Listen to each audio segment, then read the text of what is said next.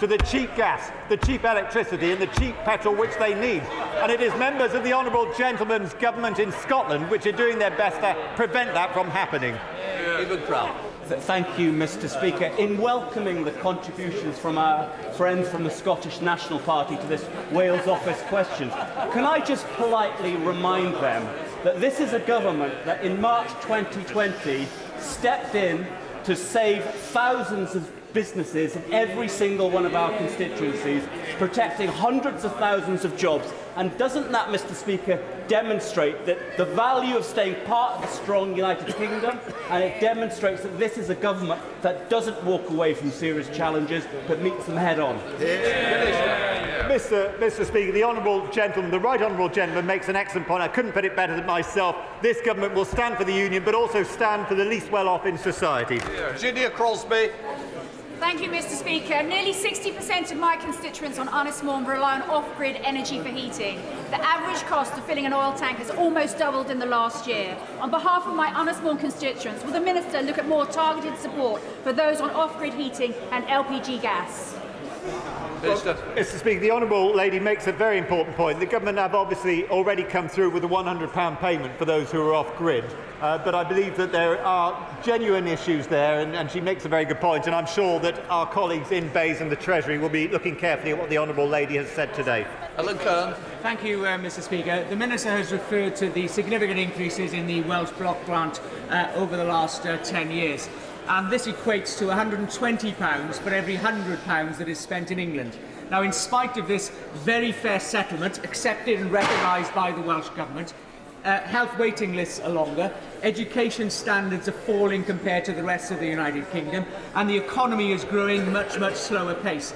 Does my honourable friend agree that the Welsh Government need to focus on the right priorities, investing in public services and getting value for money?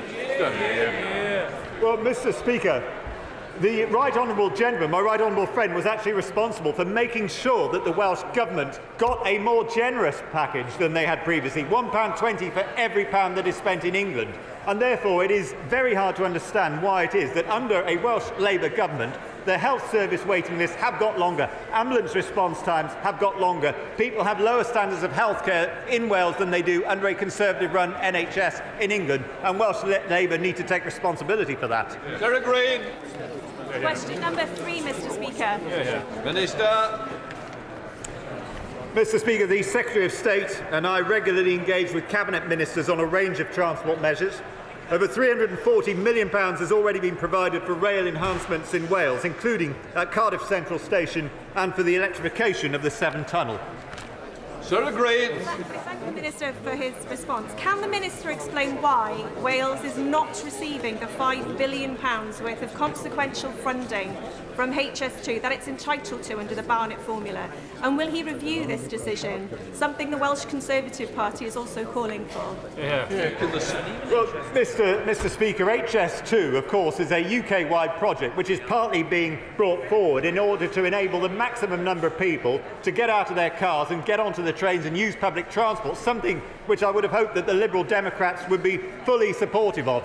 At the same time, the UK government has not only been spending money improving the rail service in Wales, but improving the rail services for travellers who go from Wales into England, such as through the Severn Tunnel electrification. The UK government has an extremely good record on supporting railways in Wales. Jones. Thank you, Mr. Speaker. Avanti trains sometimes trundle along the rail infrastructure of North Wales, but these days it's an increasingly infrequent occurrence. Avanti have provided a shockingly poor service to the people of North Wales, and many of my constituents were deeply unhappy when the Department for Transport decided to extend their franchise for a further 6 months. It was to give them a further chance. Can my honourable friend please urge his counterpart in the Department of Transport to make sure it is their last chance? Well, Mr. Speaker, a number of colleagues from North Wales have discussed Avanti's performance in sort of colourful terms, and I'm sure that they will have listened to what the right honourable gentleman has had to say, as will the Department for Transport, who I can confirm will be assessing their performance before any further contracts are given out. Shadow Minister Gerald Jones. Thank Thank you, Mr Speaker. It seems, Mr Speaker, that rewarding failure is this government's guiding principle. Even members on his own side agree. Avanti West Coast is the worst performing operator on the rail network, but ministers spent an eye-watering £4 million of taxpayers' money on bonuses to company executives for, quote, customer experience and acting as a good operator. Does the Minister agree that this is simply not good enough for the businesses and the people of North Wales? Minister. Mr Speaker, I've already said that I accept that there have been many concerns raised about Avanti's performance, but of course it all goes to show why it is important to modernise the rail network across the whole of Wales, and that is exactly what the UK Government are doing at the moment. Chris Elmore. Number 4, sir. Secretary of State. Mr Speaker, I have regular discussions with Cabinet colleagues on a range of topics, and of course interest rates are rightly a matter for the Independent Bank of England, and we've announced unprecedented support for households and businesses, and through our cuts to stamp duty the Welsh Government are expected to receive £70 million, enabling them to follow suit with cuts to land transaction tax in Wales. Chris Elmore. Thank you, Mr Speaker. On the weekend, I met a young couple in their early 30s who are coming out of a 5-year fixed mortgage rate. Their mortgage is going up by more than £300 a month. And they squarely blame the government and the Prime Minister's poor mismanagement of our economy. It was the Conservative government that has U-turned, that has caused the economic chaos. It's the Conservatives who's caused the mortgage rates to go through the roof. And it's the Conservative government that is causing mortgage firms to withdraw all their support. Will the Secretary of State now apologise to my constituents and people across the land who are being crippled by huge mortgage increases every single month? This is Conservative failure. And it is a Conservative government that, through Help to Buy, has helped over 361,000 people as first-time buyers onto the housing ladder. It is a Conservative government that has led to unemployment at record lows, Mr Speaker. It is a Conservative government that has increased the national living wage to £9.50 per hour. And it is a Conservative government that will lead to interest rates being controlled, which will also help mortgage holders too. The honourable gentleman's hyperbole does not serve him well. Question number 6. Secretary of State. Thank you, Mr Speaker. Most recent data demonstrates that households in Wales pay a price broadly on par with the average across Great Britain. On average, variable unit costs and standing charges for gas and electricity. And our energy price guarantee will save households hundreds of pounds this winter compared to current wholesale cost projections. Mr Speaker, my constituent, Mr Evans, in the town of Kidwelly, cannot benefit from a lower tariff for electricity he uses in off-peak times because, as the engineers have explained to him, the smart meter he needs will not function owing to the almost non-existent mobile phone signal in the area. That's a failure of this UK government both to roll out mobile phone technology and to have allowed smart meters which only work on mobile phone signal. So will the Secretary now have urgent talks with ministerial colleagues to put this right and to end this discrimination? Well, I'd be interested to take up that case in more detail with the Honourable Lady, but I think it's right to say that the government, in acting radically on energy price intervention, and indeed with its energy prices bill that seeks to break the link between electricity and gas prices, is taking the sort of action that is absolutely necessary to help households like the Honourable Lady's constituents. And I, of course, will be happy to talk further about the particular disadvantage that her constituents face. Number 7, Mr Speaker. Minister. Mr Speaker, I have frequent discussions with my ministerial colleagues on a range of matters, including the cost of living, and as I've previously said today, we're supporting households and businesses across Wales with cost of living challenges, including on energy costs. Diolch, Mr Speaker. People in Carmarthenshire have seen huge increases in heating costs if they're off the gas grid in oil, LPG and solid fuels. The alternative fuel payment of £100 doesn't seem to be equivalent to the cap on gas. Will you write to Welsh MPs outlining the methodology used by the British government to calculate the AFP rate?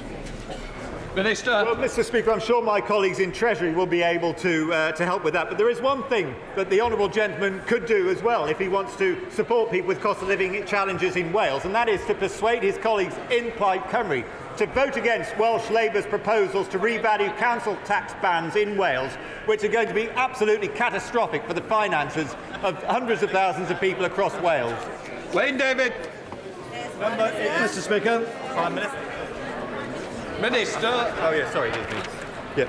Mr. Speaker, the 4 Welsh police forces are adequately funded and will receive combined funding of up to £826.7 million in 2022-23, an increase of up to £45.1 million when compared to the previous financial year. Gwent's funding will be up £159.1 million, an increase of £9.1 million on the previous financial year. Wayne David. Mr. Speaker, South Wales Police has within its area Cardiff, the capital city of Wales, and yet it gets no extra resources for the extra responsibilities which comes with it. So will the Secretary of State make representation to his colleagues in government to address this situation and this anomaly? Minister. Well, Mr. Speaker, South Wales funding will be up to £352.5 million in 2022-23, an increase of £19 million on the previous financial year. But if the honourable gentleman wants to do something to support police forces in Wales, may I suggest that he talks to the Welsh Labour government about their failure to hand over the apprenticeship levy, which is being held back by them and should be passed on to police forces so that... Order! Just a sec. By the way, when somebody's answering the question, can you please wait till it's been completed? Mr. David was asking the question. Slane Saxby. Question 10, please, Mr. Speaker. Mr. Speaker, floating offshore wind projects in the Celtic Sea will contribute to our net zero ambitions, our energy security, and generate economic growth and create highly skilled jobs in our coastal communities. And I regularly meet the Crown Estate to discuss progress on bringing forward the ambition of 4 gigawatts of projects by 2035. Lane Saxby. Thank you, Mr. Speaker. To realise the full potential of the Celtic Sea, we need a timely consenting process from the Welsh Government.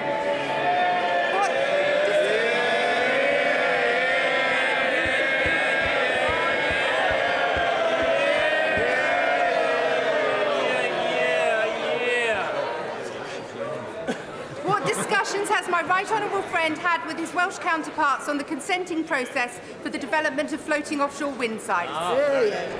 I congratulate my honourable friend for consistent advocacy for projects in the Celtic Sea as chair of the APPG, and indeed the necessity for securing timely consents is an imperative. I will continue working with the Welsh Government and with all stakeholders to ensure that we can make sure that the huge opportunity that this presents is capitalised upon. Sir James Davies. Number 12, Mr. Speaker.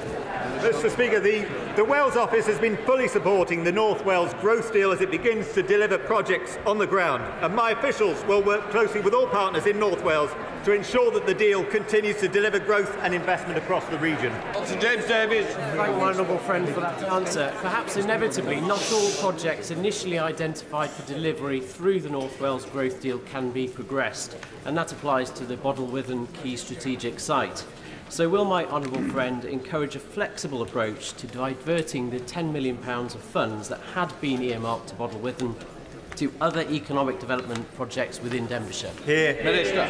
Well, Mr. Speaker, it's obviously a matter for Ambition North Wales to bring forward projects for the UK Government and the Welsh Government to approve, but obviously we have taken a very flexible view towards the whole thing, and I can assure the honourable gentleman that despite the international financial problems which all countries are facing at the moment, this government remains absolutely committed to supporting jobs, driving growth and levelling up across the whole of the United Kingdom, including in the honourable gentleman's constituency. Bob Blackman. Question 13, Mr. Speaker. Mr. Speaker, investment zones will be created right across the UK, and our intention in Wales is to design and deliver the policy in working with the Welsh Government and local agencies to increase growth. Thank my right honourable friend for the answer. And is it incumbent on the Welsh Government to cooperate fully with the Government to ensure the success for all the people of Wales? My honourable friend puts it extremely well. We have a good example with Freeports. I very much hope the Welsh Government steps up to the plate on investment zones. Before we come to Prime Minister's questions, I would like to point out that the British Sign Language interpretation proceedings is available to watch on Parliament Live TV. We start Prime Minister's questions with Justin Mathers. Question number 1, please, Mr. Speaker.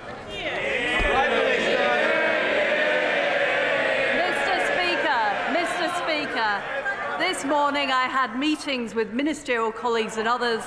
In addition to my duties in this House, I shall have further such meetings later today. Thank you, Mr. Speaker. When the penny dropped for the Prime Minister on Monday and she realised that her budget was responsible for crashing the economy, she should have come to this House to explain herself and to apologise to the millions of people who will now be paying hundreds of pounds extra a month on their mortgages because of her mistakes. But now she's here, can she tell us, given the absolute chaos her government has created, why the Chancellor lost his job but she kept hers? Mr. Speaker, I have been very clear that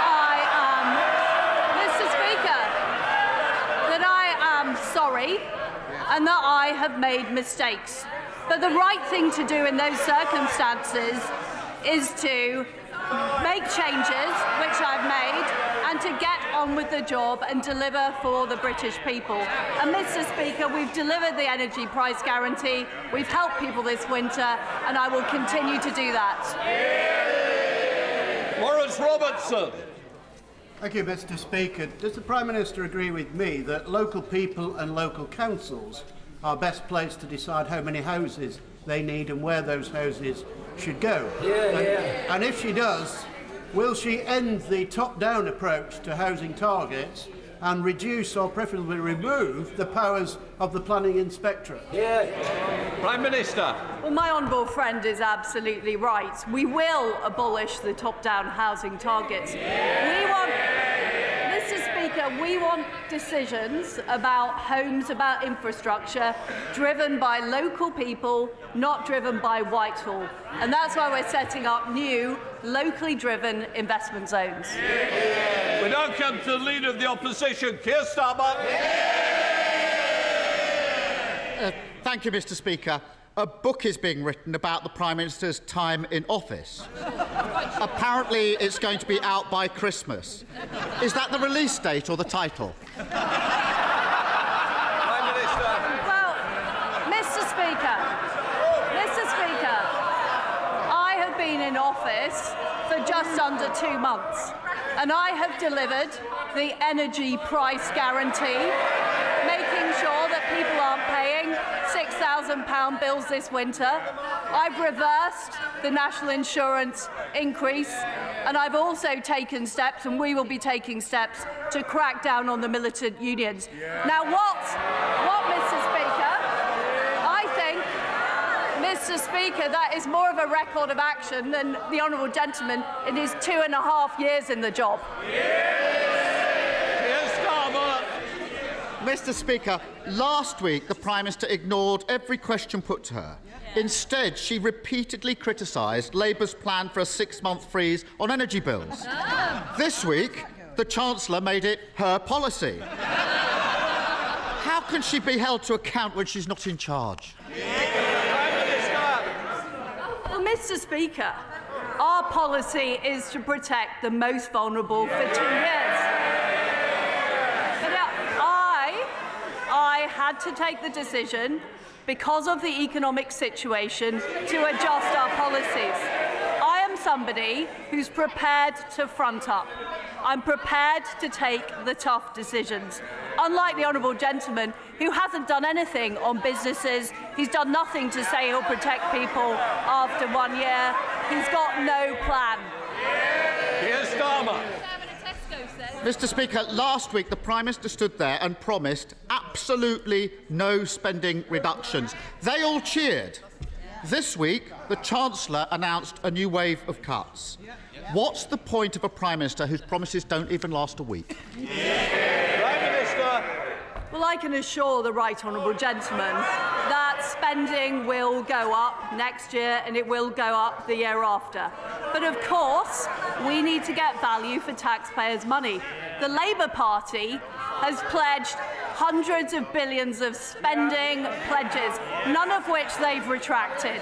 The honourable gentleman needs to reflect the economic reality in his policies. Mr. Speaker, those spending cuts are on the table for one reason and one reason only, because they crashed the economy. And Working people are going to have to pay £500 more a month on their mortgages. And what's the Prime Minister's response?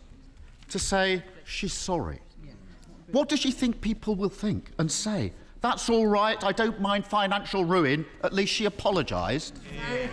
Prime Minister. I do think there has to be some reflection of economic reality from the party opposite. The fact is that interest rates are rising across the world, and the economic conditions have worsened. And we are being honest. We're levelling with the public, unlike the honourable gentleman who simply won't do it. And what is the honourable gentleman doing about the fact that train workers are again going on strike? The fact is he refuses to condemn the workers. We are bringing forward policies. Mr. Speaker, we are bringing forward policies that are going to make sure our railways are protected, people going to work are protected.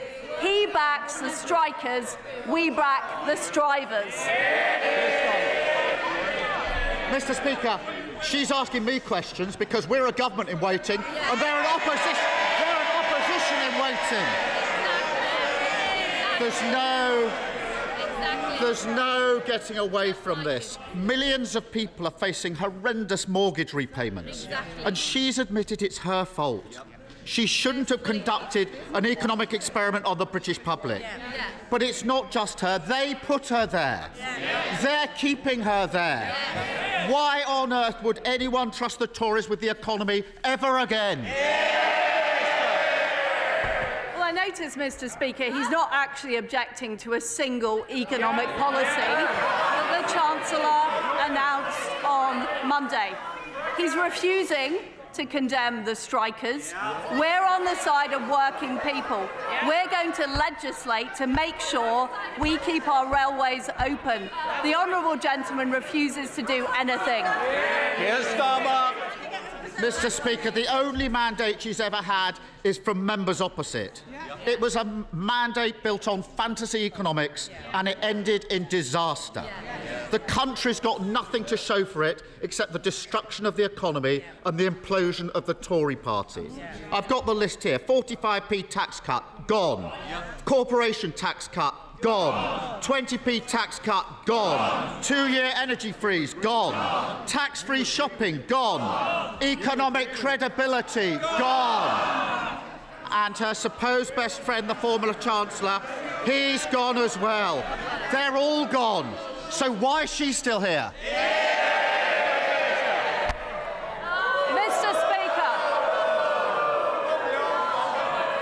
Mr. Speaker, I am a fighter and not a quitter. I have acted in the national interest to make sure that we have economic stability. Prime Minister. Order. Order. I'm going to hear the Prime Minister. I suggest that all members need to hear the answer. Prime Minister. Mr. Speaker, I am a fighter and not a quitter. We have delivered on the energy price guarantee. We've delivered on the energy price guarantee. We've delivered on national insurance. We are going to deliver to stop the militant trade unions disrupting our railways. The honourable gentleman has no idea, he has no plan, and he has no alternative. James Grundy.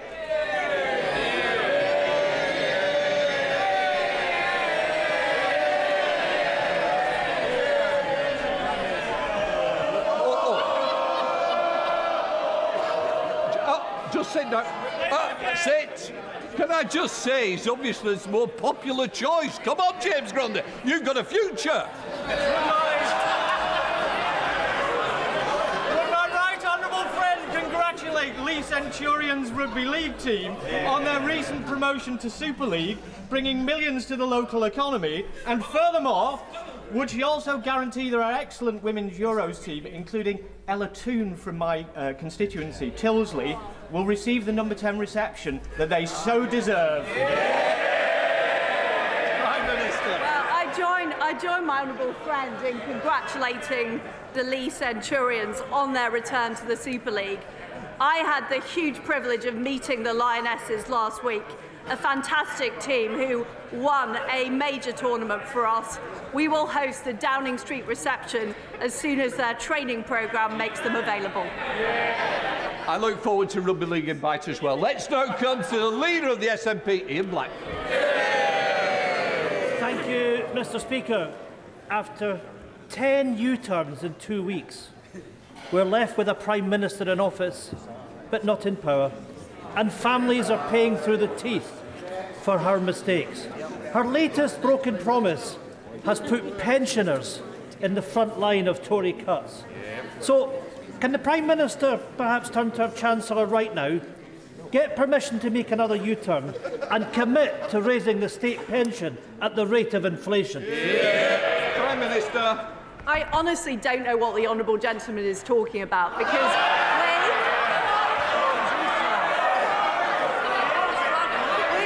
we have been clear in our manifesto that we will maintain the triple lock, and I am completely committed to it. So is the Chancellor.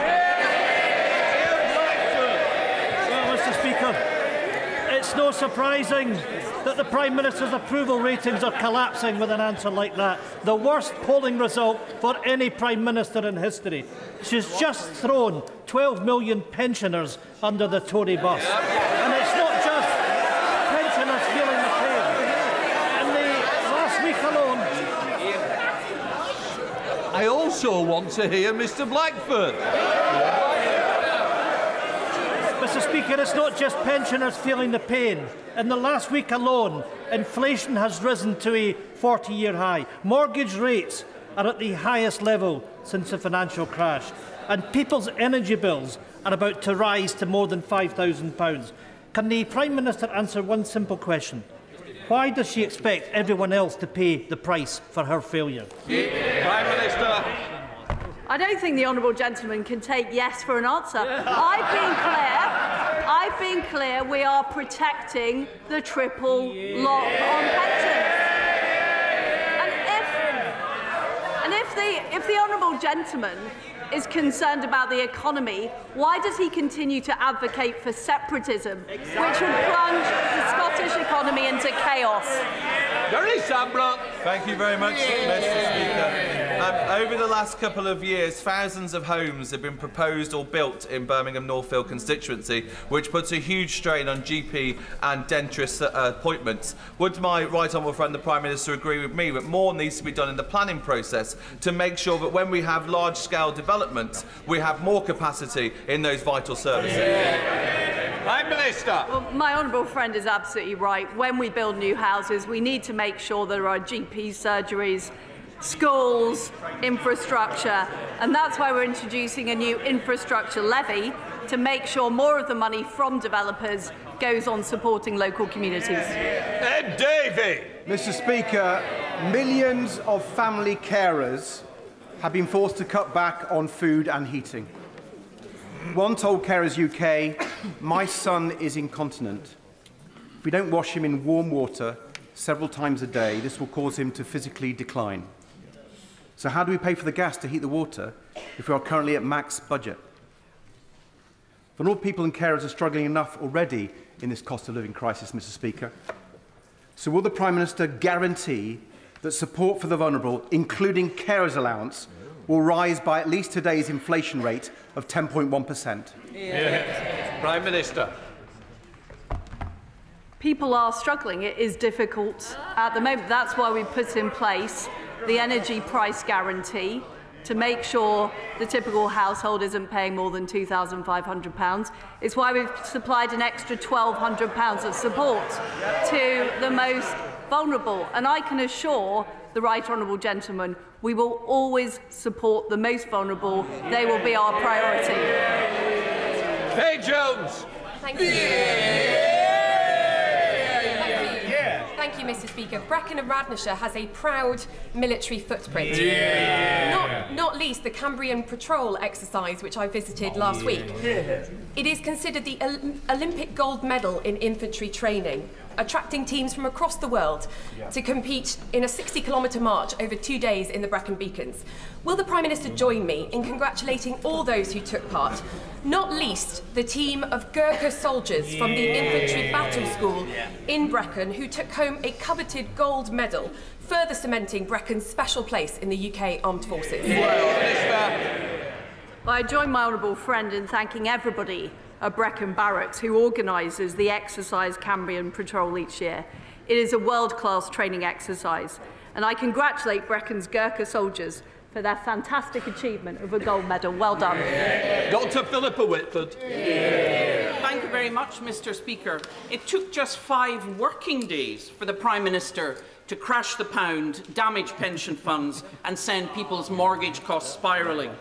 Her new Chancellor may have reversed almost all of her policies, but the damage has been done, and we now face yet another round of Tory cuts and austerity. So I'd like to ask the Prime Minister and those sitting behind her, why is she still at the dispatch box, and when will voters get their say on this disastrous government? Prime Minister. We are facing very, very difficult economic times. I took the decision I had to in the interest of economic stability. And what is important is we work together, including with the SNP, to get through this winter and grow the economy. David Jones. Thank you, Mr. Speaker. The Prime Minister is to be commended for securing the passage of the Northern Ireland Protocol Bill through this House without amendment before the summer recess. Can she confirm that it's the government's intention that the bill should remain unamended, and in particular that the European Court of Justice should have no jurisdiction in any part of the United Kingdom? Prime Minister. I am completely committed to the Northern Ireland Protocol Bill. It deals with the very specific issues we face in Northern Ireland, the free flow of trade, and also making sure that the people of Northern Ireland are able to benefit from being part of the United Kingdom. And I can tell my honourable friend that any negotiations will reflect the same position that is in the Protocol Bill. Dame Meg Hillier. Mr. Speaker, we understand that this afternoon's vote on fracking is deemed a confidence vote in the Prime Minister. Can she give us any reason why her own backbenchers or anyone in this country can have confidence in her after her policies have caused chaos in the markets and wrecked the economy? Prime Minister. Mr. Speaker, we do face very difficult economic times. I have been honest about the mistakes I have made. But what I don't apologise for is the fact that we have helped households through this winter, through the energy price guarantee, the fact that we've reversed the national insurance rise, and the fact we are taking action to get our railways running rather than being disrupted by the militant trade unions she supports. John Barron. Mr. Speaker, there's been a number of low points recently, including the Republic of Ireland's football team singing pro-IRA songs in the changing room. We should never forget the sacrifice of those who paid the price to maintain the peace during the Troubles. Closer to home, recent events meant that spending is going to be more constrained than originally thought. May I encourage the Prime Minister to ensure that we retain compassion in politics in these decisions, including maintaining the link between benefits and inflation? Will she do that? Prime Minister. We are compassionate Conservatives. We will always work to protect the most vulnerable, and that is what we did with the energy price guarantee. We are going to make sure the most vulnerable are protected into year 2, and I'm sure the Chancellor has heard my honourable friend's representations on the contents of the medium-term fiscal plan. Stuart Malcolm MacDonald. Thank you, Mr. Speaker. Mr. Speaker, like the public at large, I've supported the government in terms of the actions it has taken to support Ukraine, not least because of what's at stake there. But right now, in order to maintain that support, as the public deals with rising prices, inflation, mortgage costs and much else, Ukraine fatigue is a real and present danger. And I'm afraid to say to the Prime Minister, she is now an active driver against that public support that has so unified many of us, that has so unified many of us to do what needs to be done. So in a time where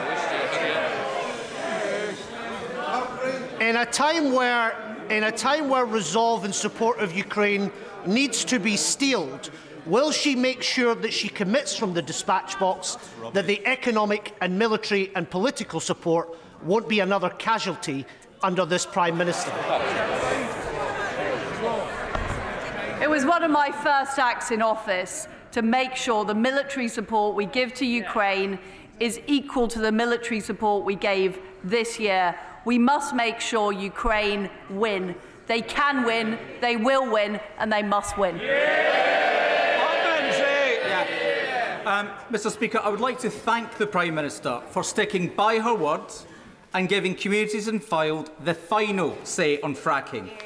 But as always, the devil is in the detail. Can the Prime Minister assure me that local consent will be measured independently and transparently, and under no circumstances will fracking companies be directly engaged in assessing local consent?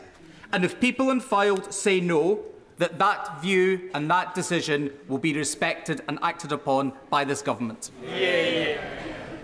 Well, I very strongly agree with my honourable friend. I know this is something he cares deeply about.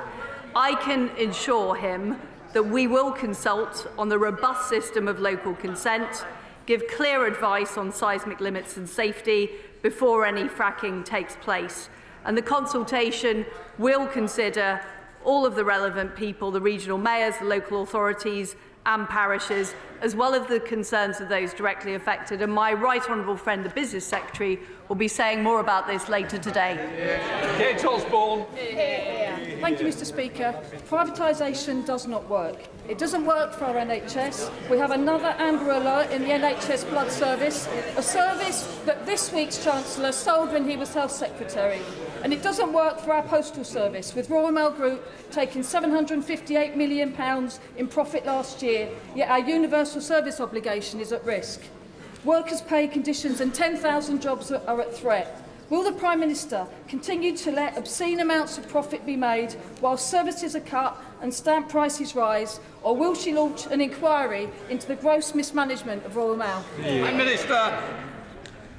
What we need is an efficient postal service that delivers for people across this country, and that's what I'm focused on, not making ideological points. Duncan Baker. Thank you, Mr. Speaker. Thank you, Mr. Speaker. When I was in business, it was a real privilege to employ very many talented, bright young people. I always found that when you believed in somebody, when you gave them the opportunity, they went on to thrive in their career. That's why tomorrow, in North Norfolk, I'll be launching my new scheme, the 100 Apprenticeship Challenge, to drive 100 new apprenticeships all over a rural constituency. Would the Prime Minister please thank not just my DWP office and Julia Nix, who's been fantastic, the district councils, the county councils and an awful lot of stakeholders who worked for over 6 months to deliver this fantastic scheme to drive growth and jobs for young people across my constituency. Well, I do want to thank Julia and her team for the fantastic job they're doing, and also you as the local member of, my right honourable friend as the local member of Parliament. Apprenticeships are a fantastic way for people to learn and gain experience, and I'm proud that we've created 5.1 million apprenticeships since 2010. Smith. Mr. Speaker, the Prime Minister's Chief of Staff is in hot water after lobbying on behalf of a Libyan warlord and Big Tobacco. It turns out he's also lobbied for PPE giants Sante Global. Is it wise to have a lobbyist at the centre of Downing Street? Prime Minister. Mr. Speaker, all appointments in Downing Street are properly checked through the propriety and ethics process, and that is the way that we do it in a completely impartial way. Andrew Mitchell. Thank you, Mr. Speaker. When my right honourable friend was Foreign Secretary, I know that she was acutely aware of the importance of British soft power acting in our national interest.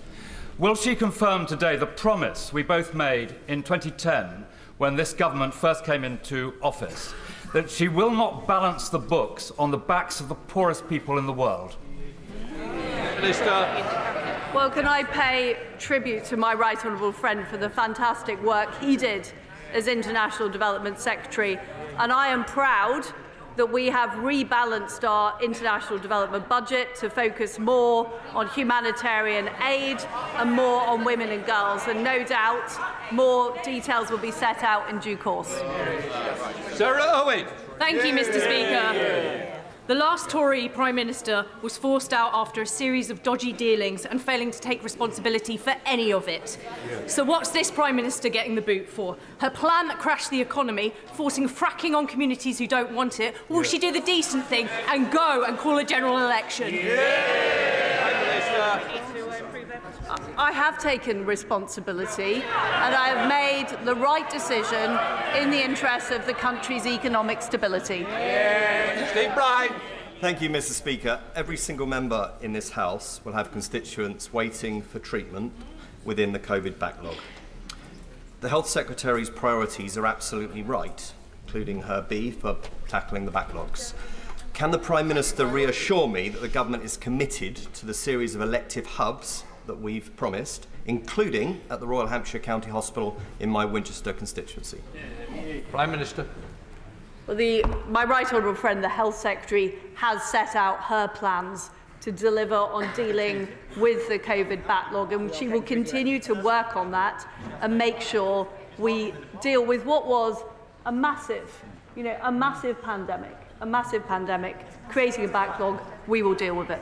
Bernie Gardner. Since the mini-budget, thousands of my constituents have been in mental anguish and despair.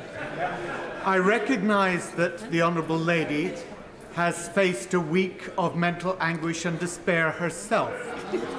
She has had people angry with her, she's had people who have mocked her.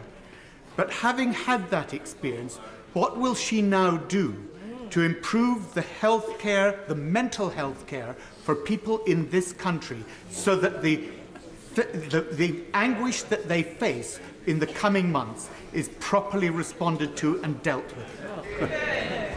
My right honourable friend, the Health Secretary, has set out a very clear plan of how we're going to deal with the backlog created by COVID, how we're going to make sure people get timely GP appointments, and how we're going to improve on the services in our hospitals, including mental health services. Ellen Waitley. Thank you, Mr. Speaker.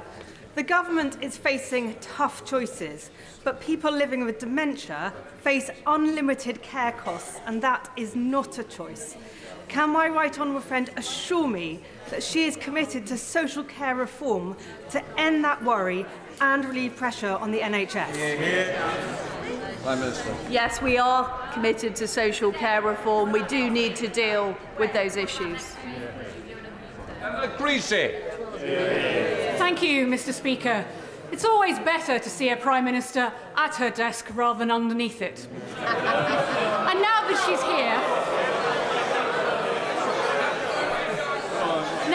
here, I wonder if she could tell us why next week this House will be discussing legislation that will abolish vital protections on pension payouts.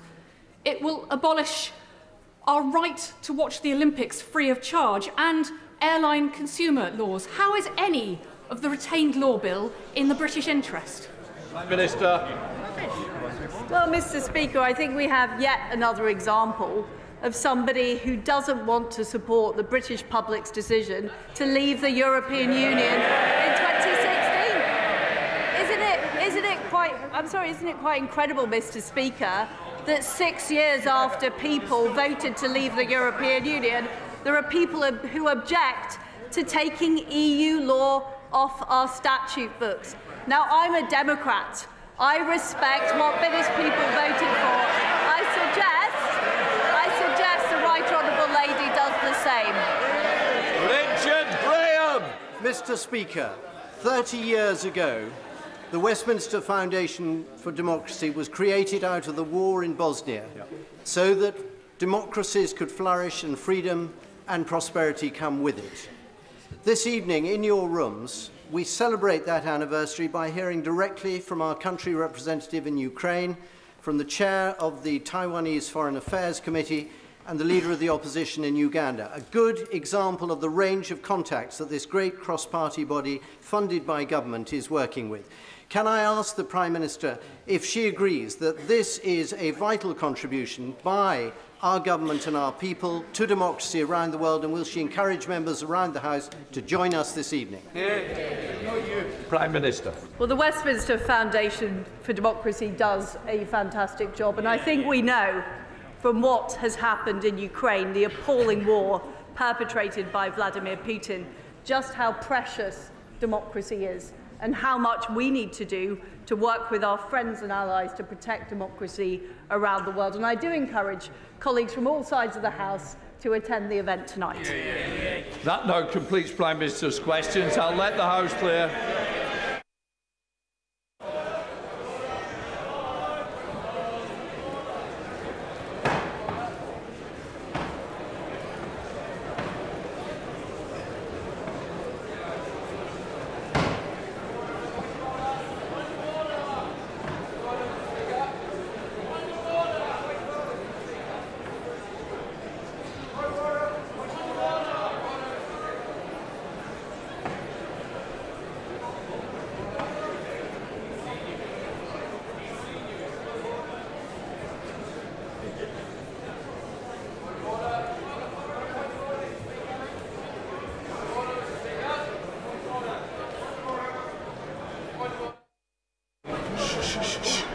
Just let them go. Right, point of order, Ian Duncan Smith. Mr. Speaker, I'm grateful to catch your eye on this, and I seek your guidance. Yesterday, the Foreign Office Minister was in a way dragged to the House to answer a question about what the government would do over these brutal attacks that took place in Manchester, inside a city, which the Chinese representatives were assaulting an individual and also tearing down and creating vandalism outside. The Minister said that the officials would be called to the Foreign Office to meet a Minister of the Crown, instead of which today we discover they met an official who simply rapped them over the knuckles by saying they should stand by the freedoms that we have in this country. Can I ask, therefore, is it feasible for us to get the Minister back to the dispatch box to ask why were they not told that if they do not follow our rules, they get expelled, and to say that all those responsible for the assault in Manchester will be expelled from this country? Obviously, it's not a direct matter for me, but what I would say, and I think there are many avenues that could be pursued, and I'm sure that a UQ could possibly and likely be submitted. I'm not saying it will be accepted, but it could be looked on favourably, because I think we were all appalled by those images, and quite rightly, action needs to be taken. Right. Rachel Maskell. Thank you, Mr. Speaker. This morning, the Transport Select Committee heard from the Transport Secretary that the Government will axe its commitment to create Great British Railways in this parliamentary session. There has been no written statement to announce this decision, and I am not aware that application has been made to you, Mr. Speaker, for an oral statement either by the Secretary of State. We were expecting a transport bill in this session to facilitate the transition of the operations of rail to Great British Railways and to create a controlling mind for the railways out of the chaos which has existed since the Conservative government fragmented and privatised rail in 1993. As part of this process, the former Transport Secretary launched a competition with huge fanfare for a future headquarters of the railway. 42 locations applied, 6 were shortlisted, and have expended huge amounts in order to win this. Yep. I'm just going to... No, please. The point is, a point of order is meant to be a point of order, not a full statement about government policy and everything. So I'm sure you're going to come to the end quickly. Thank you. Thank you for your guidance, Mr. Speaker. Thousands of jobs could be at stake as a result of this. So could you please advise me how I can take this matter forward, since the Secretary of State seems to have failed to write either a written statement or bring forward an oral statement to this House. Can I first of all say I'm grateful to the honourable member for giving me notice of a point of order. The honourable member has put a point on the record, and I recognise this is a very important issue to other members as well. As there is an important policy development on this issue, I would expect it to be announced in this House first, and I'm sure the government benches will have heard this exchange, and I'm sure the honourable member will pursue this matter in different avenues that are available to her. Now then, Gregory Campbell. Thank you, Mr. Speaker. On a procedural matter, yesterday morning I was successful in having a debate in Westminster Hall that was entitled that this House has considered British passport ownership by Northern Ireland residents. This is a matter I've taken up over many years, and Mr. Speaker, and remains unresolved. But on every other occasion that I took the matter up, it was Home Office ministers that responded, and I had hoped that the word British passport ownership might have given a clue to the Home Office to ensure that a Home Office minister actually replied. While I was glad to have a Northern Ireland Office minister to reply, can you, Mr. Speaker, ensure that the appropriate ministerial department responds to debates such as this one in the future? What I would say is I'm also grateful to the honourable member giving notice of a point of order. The decision about which the minister should respond to a debate is unfortunately a matter for the government rather than for the chair. However, I am sure the government benches will have heard the comments and will bear them in mind and regard to, and I know the honourable member will also pursue through the different avenues. Tim Farrell. Thank you, Mr. Speaker. On a point of order, you may be aware, sir, that today the Right Honourable Member for Calder Valley, the Government Deputy Chief Whip, has written to Conservative members telling them regarding the debate this afternoon on fracking, and I quote, "This is not a motion on fracking, this is a confidence motion in the government." Would he give guidance to all sides of the House, but in particular to the Prime Minister, what would happen in the event that the government was to lose that vote this afternoon?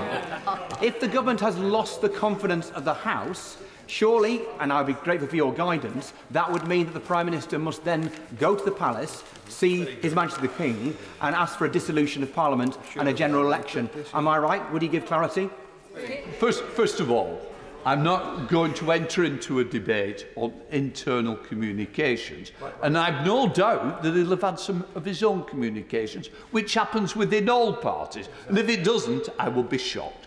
What I would say is, let's not prejudge the decision what may take place later, and as you know, you asked the question because you knew the answer. Dr. Whitford. Thank you very much, Mr. Speaker. In her response to some of the questions today, the Prime Minister claimed that no household would pay more than £2,500 a year. The £2,500 is an average, and therefore almost half of households will pay more. So how do we go about getting the Prime Minister to correct that in the record? She said no one would pay more, and that is incorrect. I'm going to continue the debate. It's not for me to answer, but you certainly put it on the record. Now then, let's come to... No, hang on with one more important one here. Angus Brendan McNeill. Mr. Speaker. Clearly, UK politics now more resembles Germany, with the Chancellor effectively in charge. So why was a member for South West Norfolk answering for the government at the last question time, when in fact the member for South West Surrey is in charge?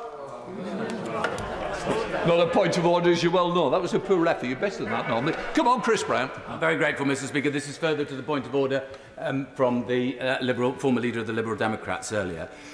You're quite right, of course. It's not for you to comment on internal communications amongst Conservative MPs. However, by tradition, when a motion is being declared a motion of no confidence or of confidence by the government, the Prime Minister makes that announcement at some point during the debate.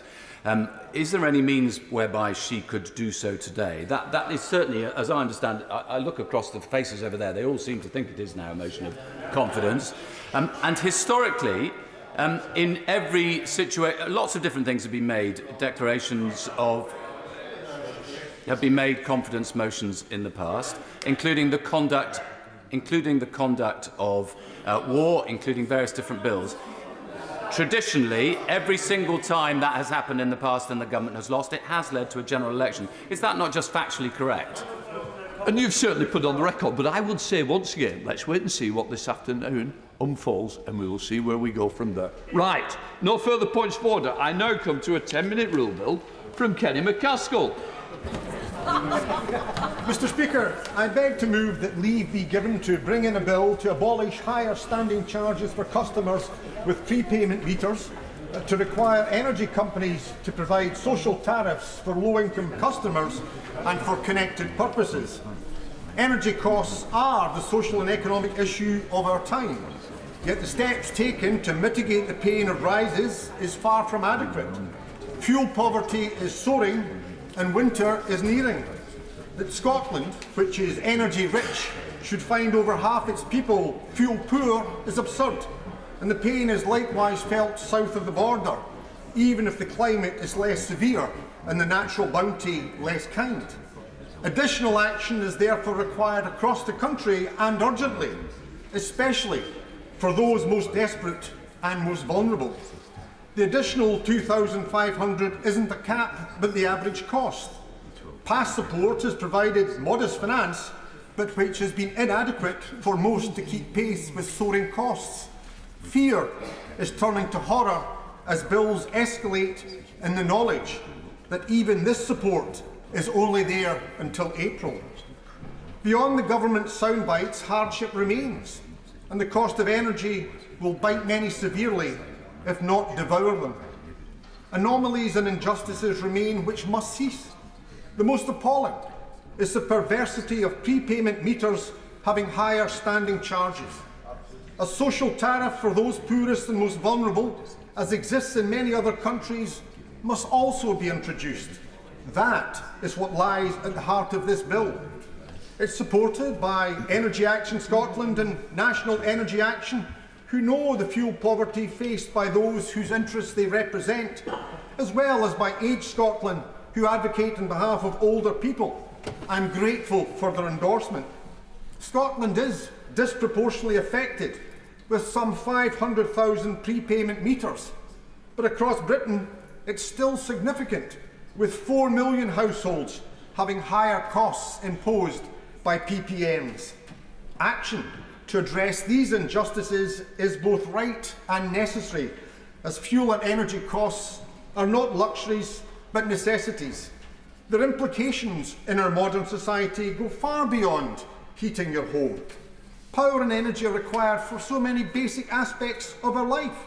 The inability to provide them undermines the ability to function in our society or to maintain dignity and self-respect.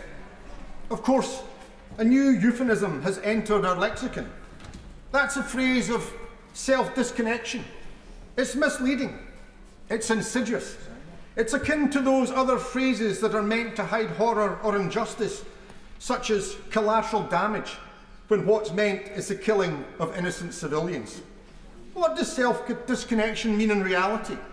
It isn't someone who simply chooses not to switch on the heating, nor is it referring to the past generation, although no doubt fast returning parental demands to switch off lights or turn off the shower. Instead, it's a situation which many now find themselves in, where they simply cannot afford to switch on, either through buying a power card or simply turning on the heating or any other powered appliance. It's not voluntary. It may not be imposed through any law or enforced at the barrel of a gun, but it's forced upon them through circumstances over which they have no control. And it's why this bill and the actions it requires is necessary. For disconnection, or more likely self-disconnection, has widespread implications which are horrific, yet masked by benign euphemisms. It's not simply the horror of choosing between heating and eating this winter. That alone is bad enough.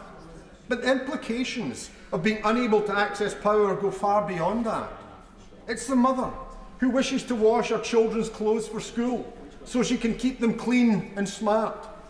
It's the youngster that needs to charge their phone to access employment opportunities that they desperately seek. It's the parent who wants to power up the iPad given by the school so that their child can improve their education and hence their life chances. It's a dialysis patient who requires to switch on the machine they require for life itself, never mind others suffering for cancer or sick from other illnesses, and who feel the cold more, yet are unable to provide or even denied that modest comfort during convalescence, or even shamefully at end of life. Compounding that injustice are accrued standing charges, even when users have been sparing in their consumption. Many will find that their power card or savings are immediately consumed by paying debt before they even get a modicum of power. As I said, fuel and energy costs are about more than just heating or eating. They're about dignity, they're about opportunity, they're about life itself. This has not come about through some climatic disaster, as has tragically afflicted Pakistan, nor can it be blamed solely on Putin and the war in Ukraine. These are policy issues overseen by the UK government, and where injustice and iniquity has been allowed to take root. Much of that can be addressed by the ending of higher standing charges for prepayment meters and through the implementation of a social tariff for those with least and most vulnerable. After all, it is not just unjust but perverse that those with least should pay most for energy, especially when those with most are paying least in their tax burden. I accept that some have found prepayment meters helpful for budgeting, although the strength of that argument has been sapped, if not ended, by the arrival of smart meters. There's also the situation of private landlords who wish to ensure that they avoid costs if a tenant should depart without paying their bill. Again, smart meters offer some solution, but again, the issue isn't the meter itself, but the tariff charged. 13% of smart meters are on prepayment tariffs. Mr. Speaker, technology is meant to liberate us, not perpetuate injustice. Prepayment meters, whether smart or otherwise, can remain, but what must end are the higher standing charges and tariffs. They are simply unacceptable any time, but most especially now. Both Ofgem and energy suppliers testify to the technical capacity to make that change. What is required is the political will, which is why I proposed this bill, and it has widespread support within and without Parliament. It would of course require a very modest tariff increase for those paying on credit, but the numbers involved and the amount of energy consumed through PPMs make it a very small burden upon those of us more fortunate. Likewise, a social tariff is a concept whose time has come. Ending the burden on those poorest and most vulnerable through changes to PPM tariffs must be matched by the availability of a social tariff, one where those poorest and most vulnerable can access energy and at affordable rates.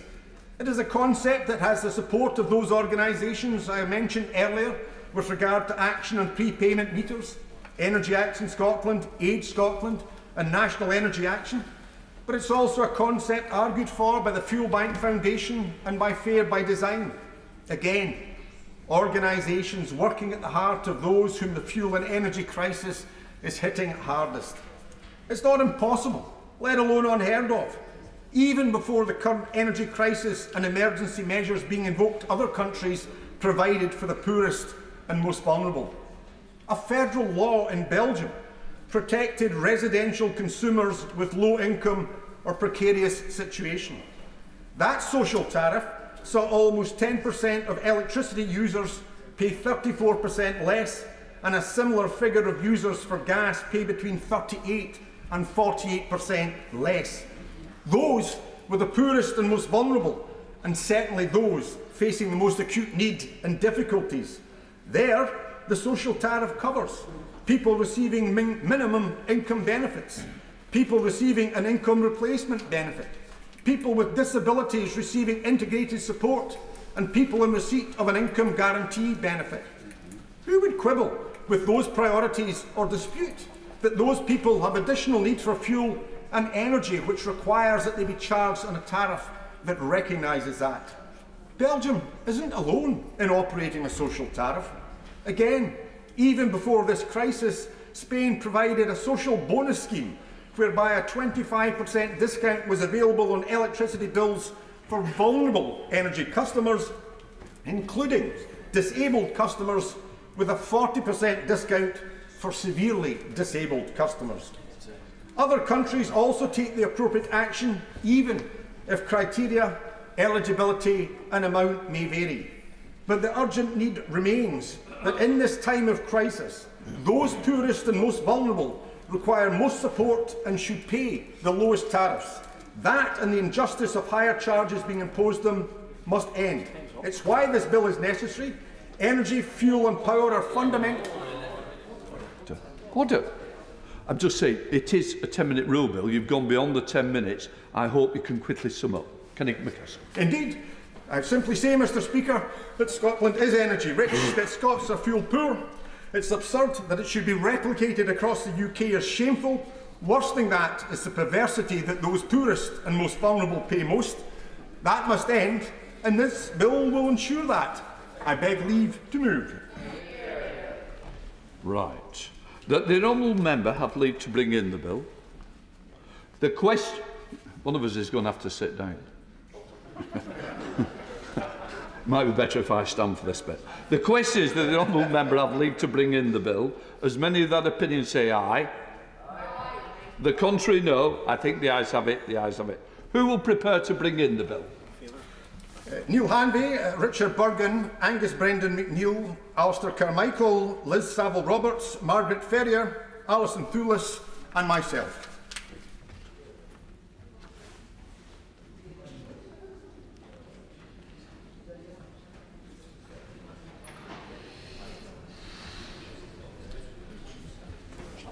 Kenny McCaskill.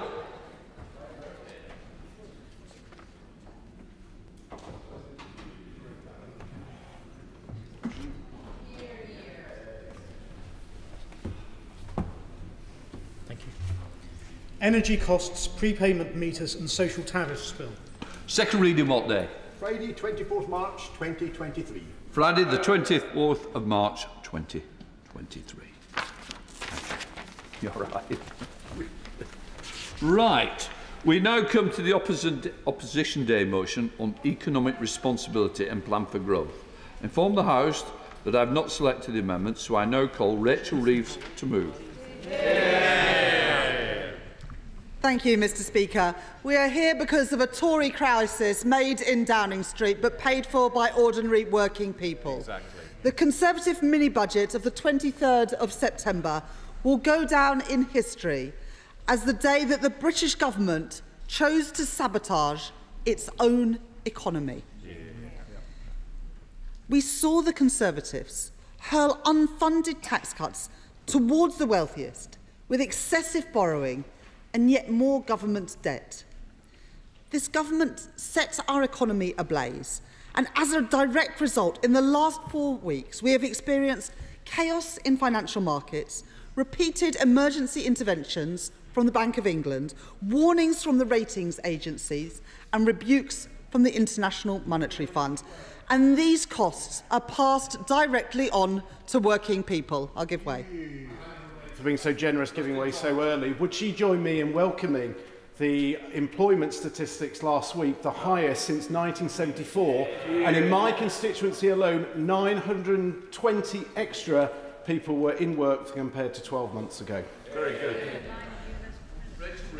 The truth is, 1 million people are missing from the labour market. Half of those with long-term health conditions. We need to do much more to get those people back to work. And one of the reasons why unemployment is low, because so many people aren't even looking for work because they're waiting for NHS operations that are at an all-time high. Exactly. Today we learn that inflation has gone above 10% again. Food inflation at more than 14%. Electricity prices up 45% in the last year alone. Gas prices having doubled in the last year.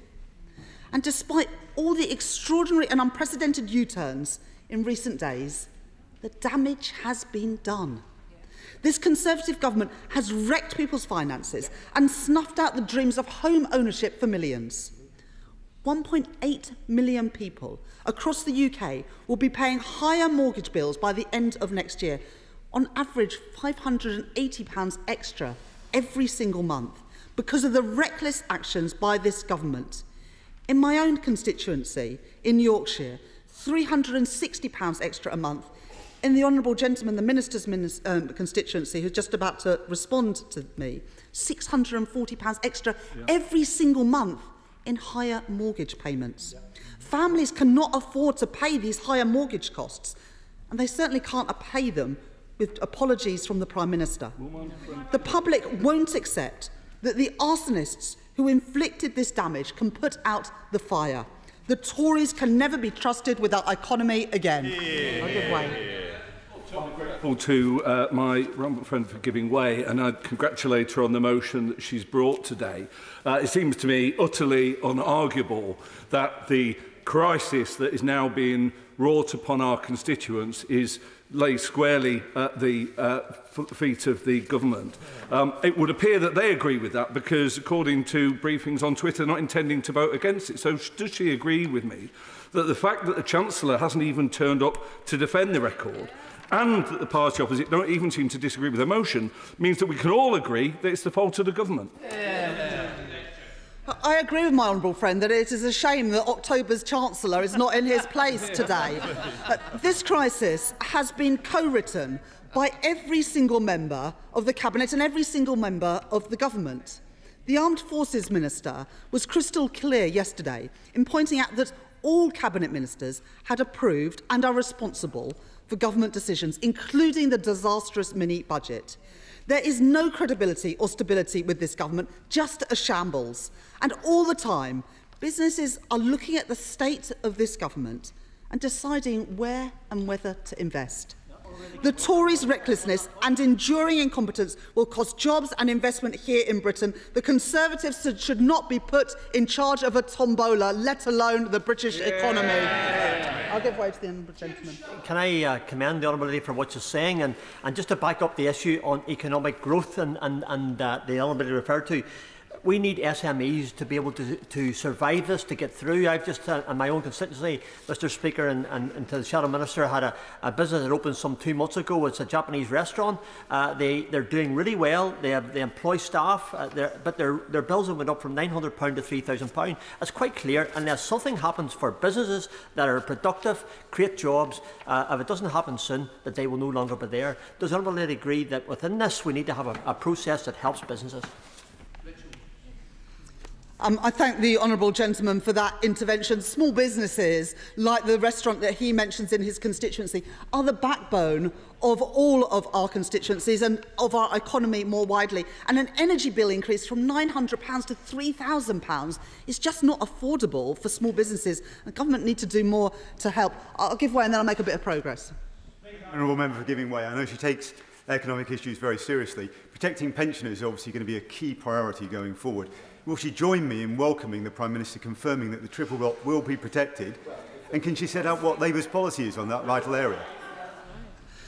Well, on Monday, the Chancellor said that he couldn't rule out breaking the triple lock, and on Wednesday, the Prime Minister, and we don't know which one speaks for the government, but Labour are clear, we support the triple lock. It was in our manifesto, and unlike the party opposite, we would stick by what we promised in government.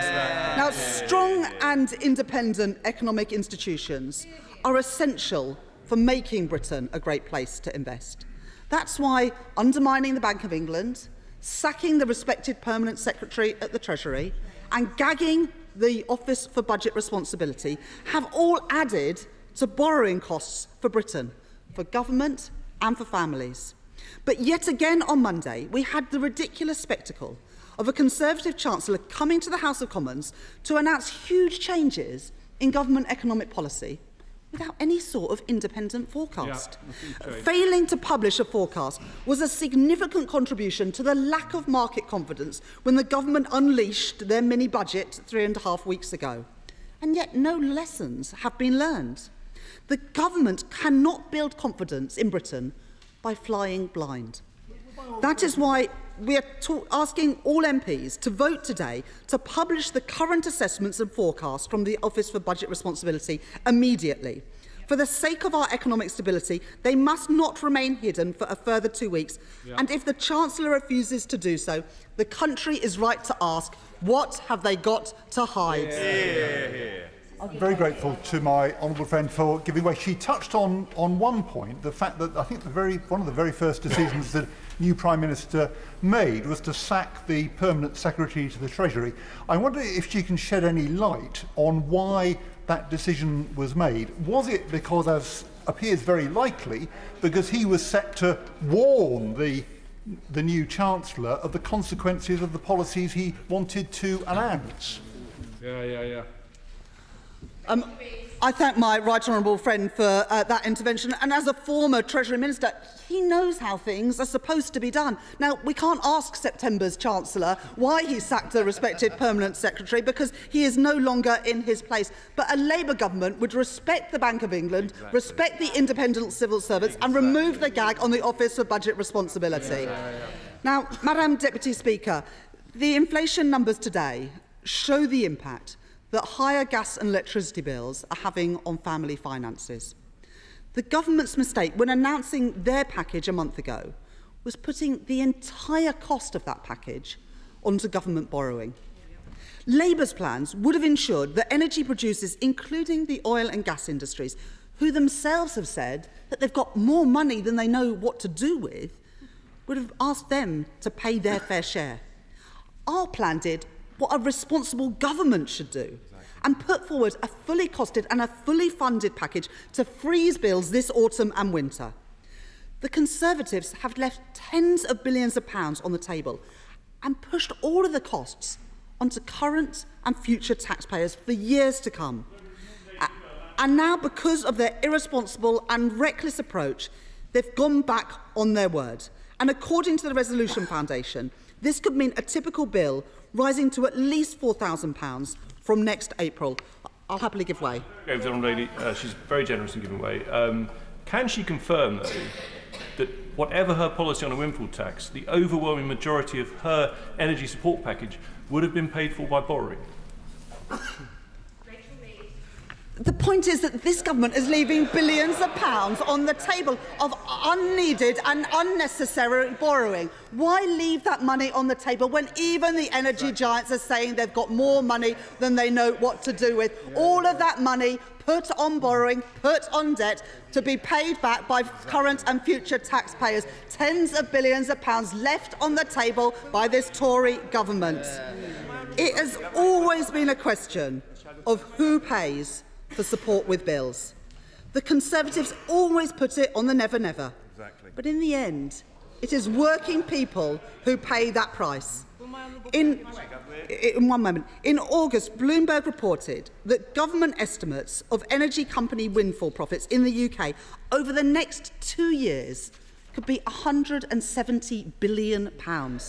Now, the previous Chancellor disputed that, the last one and the one before that, but neither confirmed how much the actual figure was. Why not? Now, Labour's fiscal rules, which would protect the economy and protect families, we shouldn't borrow a penny more than is absolutely necessary. And that is why today's motion calls on the government to publish its estimates of expected windfall profits from energy giants in the UK over the next 2 years. It's in the public interest to do so, and the refusal to publish will only confirm that the government is again putting the profits of the energy giants ahead of sky-high bills for families, pensioners and businesses. I'll give way to my honourable friend. I'm grateful to her for giving way. Does she agree with me that the government has still not learned a single thing? If they had learned anything from their mismanagement, the Prime Minister would have, with the new Chancellor, committed to and should be committing to using the profits of energy companies, as she says, who want to be taxed, to pay for the government's failures, rather than cutting public services and hiking mortgage interests. Does she agree that the government needs to get its priorities straight and get rid of also the cap on bankers' bonuses? I thank my honourable friend, and as a member of the Treasury Select Committee, she understands these issues well. The Chief Executive of BP says that his company is like a cash machine at the moment. We should be ensuring that companies pay their fair share. The war in Ukraine, the illegal invasion of Ukraine, means that those companies are making windfall profits that they could never have dreamed of, But those windfall profits also mean the highest bills ever for families and pensioners. Those energy companies should pay their fair share. I'll give way to my honourable friend. I thank my honourable friend for giving way. She's making an excellent speech in this debate. And the author of the Institute of Health Equity report on fuel poverty, Professor Sinha, said there is no doubt that children will die this winter. And in July alone, 12,000 more people phoned the Samaritans. These are the dire consequences of these political actions, yet our energy companies are taking the profits. Would she agree? I thank my honourable friend for that intervention. I'm going to come on now to that important issue that she speaks about public services, because the Chancellor has been quick to put public services in his sights. This week, the respected Institute for Government gave their assessment of the state of public services after 12 years of Conservative governments. They say, and I quote, "Public services are in a fragile state. Patients waiting half a day in A&E, weeks for GP appointments, and a year or more for elective treatments. Few crimes result in charges. Pupils have lost months of learning." What an absolutely devastating verdict on this government's stewardship of our public services. Even the Home Secretary, when she's not arguing with tofu, admitted that the police force is so stretched that they cannot respond to the victims of crime. They are living on another planet if these Tories think that after a decade of imposing austerity, they can come back with season 2, wildly swinging the axe on the country's already struggling public services. I'll give way. I thank my honourable friend for giving way, and she is making an absolutely spot-on speech that the other side should listen to, because we have seen 12 years of cuts to our public services and our facilities. But one small glimmer of hope for the people in my city was a successful levelling up bid for a leisure centre in the outer west of Newcastle. However, that project is now being undermined because of this disastrous economic outlook and soaring inflation costs, part of which is a result of the mini-budget. So does my right honourable friend agree that the government must not backtrack on its promises and must support these projects to be delivered despite the rising inflation costs that are now undermining the ability for local government to deliver on them? Levelling up has truly been replaced by trickle-down, and my honourable friend's constituents are paying the price for that. We need strong public services focused on early intervention and prevention, reducing greater demand with better outcomes for people. We need the government to stick to those manifesto commitments that they made, including uprating benefits and pensions in line with inflation. It should not be working families, pensioners and the most vulnerable who pay the price for these Tory mistakes. Now, we'll make a bit more progress. Labour will get value for money for every pound of taxpayers' money spent. That's why I announced last year that a Labour government will introduce an Office for Value for Money, tackling the endemic waste we've seen under these Tories. Under the Conservatives, £11.8 billion of public money was handed to fraudsters and organised criminals because of a refusal to include the very most basic security checks for COVID support. And that's before you get to the £7 billion spent on unusable PPE, or the £13 billion that was wasted on failed defence procurements, or the millions and millions flushed down the drain by this government's outsourced Serco test and trace system. And now, this week, we read reports that the Treasury is shutting down the Taxpayer Protection Task Force that it belatedly set up in March to try and retrieve the money that the government gave to the fraudsters. This task force shouldn't be shut down, it should be empowered to get taxpayers' money back. Exactly. And as for the £3.5 billion handed out to friends and donors of the Conservative Party, many of whom failed to deliver on those contracts, in business, if you award a contract and it doesn't deliver, you claw that money back. The government must now stretch every sinew to get that money back because taxpayers demand it, and that comes before the cuts and the austerity that this government is about to unleash.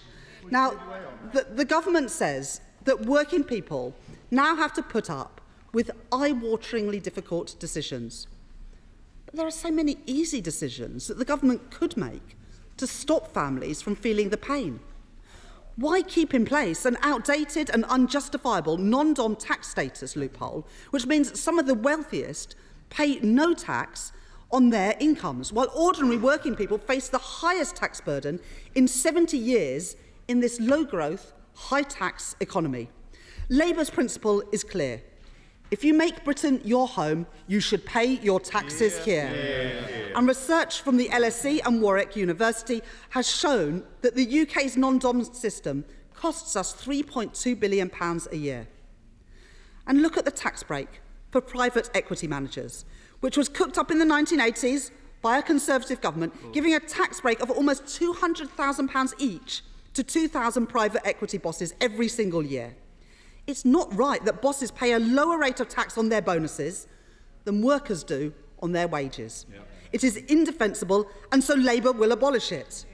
And right now, private schools enjoy charitable status, which means that they are exempt from both business rates and VAT at a cost of £1.7 billion every year. But here's the truth, Madam Deputy Speaker.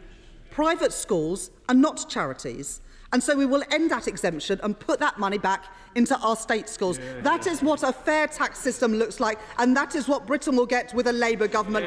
Fiscal responsibility and a fair tax system that puts working people first. Finally, you care about something. Labour will stabilise the economy by being responsible with public finances through our fiscal rules.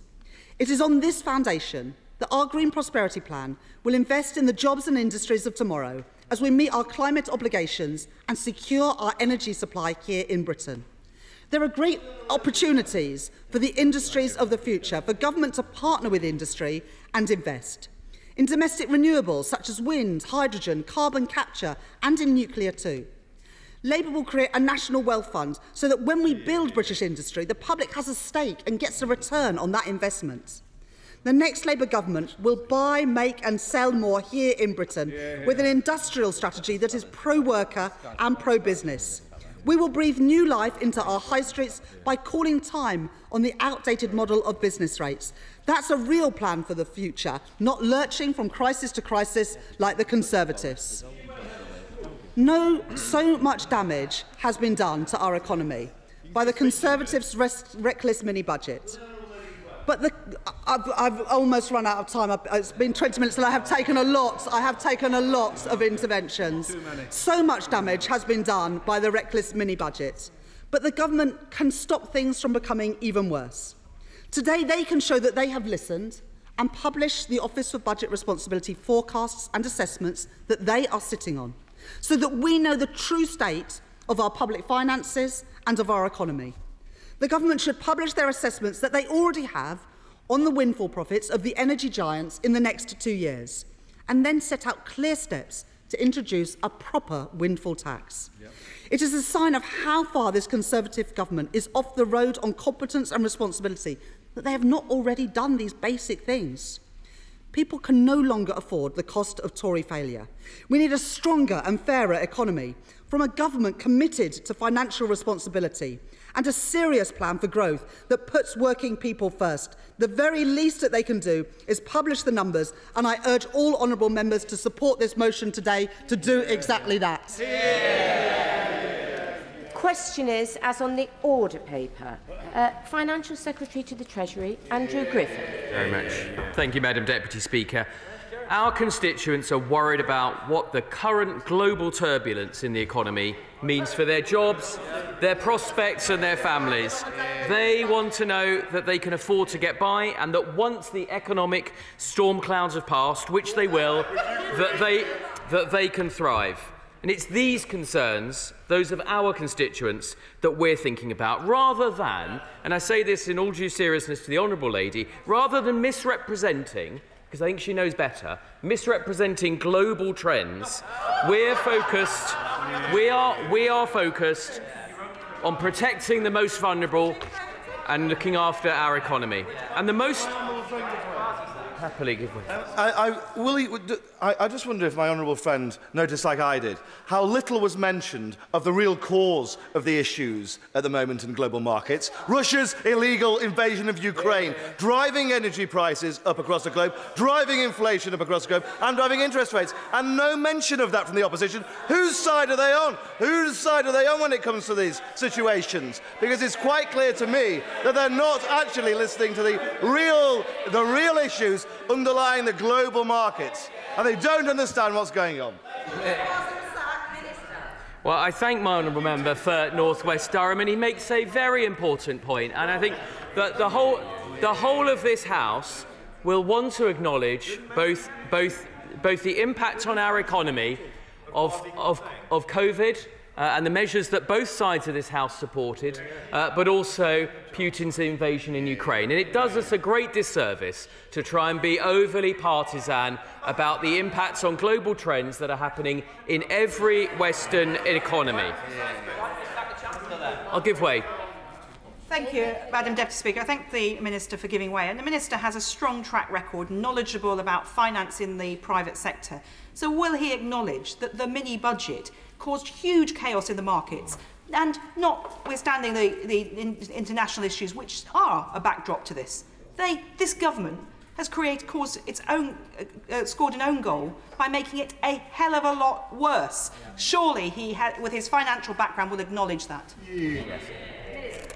Well, Madam Deputy Speaker, the chair of the Select Committee, the Public Accounts Committee, does make some fair points, and we have acknowledged that mistakes have been made. The Prime Minister herself has said that, and I'm happy to say that in the spirit that the Honourable Lady acknowledges that there are wider factors at work in the economy, and it ill behoves this House to make those overly partisan points when our constituents are looking to us collectively as to what we can do. I'll make a little progress, and then we'll make a little progress and then come back, if I may. The most important thing we can do now in the national interest is to cement that financial and economic stability. That's what's vital, and that's what's vital for all of those who are concerned about their jobs, who have to pay their mortgages, those saving for retirement. And it's essential for businesses investing for the future and for society as we get through the current bout of rising prices. Bringing stability... I'll give way. Minister for giving way. Last month, the Bank of England had to step in with a promise to buy up to £65 billion of government debt after pension funds, managing huge sums of money on behalf of retired people across the country, came close to collapse amidst an unprecedented meltdown in UK government bond markets following the government's mini-budget.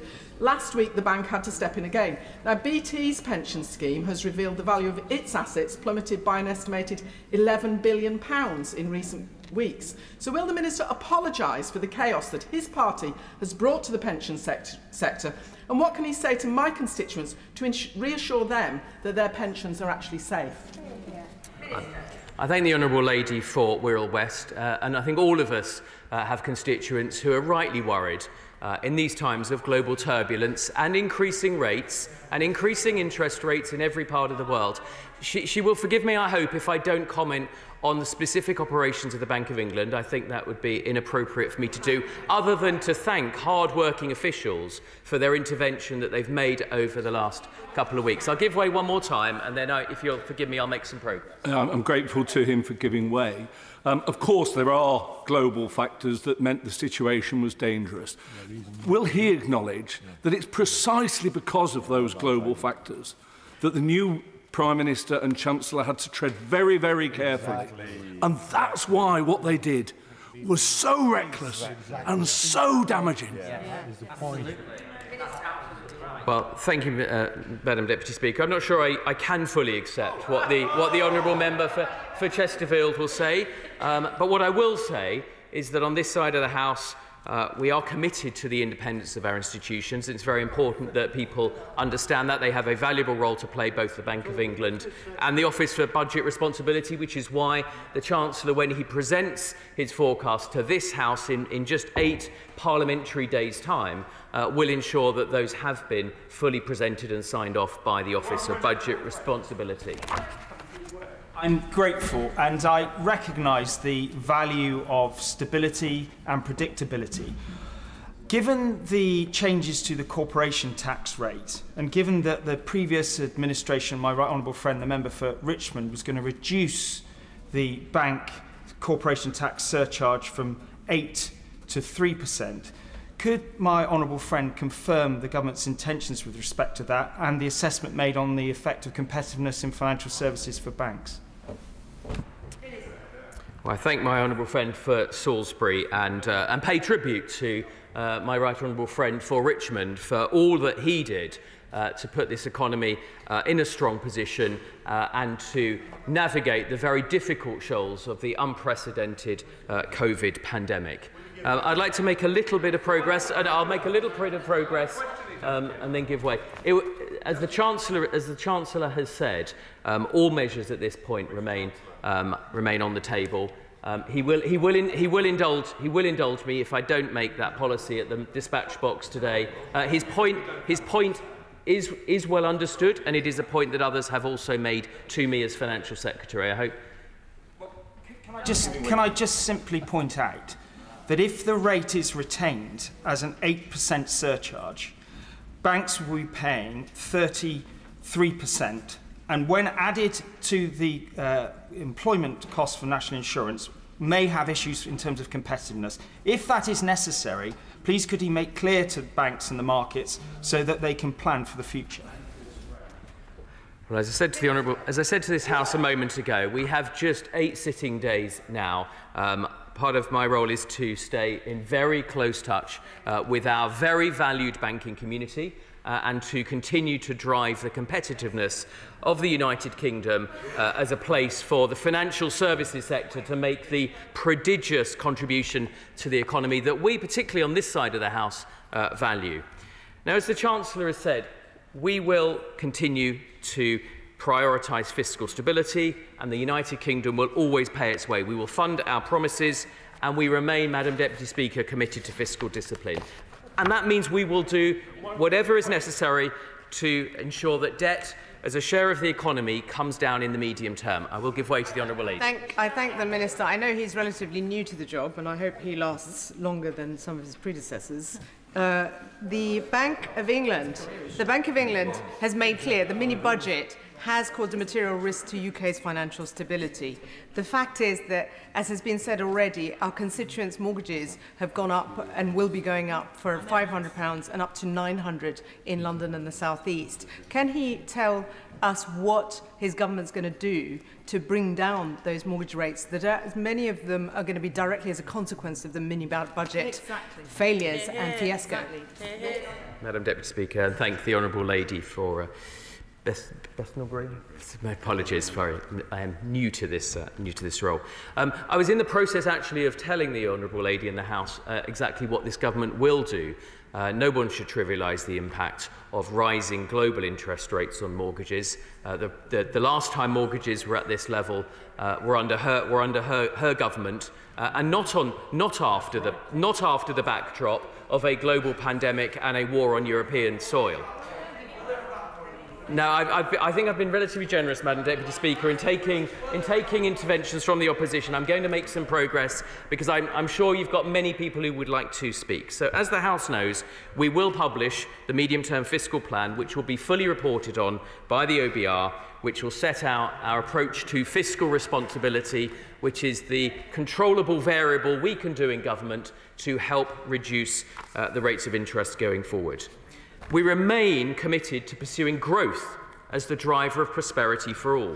The creation of investment zones. I'll give way. Would my right honourable friend agree that this government's policy of creating investment zones is going to boost business and create jobs for hard-working people in Southend West, I hope, and across the country? It's the essence of financial responsibility. It's going to put us on the path to long-term growth and long-term financial health. Well, the new member for Southend makes a very important point. We are absolutely committed to investment zone. I wish her well with her campaign to attract one to Southend-on-Sea. And as the Secretary of State for Levelling Up Housing and Communities has noted, this will be a transformational programme for the whole United Kingdom, and I hope many members opposite get behind this programme and seek to attract them to their own constituencies. We are continuing to deliver support for families by cutting national insurance, and we will save an average of £330 for 28 million hard-working people. We'll deliver reforms to boost housing supply, accelerate infrastructure projects across the country, enabling growth where it is needed most. I'll give way. Extremely grateful to him. Last week we had the repeal of the Health and Social Care Levy Bill. I spoke in that debate and I said that I hoped that that repeal would not lead to the cap on social care being watered down. As I understand, the cap may now be delayed or even not come into force at all. I think we should all be very concerned about that. The previous Prime Minister, one of his great achievements, I thought, was finally bringing a tangible policy to social care. Does he accept that in many ways, when we repealed the bill, it would have been better to know then that that repeal would have had a material impact on social care policy? Well, my honourable friend for Suffolk South makes his point typically strongly, and he, like me, will look forward to hearing the medium-term fiscal strategy in short term. The decisions, the Honourable Lady earlier asked what we will do to protect households with their interest rates and mortgages. And the decisions that were taken by the Chancellor earlier this week, difficult decisions, I won't give way at the moment, will ensure that we continue to grow the economy. Those decisions will raise around £32 billion every year, about which, Madam Deputy Speaker, to date, and perhaps they'll use the opportunity of this debate to enlighten the House, the opposition has said very little about how they would find the money to do that. That brings me to our energy price guarantee, which is a landmark policy which will help millions of people get through this most difficult winter. Independent and external forecasts expect this to reduce inflation by around 5 percentage points. It's one of the most generous schemes in the world and was the biggest single expense in the growth plan, with an estimated cost of around £60 billion between now and the end of March. I will give way. I'm very grateful to my honourable friend. I think the energy price guarantee and the support scheme is something that this whole House can support, as well as many of our constituents.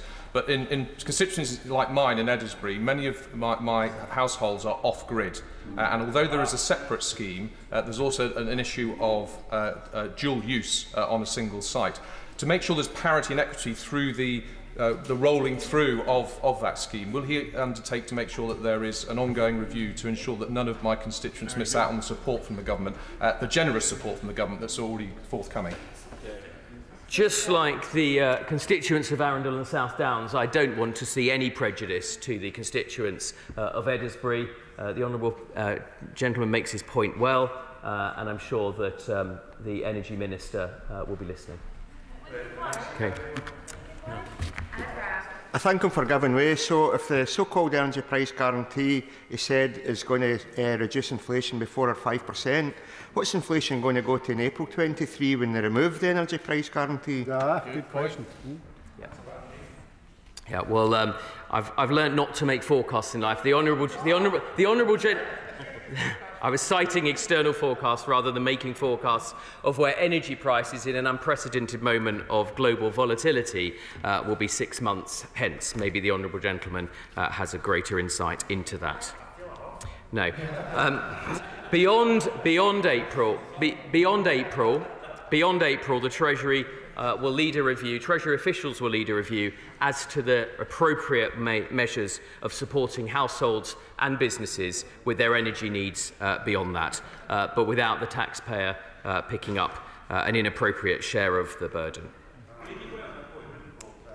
Very grateful for the energy plan that's brought forward that means that the most vulnerable get up to £1,200 support. When it comes to review in April, will you be making sure that it is the most vulnerable people again at the forefront of getting that support?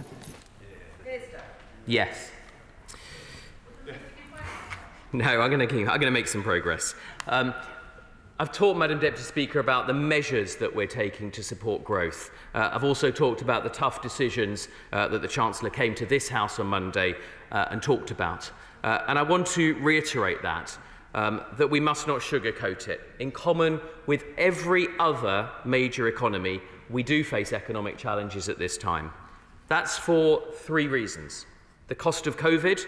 Through the first 2 years of the pandemic, the government borrowed over 300 billion more than had been forecast in March 2020, by about 260 billion in 2021 and another 70 billion in 21-22.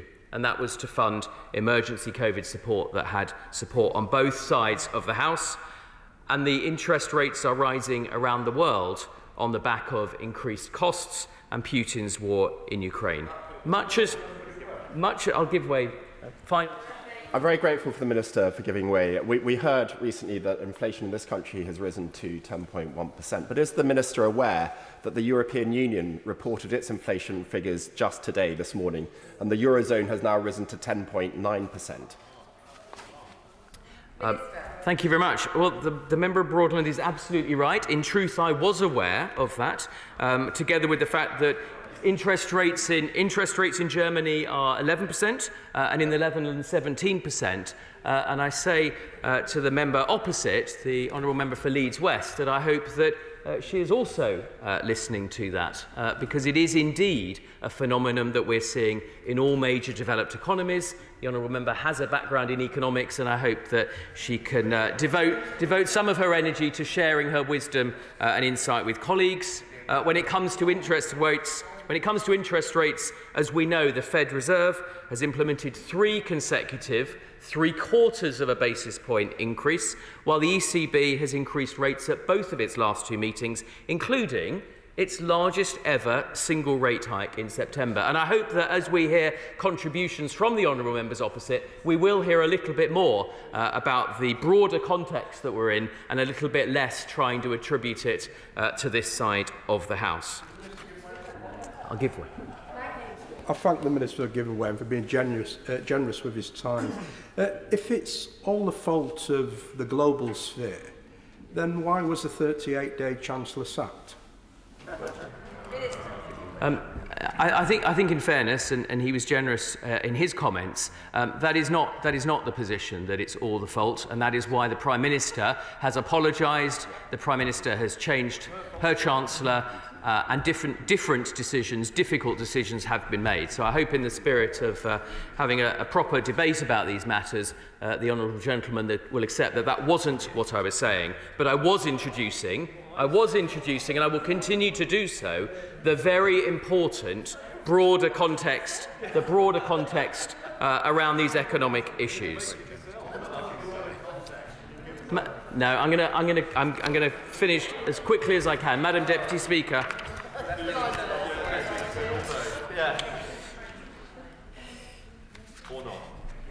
Sorry, Madam Deputy Speaker. I've already said that difficult decisions will have to be made. Those decisions will never be made at the expense of the most vulnerable. And I welcome the fact that my right honourable friend, the Prime Minister, has reconfirmed at the dispatch box today our commitment to protect the triple lock, something that was noticeably not forthcoming from the front bench of the opposition earlier today. The fact is, Madam Deputy Speaker, since the 2008 financial crisis, we've all been held back by weak economic growth. For 14 years, people's living standards, especially the most vulnerable that the opposition claim to talk about, have not been rising as quickly as they should. And the bottom line is that without any action at all, by accepting the status quo, we condemn ourselves and to future generations in Britain to decline. So we face challenges, but we should address these from a place of optimism. I want to remind members that the fundamentals of the UK economy remain resilient, with unemployment at its lowest level in nearly 50 years, and the UK forecast to have the fastest growth in the G7 in 2022. We have incredible strengths. I was meeting, Madam Deputy Speaker, investors this morning, talking about the capital that they want to put to work in the United Kingdom. In science, in research, in technology, we have some of the world's best universities. And don't forget, for those who would underestimate and talk down our prospects, we have one wonderful thing, which is the British people. With credibility and conviction, we're going to deliver the roads, railway, the broadband we need. We'll recruit the best doctors, empower the best teachers and back the bravest soldiers. And when conditions allow, when it's consistent with sound public finances, we will continue to cut taxes to further unleash economic growth. Madam Deputy Speaker, a few weeks ago, the government took a bold approach to resetting our ambition for the growth rate of the economy, to protect our public services and to deliver sustainably low taxes. That remains the most important challenge of our time. The question earlier this week was whether we would take action to protect the economy or whether we would not. Our response should leave nobody in any doubt that we, on this side of the House, in government, are a government that chooses action in the national interest. Now, colleagues will obviously be aware that there's a great deal of interest in this debate. So after the SNP spokesperson, I will introduce a time limit of 6 minutes, just to warn the next speakers. SNP spokesperson Drew Hendry. Thank you, Madam Deputy Speaker. A report out today shows that 60% of people across the nations of the UK are worried about their household financial prospects. The same report showed that 9 out of 10 people are delaying putting their heating on due to concerns about the costs. Members across this House will have received emails and calls from people never before moved to contact their MP, who are now feeling those concerns for themselves. When those who have felt relatively comfortable start really feeling the pinch, imagine what this means for those on the rungs of the ladder below. Then imagine what this means for those who weren't getting by at all, who were already suffering from poverty, those who had £20 a week cut from their universal credit. Madam Deputy Speaker, it's crushing them. It's destroying families.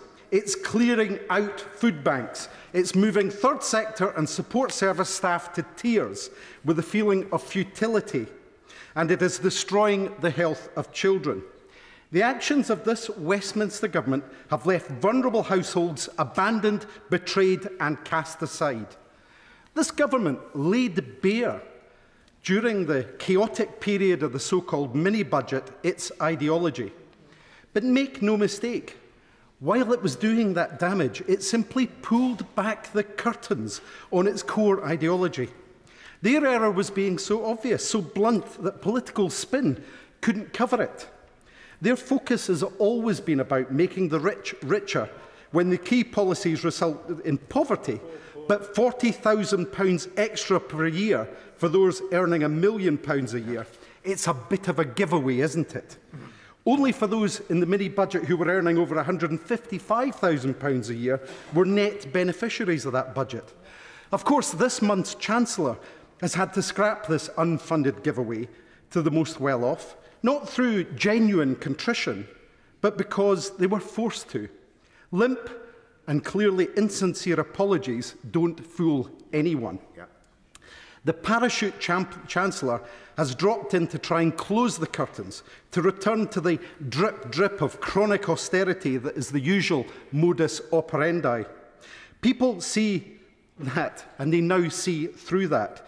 With inflation above 10% and the poor are facing the hardest choices, and food inflation is higher than 10%, and that means that they've got really tough choices. Now, the Chancellor's taken away the 2-year energy price cap, which, although welcome, still meant a doubling of prices from last year, and ominously set it up for a review in 6 months. No certainty for the increasingly desperate people, while rich bankers will still be able to see their wages rocket up as the cap on their bonuses has been removed. I will give way.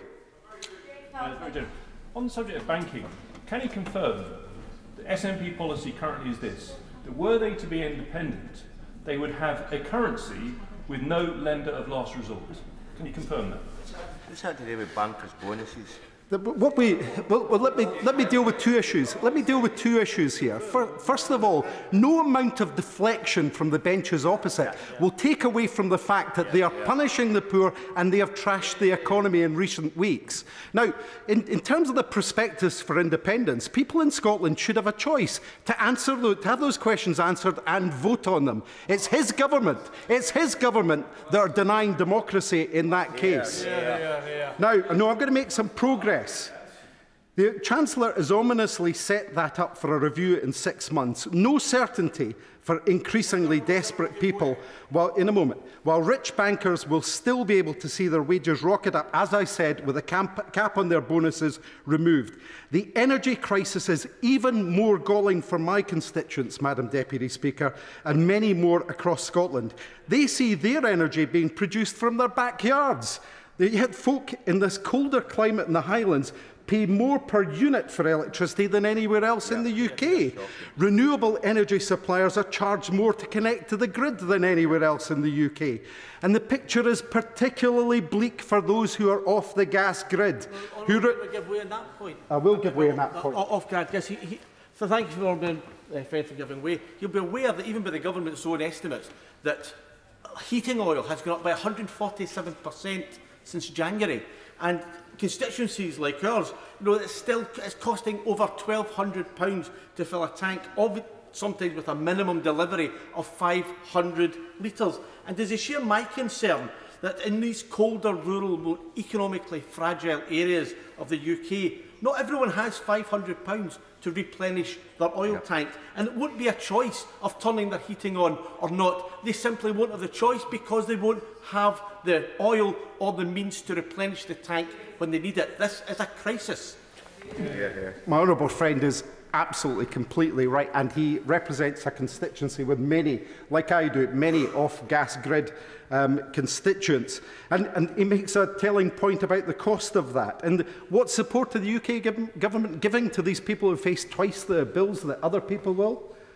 A measly £100. I will give way on that point. I thank the honourable gentleman. And does he accept, even today, the Minister refuses to give us figures on the expected windfall revenue? And the simple fact remains that this government always sides with the energy giants as opposed to ordinary British people. The honourable gentleman makes a fair point, and as I said in the opening remarks in my speech, their ideology is that the rich will get richer while the poor will suffer.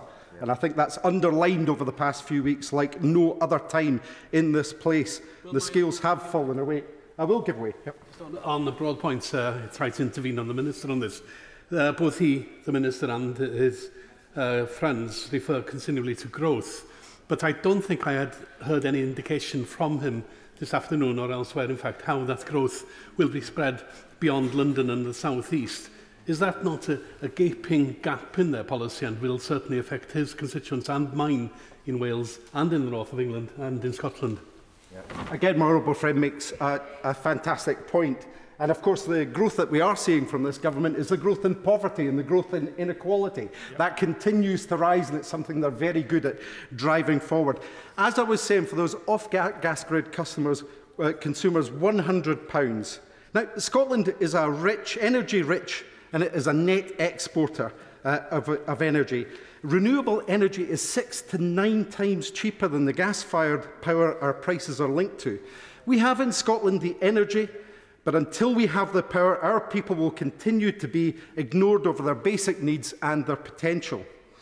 After the Chancellor's statement, the SNP, through my honourable friend, the member for Kilmarnock and Loudon, tried to introduce some certainty for households, terrified by the rising energy prices, by putting forward an amendment to the Energy Prices Bill that would have required ministers to outline new house support after April would be provided to households within 28 days. Labour failed to support that amendment, by the way, Madam Deputy Speaker. And the Chancellor says more difficult decisions will have to be made, which incidentally means cutting the funding for things ordinary families and the most vulnerable rely on. And note that the threat for those struggling by, many of them working people relying on universal credit, has not been lifted, of further reductions, on top of the fact that inflation has been 3 times higher than the last increase. Common decency demands that benefits must be fully uprated. Are they capable of that? Yeah. Remember, too, that this is a government that still haven't reversed the pernicious £20 a week cut to universal credit. Yet the Chancellor had the cheek to say that, it has been repeated again today, to say that their government's priority will always be the most vulnerable.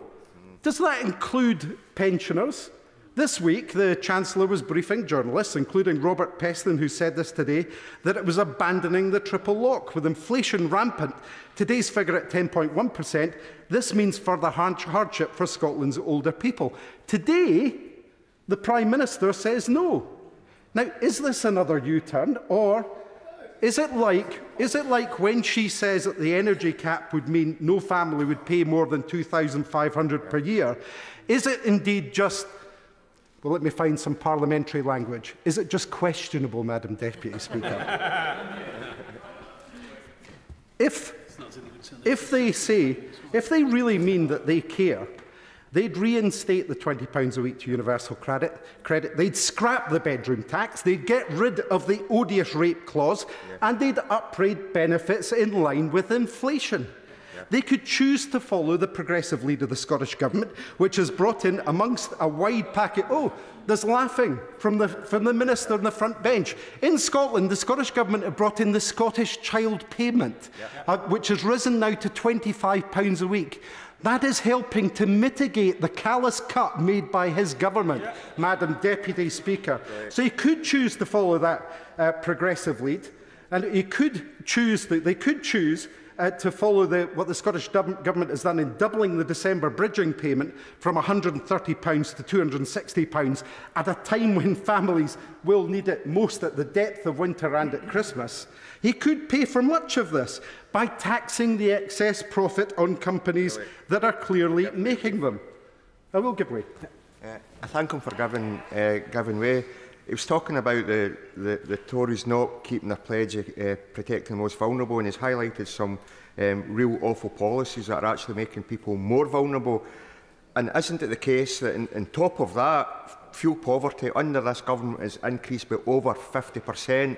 It's now standing at 6.7 million households. So to say they're protecting the vulnerable is unfortunately a sick joke. The honourable friend has said it all there. I think it is absolutely clear. And to hear laughter from the front bench, from the Minister on the front bench over measures to mitigate poverty, I think is shameful this afternoon. Now, they could have taxed some of the excess profits. Companies are daring them. Sometimes, like the boss of Shell, they're asking them to do it. They could, but they won't, because protecting the vulnerable is not what Tories do. And it gets worse. Now the Bank of England will react with further interest rate rises, pushing mortgages to unaffordable heights for some homeowners and prospective buyers. Now, they, of course, and we've heard it again today, they want to lay all the blame on the illegal war in Ukraine. They want to lay the blame on global conditions. But everybody knows that much of this is Tory-inflicted. And a big part of that is Brexit. It has hamstrung business through starving them of vital staff. It has pushed inflation higher through import prices, while the UK's shocking balance of trade has been exposed. And it has also ushered in a raft of new tax costs for businesses across the nations of the UK. As the former Bank of England Governor Mark Carney pointed out, and I quote, in 2016, Britain's economy was 90% the size of Germany's. It is now 70%. And that was before the cluster burach of the mini-budget. And Labour, with all the backbone of a squid, joined at the tentacles of this Tory ideology, trying to pretend, Madam Deputy Speaker, that somehow they'll make Brexit work. Most of them don't believe that. In the face of all the logic and informed opinion, All of this chaos, Madam Deputy Speaker, is a timely reminder for the people of Scotland about why they should choose a different path. And I say to people back home, look at what they are doing to you, to your communities, to your businesses, to your families, to your children's futures. Compared to the UK, other countries similar to Scotland are wealthier, more equal, have higher productivity, lower poverty, lower child poverty and lower pensioner poverty. Democracy can and will triumph. Scotland has the right to choose a very different path from this one, to build a better future as an independent nature, as an equal partner in the EU, one that seeks to lift people up, not keep them down, and live by the values of a welcoming, diverse and compassionate nation. William Ragg. Madam Deputy Speaker, thank you very much for calling me so early in this debate. And if I may, to strike a conciliatory tone in the outset of my remarks, thank everybody in this House who sent me remarkable support in the course of the summer recess. There is nothing unique for me to have had issues with my mental health, but what perhaps is more unique than most in the country is having the platform and the opportunity to highlight that and to speak empathetically, and I'm very grateful indeed. And indeed, in making this speech, there are a number of things in my life which at the moment I'm struggling with, but bizarrely, Madam Deputy Speaker, it seems that making a speech in the House of Commons isn't one of them. So whether that's attuned to my state of mind, I'm not entirely sure, and no doubt my honourable friends on the government bench will tell me afterwards. But I want to speak on this important matter because I haven't said a word to my constituents about the events of the last month or so. And I watched on from home when the Chancellor gave his so-called mini-budget, which should have been delivered as a full budget with the proper procedures of this House duly followed. And as the time passed from that, I grew increasingly concerned by its nature. Now, I'm quite an old-fashioned person, and in respect of this House, I like to look at what the word of the motion is, and believing also in speaking one's mind. And I can only say that today is the centenary, the exact centenary of a meeting in 1922, during which Conservative backbenchers met to decide that they would stand on their own ticket in the 1922 general election, thereby depriving David Lloyd George of that opportunity to continue as Prime Minister. And so, as Vice Chairman of the 1922 committee, from which the events of that afternoon and evening led to the foundation of that committee, I think it's quite important to speak my mind. And I realise there are some in my party who lament that state of affairs, but I hope they'll indulge me as I have indulged them listening over time. But there are many things that have been said that are very true by the front bench. There's an international situation, there's an illegal invasion of Ukraine, there's a spike in the international cost of energy, and the government has many things to be proud of, the employment record, not least. But there's no escaping the fact that the measures contained within that financial statement caused directly the situation to be made worse. Now, that wasn't intentional, I'm quite sure. But the lack of foresight by senior members of the government, I cannot easily forgive. And my forgiveness is not something that the government should seek at all, but our constituents, who are in a difficult enough situation as it is. And so to see it as a question of international turbulence, inexplicably increasing the mortgage rates, inexplicably necessitating further cuts to public expenditure, I can't easily forgive that, Madam Deputy Speaker. I found increasingly, in the course of the summer particularly, the trashing of the reputations of independent organisations in this country, such as the Bank of England and the Office for Budget Responsibility, to be near Maoist in its nature. orthodoxy, Treasury orthodoxy, came under attack. I am a Conservative. I suppose orthodoxy goes hand in hand with that. That is Conservative orthodoxy. Conservative orthodoxy is sound financial management and a balanced budget. Not stick some pamphlets into a test tube, shake it up and see what happens. Yeah. That is not the way the Conservative Party should ever govern. Now, Madam Deputy Speaker, apparently I can be a little difficult to handle. Never. And my honourable friend for Workington must have wondered what he'd done in a previous life to find me in his flock as my whip.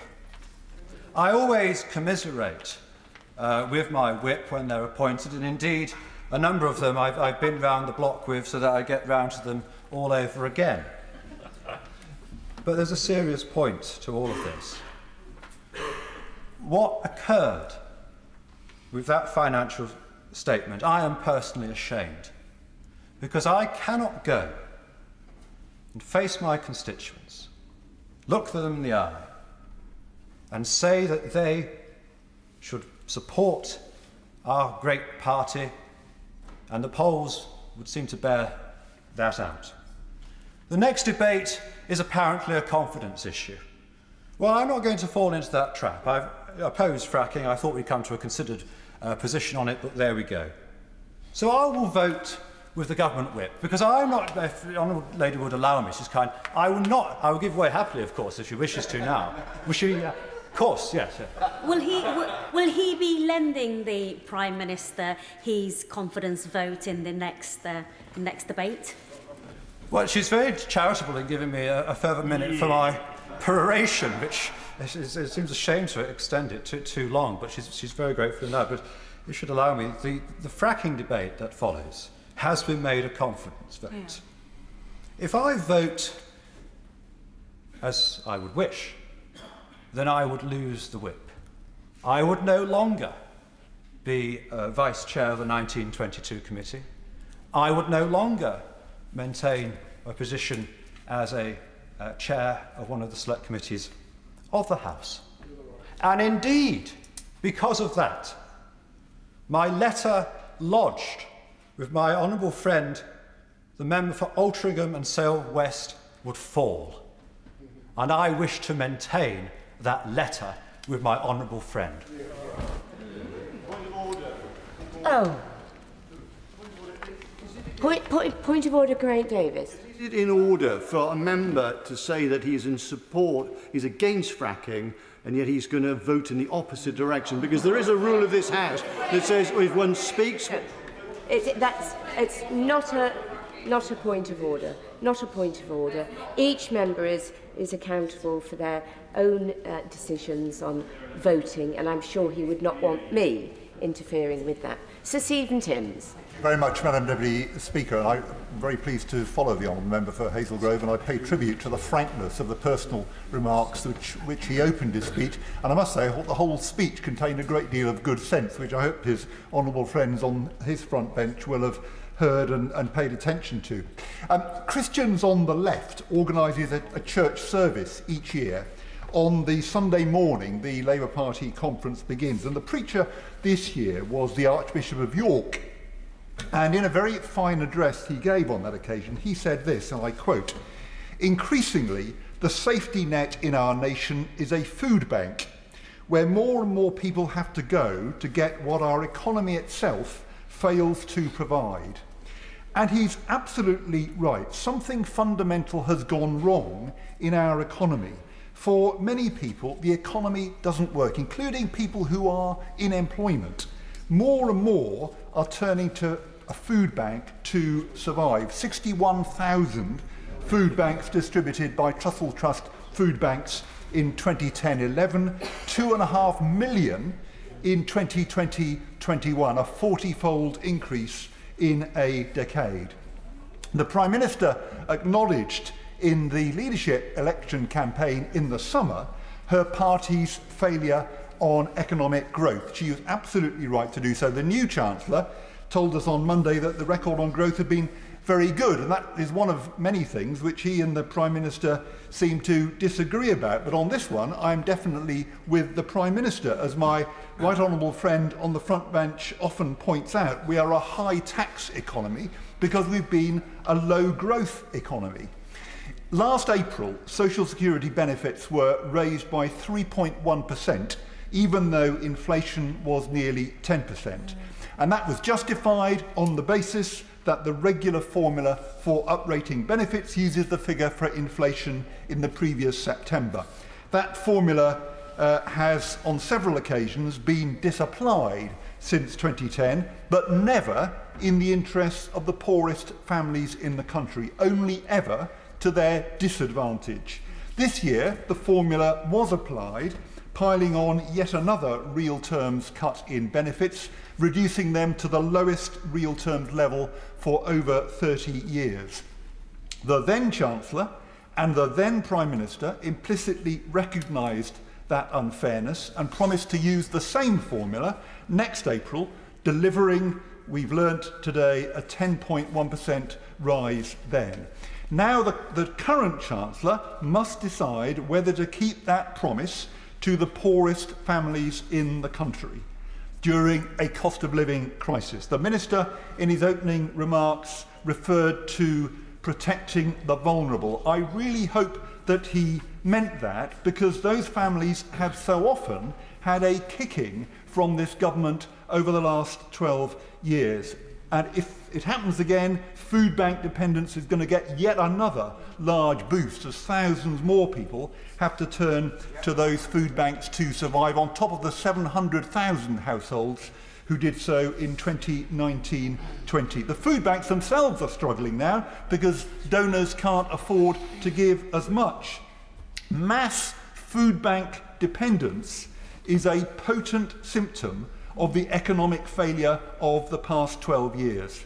Yesterday, Muscular Dystrophy UK came to Parliament to spell out the hardship from rising prices for the people they support, because, for example, they depend on machinery, ventilators, which have to be permanently switched on and powered. The Chancellor on Monday spoke of compassionate conservatism. If that isn't just a vacuous slogan, their needs must be recognised in the benefit uprating decision that will be announced on Monday week. The benefit cap was introduced 10 years ago and was supposed to reflect median earnings. It was changed once in 2016 when it was cut.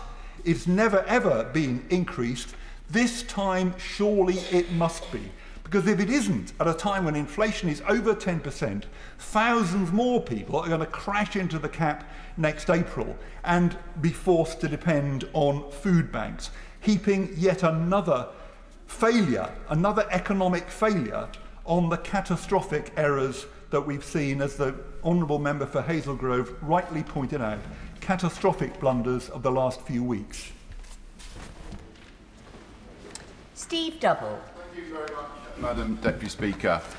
I think we all knew that whoever was Prime Minister or Chancellor and in government at this particular time was going to face some really difficult, tough decisions. The fallout from the pandemic, the invasion of Ukraine and a number of other domestic and global factors were going to mean there were some really difficult decisions to be made around our economy and our fiscal policy. But I think the one thing we should all be able to depend on is, no matter how difficult times are, that the government won't make those decisions even harder. And sadly, that is what has happened as a result of the rushed mini-budget. The fallout from that has been a loss of confidence in the markets, but also my experience was talking to many local businesses in my constituency in the 2 weeks immediately after the mini-budget, a great loss of confidence within the business community. And I think, growth is a hard-won thing. You do not achieve growth simply by saying we're going to get growth loudly and passionately as possible. It needs to be nurtured with the right policies that actually instill confidence in the business community. And it is therefore incredibly welcome, and I'm incredibly thankful that the new Chancellor, has stepped up and taken a grip of this situation. I'm also delighted to see my very good friend in the seat of the Chief Secretary of the Treasury, and between the two of them I have great confidence that they will bring the grip and the leadership that we need to the Treasury to provide the stability and the leadership that we now need to address this very, very difficult situation. As a result of that, many of the elements that were in that original mini-budget have now been dropped, and we await further details in the near future of exactly how the government are now going to balance the books and lay out the government's policy going forward. But I would just say we really do need to know what the Prime Minister's policies are. She made a number of very bold statements in her leadership campaign when she won the election for the leadership of our party and became Prime Minister, most of which have now had to be dropped. And it's very important that we have confidence that number 10 and number 11 are in lockstep at this particular challenging time, and that they have the same policy. So we need confirmation from the Prime Minister exactly what her policies are. We are aware there are still going to be some very, very difficult decisions lying ahead. But in making those decisions, it is absolutely vital that we protect the most vulnerable in our society, and that those who are least able to shoulder the burden because of the damage that's been caused are not required to pay the price for it. Therefore, it was incredibly welcome that at the dispatch box the Prime Minister gave a very clear statement that triple lock will be remaining for pensions. That's going to be welcomed by pensioners in my constituency and across the country, that they have that reassurance that that triple lock will be in place and they will get a rise in their pension in line with prices. But we must do a similar thing for benefits now. It's absolutely vital, I believe. The government has done a lot of work in reforming benefits over many years, and universal credit is it pays people to be in work. I know from first-hand experience of talking to people that it's very popular, but it's absolutely right that those benefits keep pace with the increase in prices, and that those on benefits are not the ones that pay the price to balance the books. There's one other measure I want to refer to that I think has survived the cull from the mini-budget, and that is the cut in stamp duty. Now, naturally, I'm someone who welcomes a cut in stamp duty. However, we are currently in the middle of a major housing crisis in Cornwall. And our experience from the last cut in stamp duty during the pandemic is that what that actually did was fuel demand for second homes and investment properties.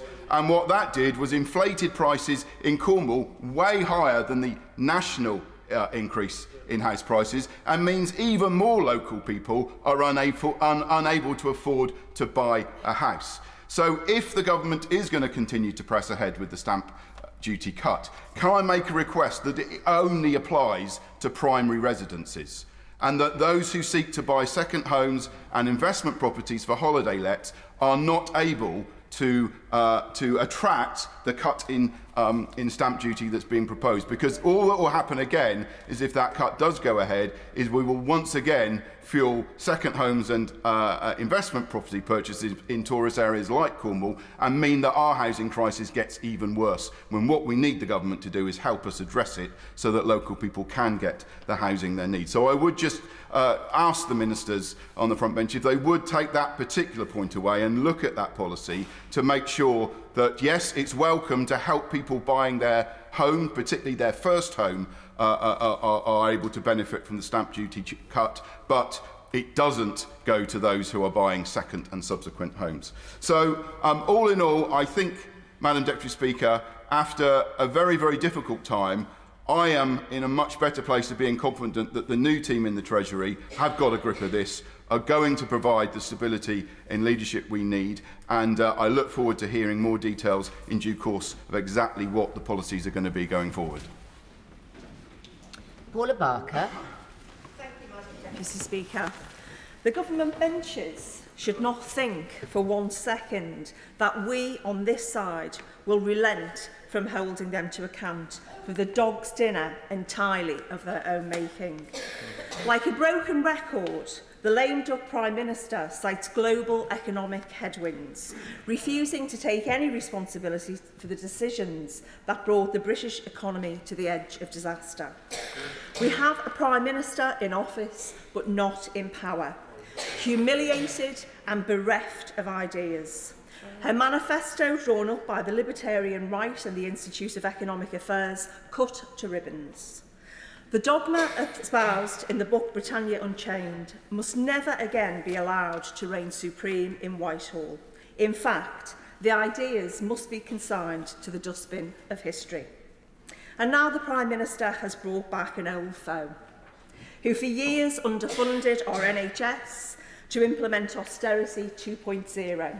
And once again, it will be communities like mine in Liverpool Wavertree that suffer.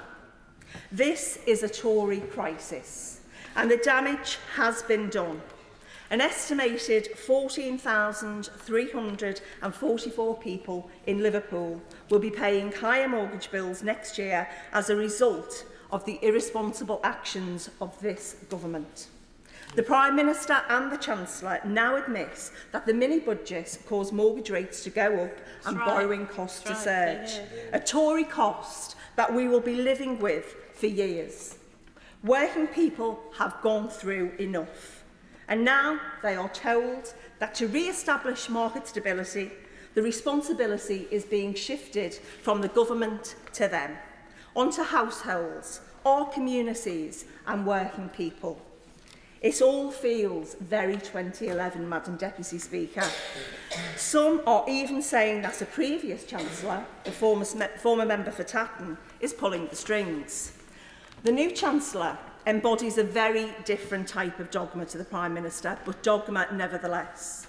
A school of economics that saw us enter the coronavirus pandemic with public services under-resourced, under-prepared. Give way on that point.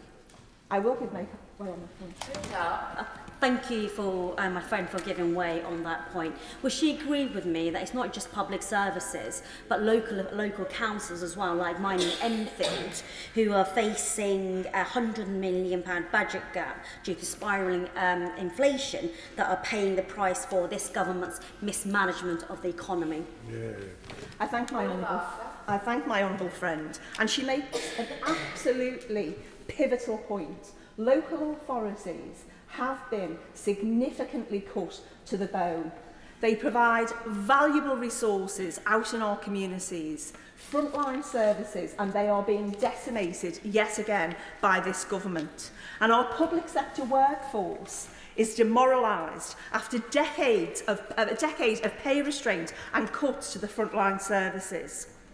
And if this government thinks for one moment that our people will now put up with more of the same, as bankers' bonuses remain uncapped, as millionaire bosses continue to rake in profits and dividends, then they are sadly mistaken. The British people have woken up to the con. No longer does the promise ring true that each succeeding generation will have it better than the last. A promise forged in the fire of the post-war consensus, now firmly in ruins after decades of short-termism and the dominance of capital over labour. We are not all in this together. Never once since 2010 have we all been in this together. And despite the empty rhetoric of a strong economy and levelling up, the party opposite have always sought to look after their own class interests at the expense of the rest of us. Young people in my Liverpool Wavertree constituency now face their life being put on hold because of this government's incompetence. They've done the right thing. They've gone out, they've worked hard and served only to be cheated and denied the opportunity of home ownership. Working people up against real-term cuts to their pay and our elderly anxious about heating their homes in the run-up to winter. Small businesses and charities even more uncertain, like the amazing Love Wavertree in my constituency that do incredible work and who today announced that the increase in their energy bills will mean they have to consider if they can actually continue to run their community shop, which is a lifeline for many people in my constituency. History will not be kind to this government, nor anyone that has participated over the last 12 years. The party opposite is lost. Thankfully, change is coming, which, as the leader of the opposition so eloquently said at Prime Minister's questions today, we are the government in waiting. The benches opposite are the opposition in waiting, and quite frankly, it can't come quick enough. Jerome Mayhew. Thank you, Madam Deputy Speaker. If we've learnt one thing from the experience of the last few weeks, it is that there really is no magic money tree, and the government has got to pay its way. But I think some of us, including myself, had started to doubt that essential economic truth because of the government's heroic response to the crisis of COVID. I had been intending to say that we'd supported the families and the businesses of this country to the tune of £400 billion. But I was listening to the Minister when he was at the dispatch box, and when you add up all the unplanned support, unplanned borrowing as a result of COVID, very substantially as a result of COVID, the total is actually £630 billion. And it's because of that enormous intervention to support families, to support business by this government, that we did not have the thousands of bankruptcies and the millions of people cast out of work, because that was the expectation. Honourable and Right Honourable members will recall that there was a forecast that we would have 12% unemployment. But because of the work of this government, the economic management by this government, that impact was cushioned and the economy was protected from that enormous external shock, and the government was quite right to do that.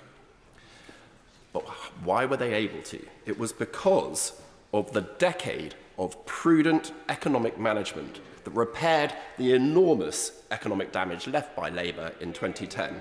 The prudent decisions that Labour fought tooth and nail. The Labour motion before us calls for a plan to make the economy work for working people. But Labour doesn't stand up for working people. Every single Labour government in history has left office with more people out of work than before, without exception. Their policies, again and again, are not the policies for working people, they're the policies of unemployment. Now compare that record to that of the government. Despite suffering the biggest economic shock to the world economy for a century or perhaps longer, unemployment hasn't gone up, as it always does under Labour. It has in fact gone down, most recently to 3.5%, the lowest level since I was a tiny boy in 1974. And in my constituency of Broadland, its rate is even lower. This economic management is forcing employers to offer higher wages for staff, exactly the kind of economic conditions that helps workers, particularly those who are the lowest paid. And it also, Madam Deputy Speaker, serves to increase productivity, as local employers invest to limit the number of staff needed to produce. This is what's going to pay for the wage increases of the future, not Labour meddling. Now, I recognise, Madam Deputy Speaker, as does the Prime Minister, that the mini-budget went too fast and it went too far, and she has rightly apologised for it. But this government has got the right economic policies for growth. As one of the few entrepreneurs in this place who has actually helped create hundreds of jobs, hundreds of worthwhile and well-rewarded jobs and careers, I know the truth of the business saying that time kills deals. Speeding up the ability of businesses to get projects up and running will have a huge impact on the future growth and prosperity of this country. So, Madam Deputy Speaker, the government is absolutely right to launch investment zones. These do not just corral investment into a particular area, but by speeding up the process of business, it will grow the size of the pie as well. And I also hope that the results will be so striking that over time they will become a beacon for wider economic policy, showing the way for the rest of the economy. The government is also right to accelerate productivity-enhancing infrastructure projects right across Britain, helping with levelling up, including the building of the Western Link Road in my constituency, which will shorten ambulance times by 20 minutes, opening up a swathe of Norfolk businesses to improve market access, and relieving the residents of Western Longville and others from terrible rat running. All opposed by Labour, I might add. And as for the Lib Dems locally, half of them, and this is literally true, half of them have said they want it, and the other half have said they don't. That just says it all, Madam Deputy Speaker. It's the approach of the Liberal Democrats: say whatever they like to the local constituents because they think it'll sound good then, and they don't. There's no consistency there at all. Now, the government is right to speed up the review of EU-inspired regulations to make them bespoke for the United Kingdom economy. This is going to help British businesses and British workers. Madam Deputy Speaker, this government has an economic record to be proud of, and I would back it to the hilt over Labour any day. Mike Amesbury. Thank you, Madam Deputy Speaker. This economic crisis has been manufactured in Downing Street, and as we approach Halloween, the little shop of horrors on the government benches adds 10.1% to inflation. This horrendous inflation figure brings more anxiety to my constituents in Weaver Vale and across Britain, as evidenced and documented across the chamber today. This nightmare made in Downing Street is being experienced day to day by everyday people just trying to make ends meet during this economic crisis. Mortgages up, energy bills up, the weekly shop bill up, rents up, while wages, benefits and pensions are down. I mean, my God, the Bank of England having to intervene with £65 billion to save our pension funds. People across on the government benches should be ashamed of themselves. Ashamed of themselves for supporting that. Ashamed of themselves actually for voting that. Ashamed of themselves for that horror show right across the summer and inflicting this upon us. It's all been driven by Captain Chaos herself, the Prime Minister unchained as a free marketeer ultra.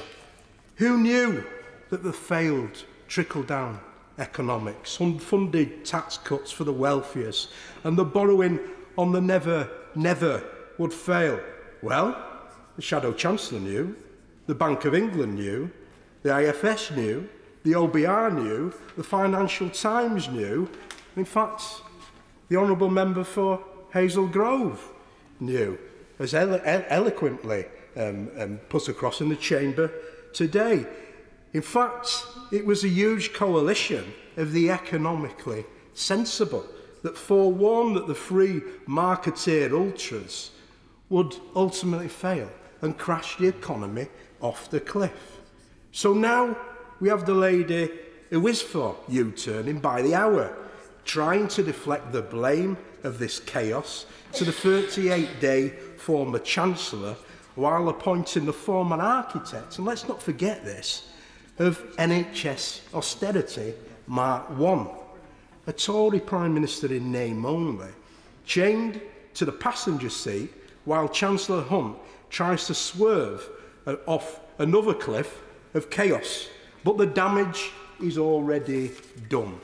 Madam Deputy Speaker, who knows how long this Prime Minister in title only will have to try and attempt to deal with this utter mess of her own making.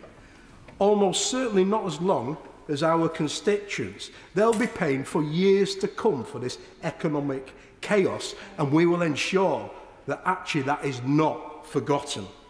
4,800 households in Halton and 13,900 in Cheshire West and Chester will now be paying higher mortgage rates, thanks to that experiment, that mini budget that the Prime Minister and the former Chancellor now admit caused interest rates to increase. A budget that, of course, the Cabinet signed up to. I know they're now in denial, but they signed up to it. That extra £500 a month on average will mean homes will inevitably be repossessed, a situation that's going to be turbocharged by the new Chancellor of Doom, who has just decided to gift households with energy bills of up to £5,000 next April. Complete and utter madness. While the oil and gas companies actually rake in £170 billion worth of excess profits. The answer's there, staring people in the face.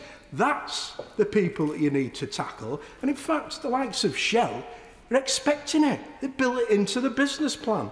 Crazy. Madam Deputy Speaker, the long road to recovery we face cannot see a Conservative government remain in the driving seat, even if the Prime Minister is not at the wheel. We now have the fourth Chancellor in 4 months, and we're certainly not going to get confidence and stability with that approach. In fact, we've had 12 years of this government, 12 years of austerity, now with austerity Mark II to come. The new Chancellor of Doom hasn't got a strategy for growth. As I've said, when we have the Halloween budget, he will outline austerity Mark II. It's now time to wake up from this nightmare. Step aside and let's have a Labour government. James Cartledge. Yeah, thank you, Madam Deputy Speaker, and it's a pleasure to follow the Honourable Gentleman Weaver Vale in his little shop of horrors. It is a pleasure to be called to speak on this. There's one thing missing from the Labour motion, which they actually do normally have, which is they normally want an impact assessment. And one thing I've concluded about politics is that on all measures we miss one particular impact assessment. And it is the impact assessment of all our measures on those who have least of all. And when I say least of all, I mean those who have literally nothing, no money, no assets, but above all no voice, because they haven't been born yet. I am talking about the impact of the decisions we take in government today on those who are coming in the future. In other words, the national debt. For me, as a Conservative, it goes to the core of everything I believe in, that like the environment, we leave the public finances in a better condition for our grandchildren. So it's fair to say, in the summer, I did warn that unfunded measures that were being proposed were a high-risk strategy, and I was dismayed when they were announced and not surprised at their impact. But delighted by the new appointments to Treasury, my right honourable friend, the Chancellor, who I had the great privilege to be PPS to, both as Health Secretary and Foreign Secretary, and my right honourable friend, the member for a constituency in Leicestershire. Charnwood. I do apologise to my right honourable friend. But he's an excellent appointment. But I just want to reflect very briefly on the wider issue of this idea of unfunded tax cuts or spending. There are those opposite who've said it's sort of libertarianism. It's certainly not conservatism, in my view. It's not libertarianism because they weren't matched by spending reductions, in other words, a smaller state. They were simply borrowed. In my view, there's an argument it's socialism. It's certainly what you'd have expected from the Honourable Gentleman for Islington North. But actually what it really is, when you promise stuff without saying how you pay for it or making any difficult decisions, it's populism. And this isn't new. And where we are now with the economy has implications for all of us on all sides. Because now going forward, whatever steps we take, whatever measures we announce, we're going to have to say how they're going to be paid for. We're going to have to level with the British people. You know, I had the great privilege to be PPS to the Honourable Member for Richmond when he was Chancellor throughout the pandemic. I never got a single email from a single colleague, no matter how left or right-wing they were, throughout the pandemic, calling for less support. Only calls for more spending, more tax cuts, more generous support, more debt. And many would argue, including those on this side, well, you can borrow because it creates growth. But the beauty of that position is you don't have to say who loses out. And that's the hard thing in politics. And I think that's where we have now got to all face up to the reality of our position. And that will have massive implications for parties on both sides. Because we've had announcements, even from the SNP. I remember they announced a policy on WASPI, which would be paid for by the surplus in the National Insurance Fund. It doesn't exist. It's an accounting reality, but it is not money at the end of the year in the surplus of the government accounts that you can commit for years to come. So we've all had those sorts of commitments. And there is one key area where that's been particularly true. I'll give away the Honourable Lady and then I'll resume that point. I thank the honourable gentleman for giving way, and he's talking about accounting and balancing the books. Perhaps he and his colleagues would like to come up to Scotland and take lessons from our government, who's having to fill the black holes that his government have created, because we actually have to balance the books in Scotland. And forget trickle-down economics, it's trickle-down tragedy that I'm seeing in my Livingston constituency from constituents of mine who are being pushed under by the absolute chaos at the heart of this Tory government. Well, I am grateful for the Honourable Lady. She obviously wasn't here earlier when I intervened on her front bench spokesman and asked if it was true that were Scotland to be independent, their policy would be a currency with no lender of last resort. He didn't deny it. It is the most extraordinary proposition, exceeded only in its stupidity by the idea of a no-fly zone over Ukraine to be enforced at the same time as having unilateral nuclear disarmament. In other words, making nuclear conflict more likely whilst denuding ourselves of the ability to deter it. Quite an extraordinary proposition. But Madam Speaker, I was going to turn to the issue of social care, which I care about very passionately. I think that the social care workforce do one of the toughest jobs in the country. I never take them for granted. They are caring for the most vulnerable, I think particularly those with dementia and so on. I think they are facing a difficult period. I think we all know that. The Chancellor of the Exchequer certainly knows that. But I turned to last week. I spoke in the debate, I was one of only 2 speakers on this side, on the bill to repeal the health and social care levy. And I just say to my honourable friend for Charnwood that his predecessor, the former Chief Secretary, member for, I think, Croydon South, he said that several times that there'd be not a penny less for health and social care despite the repeal. We now know that the social care cap may be delayed or even may not happen. I sincerely hope that is not the case. Had I known that last week, would I have changed the way I might have voted? Now, there was no division called. But I think my honourable friend who's been a health minister, he knows the importance of social care, needs to reflect on the commitment that was given. Because I can tell him now, I would have been sorely tempted to vote against had that been the case. Because the whole point of the levy was to deliver a solution to social care, but also to help fund the NHS through these difficult times. And I think it's one of the great achievements of the previous Prime Minister that after all these years of social care green papers and white papers and not taking a decision, and yes, commitments to spend with no explanation of where the money would come from, maybe a wealth tax, but it wouldn't get the revenue. Eventually, we got a policy, and it was credibly funded. Not perfect, the way of funding it, arguably not perfect, but it would have delivered a cap for those who otherwise face no limit to the cost that they could incur if, for example, a loved one has dementia in their senior years, and at a time when I think the priority for policy must be that we ensure the dignity of our most senior citizens at a time that will be the toughest in their life and the toughest for their dependents. So, Madam Deputy Speaker, it gives me no satisfaction to make the points I did about the importance of sound fiscal policy, about balancing the books and having regard to future generations to come. That's been the core of every Conservative government I've served in. I know it's back at the core of our new Chancellor, and I know he will deliver confidence in the markets, but we all need to understand the era of making unfunded pledges is over, and that will have implications for us on all sides, and all of us will face greater accountability as a result. But for my grandchildren, if I ever get them, that's a good thing. Yeah. Toby Perkins. Well, thank you very much, Madam Deputy Speaker. I'm rise to support the motion, and I'm glad to hear that it seems to be enjoying a lot of support, and I hope we will see those OBR forecasts coming out immediately after the motion is carried. I have to say that I've always opposed Tory governments. I've long been of the view that a bad Labour government's better than a good Tory one. I know what the Tories are about, and I never expected that they would do anything other than make life more difficult for the most vulnerable. In fact, if that wasn't the way that the Tory party operated, we would never have had a need to invent the Labour Party in the first place.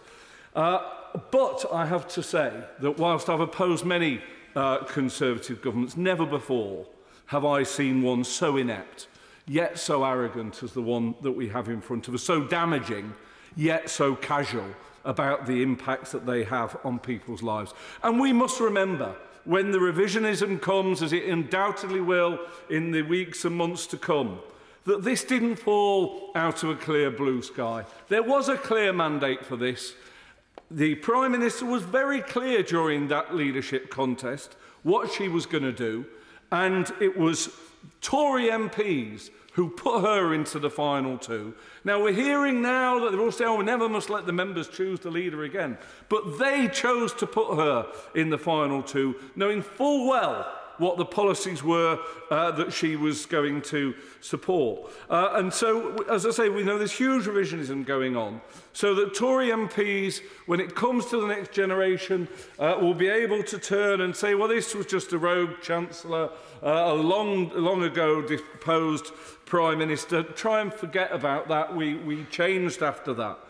But there was a mandate that she won from her party to pursue these policies. And I recall at the time of the mini-budget statement, and I confess there were some voices of disquiet, but I recall the support heard from many members opposite. And it was when I heard how happy the mini-budget had made the honourable member for Wokingham that I knew how bad it was going to be for the British people. But I remember the honourable member from Don Valley, who was in his place a few moments ago, claiming the whole of Doncaster would be supporting this budget. Now, I don't hear him saying that today, but there were hawks across the right-wing press, and as they circle on the PM, let's not forget, they were the biggest cheerleaders for this budget. The Daily Mail proclaiming the day after the budget, at last a true Tory budget. The Daily Express equally triumphant, big tax cuts to herald the new era, and will do.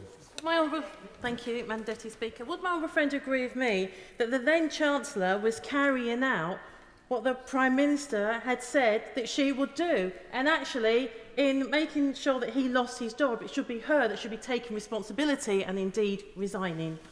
Well, I couldn't agree more. He's the first politician in history to have to resign for doing what he said he was going to do. Yeah. And indeed doing precisely what the Prime Minister said she was going to do. And it was born of the recklessness of having pursued so much, so confidently, with so little evidence under the previous Prime Minister before that. So make no mistake, Madam Deputy Speaker, I will spend every day between now and the general election making sure the people of Chesterfield know that the higher interest rates, the tax rises, the cuts to our threadbare public services, and even, shamefully, the prospect that disabled people on benefits and impoverished pensioners could see further cuts to their real terms income are all as a result of this arrogant recklessness. This did not need to happen, and the damage is done. Yes, there are global issues, but the central bank did not have to bail out pension funds in America or Germany. Of course, we welcome the fact that they have undone some of these measures, and it's bizarre to see the Chancellor on Monday saying, oh, I'm pleased that Labour are supporting my plans. There were our plans a few weeks ago, and now they sort of see as some kind of success the fact that they've put the fire out, or attempted to put the fire out, that they have originally lit. But of course, the damage has been done. And of course, the logical call made by my right honourable friend from Leeds West for a windfall tax continues to be rejected. What is the objection that this government has to asking the energy generators to contribute some of those vast excess profits to help with funding the cost of helping people stay warm this winter and allowing businesses to keep their doors open? I will do.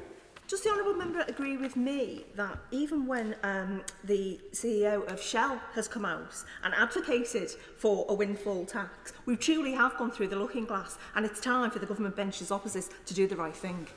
Well, it absolutely is. And I suspect ultimately they will, because I'm a great student of history.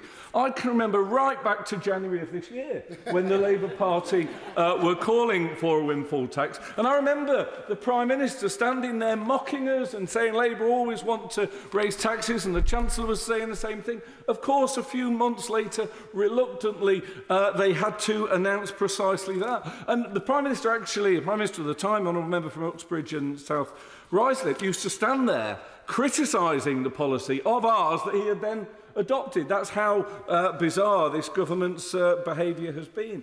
And now, of course, we go through the same damaging charade again. Of course, ultimately, this government will adopt Labour's policy of a windfall tax. But in the meantime, they will cost our country and our people dear. Then just a week ago, we had the Prime Minister boasting that she guaranteed people's energy bills for the next 2 years. Why are Labour only guaranteeing it for 6 months? We're guaranteeing it for 2 years. And then the Chancellor comes back on Monday and says, all right, 6 months.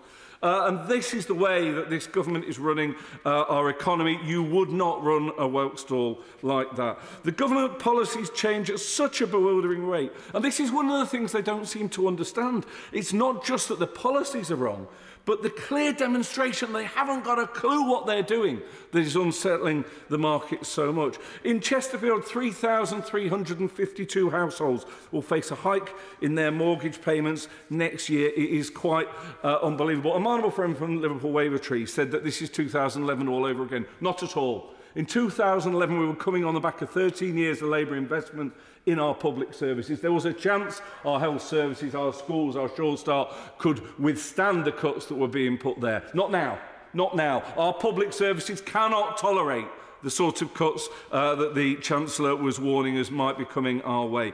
The idea that this government can restore confidence in our nation's finances by having 2 more years of the ineptitude that got us here in the last 12 years would be laughable if it was not so serious. There is no mandate for the approach that they are now pursuing. And if the Tories think that they can quietly euthanise the career of the latest Prime Minister and have another go, they are further removed from reality than even I believe that they are. We need a government truly committed to growth, to a green recovery and to rebuilding our public services. We need a government whose policies last beyond the ink drying on the growth document they've just printed. We need a government whose plans are robust and whose leader is strong. And we need a government willing to lead in the national interest and not just the narrow interests of their party. And that, Madam Deputy Speaker, means we need a Labour government led by my right honourable friend from Holborn and St Pancras, and we need that general election now.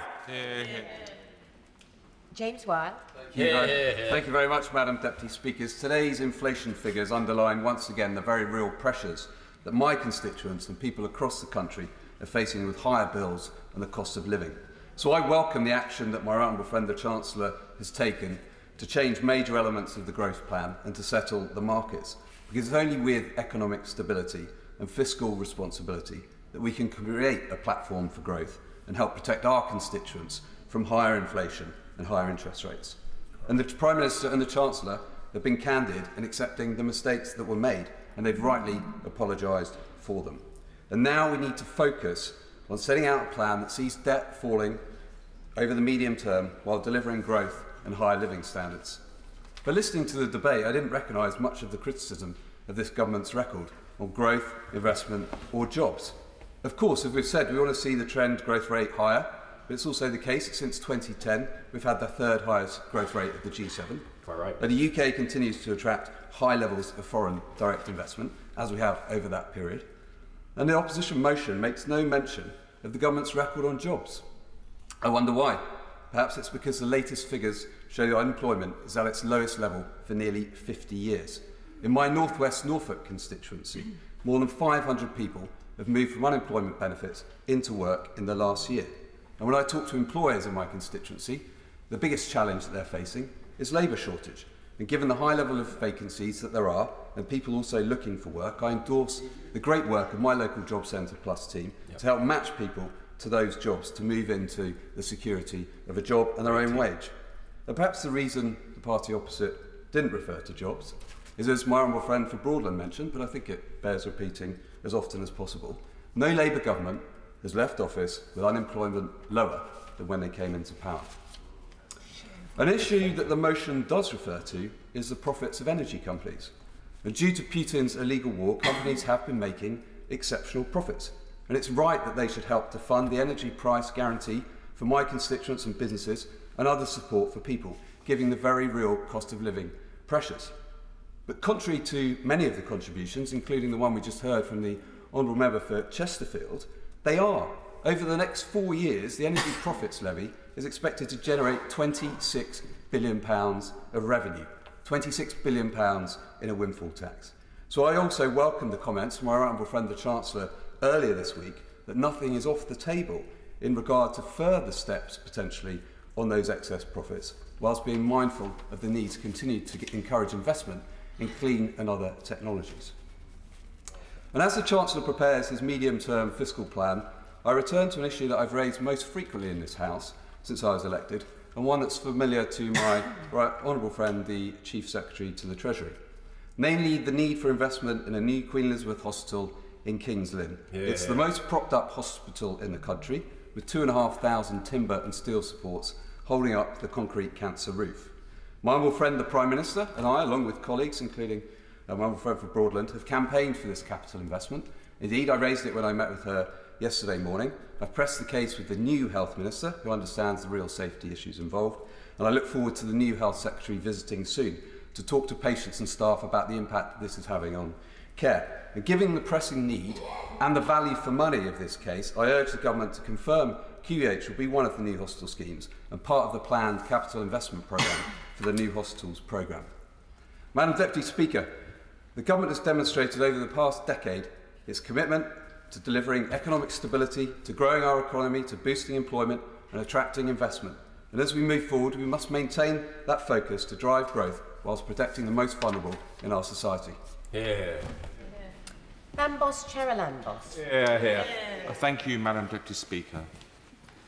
It's less than a month now since the former Chancellor delivered his, let's call it a fiscal event budget.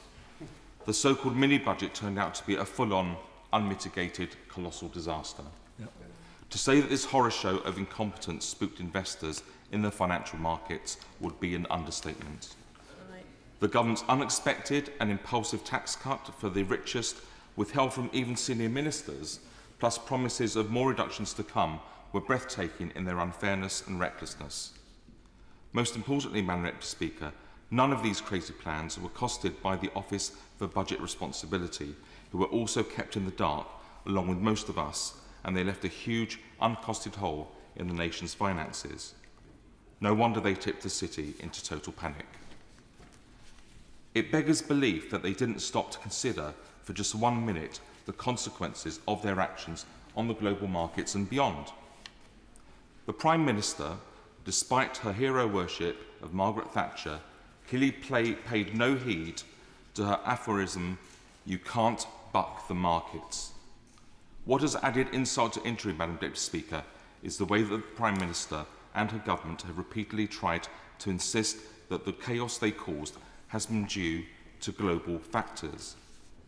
In fact, clear data provided by the Bank of England Deputy Governor Sir John Cunliffe shows the direct relationship between the crisis and the then Chancellor's common statement on September the 23rd.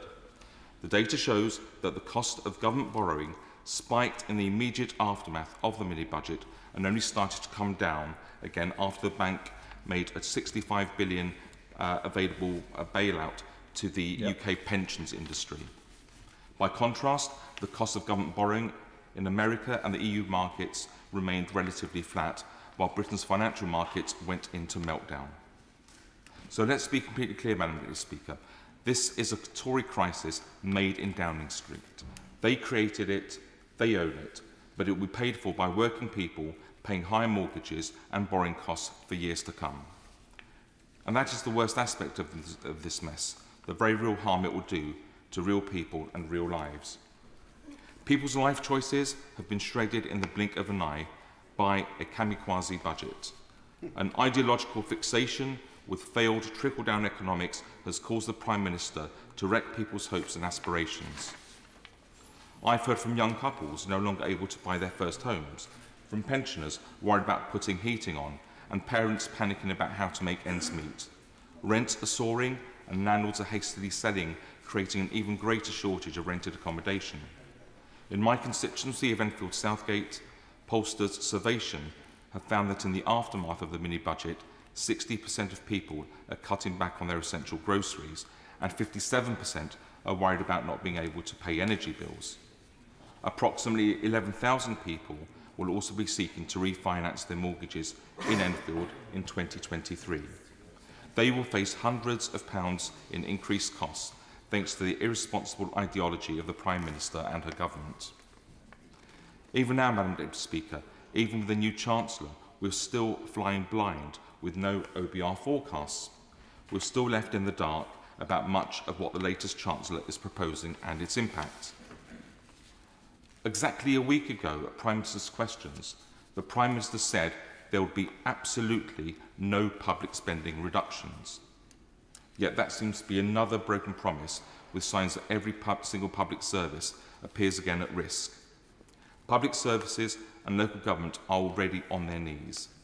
My constituents tell me frequently how they cannot get GP appointments for as long as 4 weeks and how their hospital appointments are regularly cancelled. Not only have the ex-Chancellor and the Prime Minister trashed the economy, but they've also managed to trash the UK's international reputation.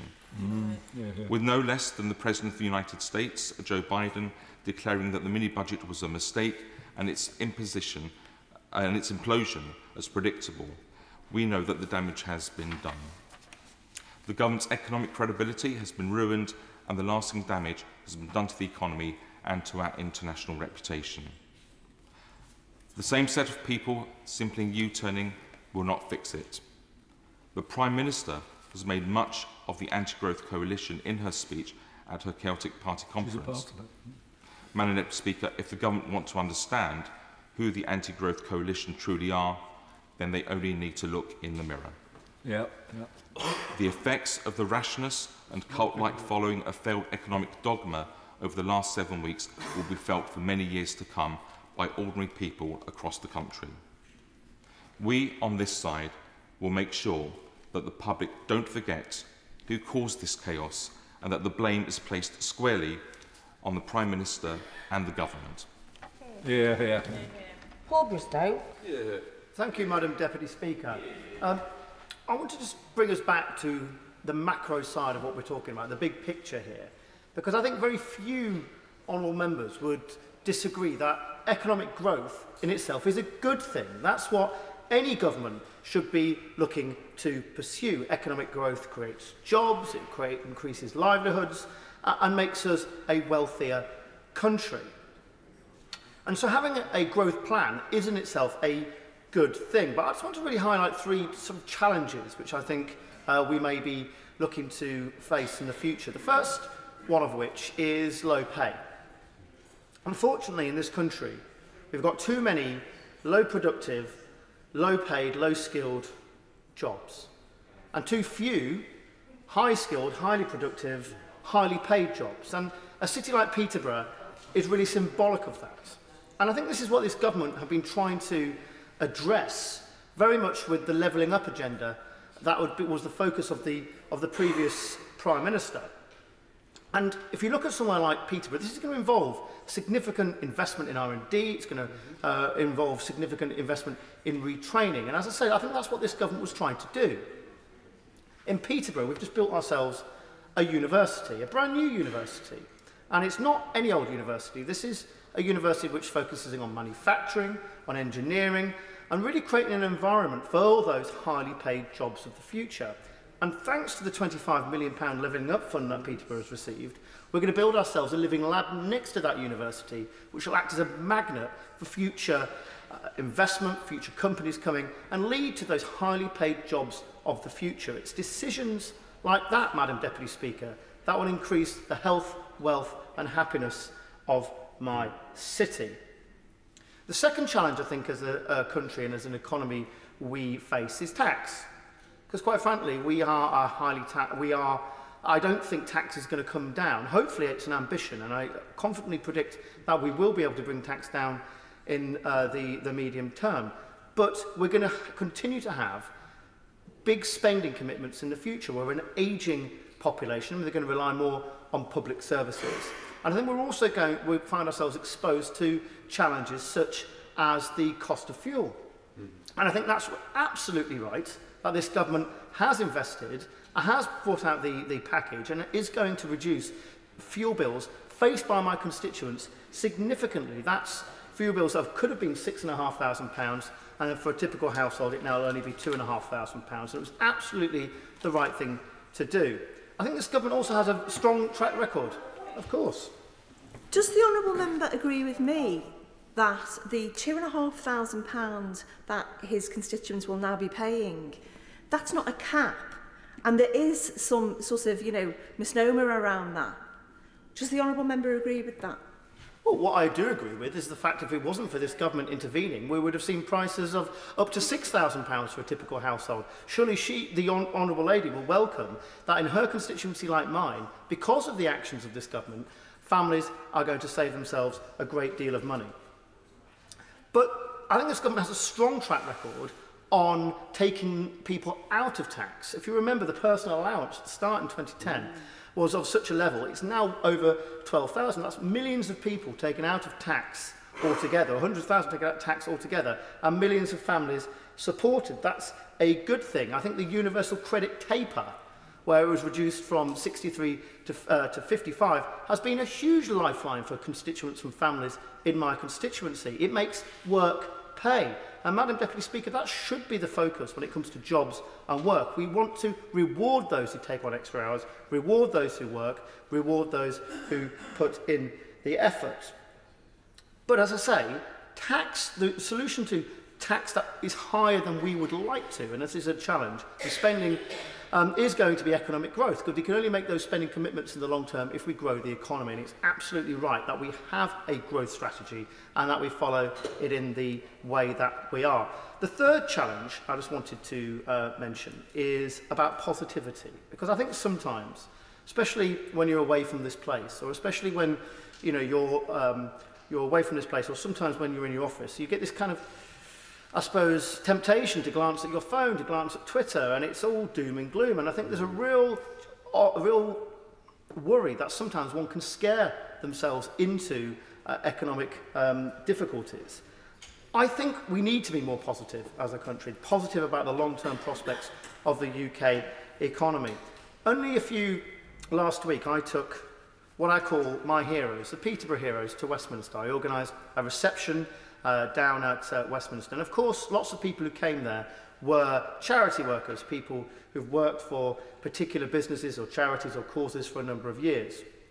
But I very deliberately, Madam Deputy Speaker, didn't just take those people who'd volunteered for their communities, as welcome and as heroic as their efforts were. I also took entrepreneurs too, because entrepreneurs create jobs. Entrepreneurs pay people. Entrepreneurs grow our economy. And I think they are just as much worth saying thank you, saying well done to, than anybody else. Business, as repeated by members opposite, I forget the honourable member's name who said this, business is not the enemy. In fact, entrepreneurs and businesses are our friends in creating economic growth. I meet people so many times in my constituency of Peterborough through the virtue of having this job as a Member of Parliament.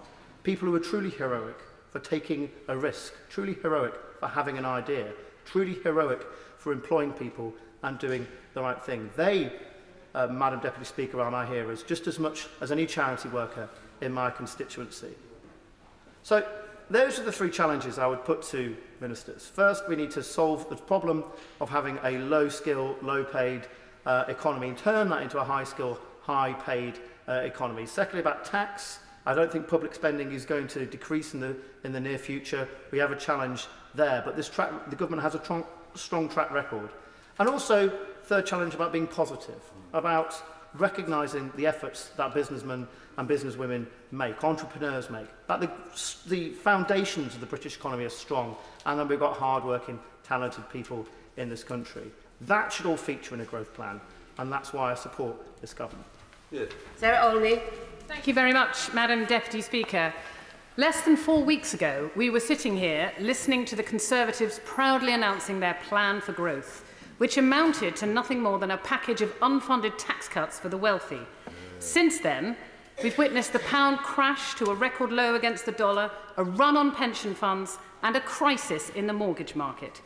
And now we're back here, but this time we are significantly poorer and with no plan for growth. The only growth that millions of struggling families and pensioners will experience as a result of the mini-budget is in the increased price they will pay at the checkouts and in their monthly mortgage bills.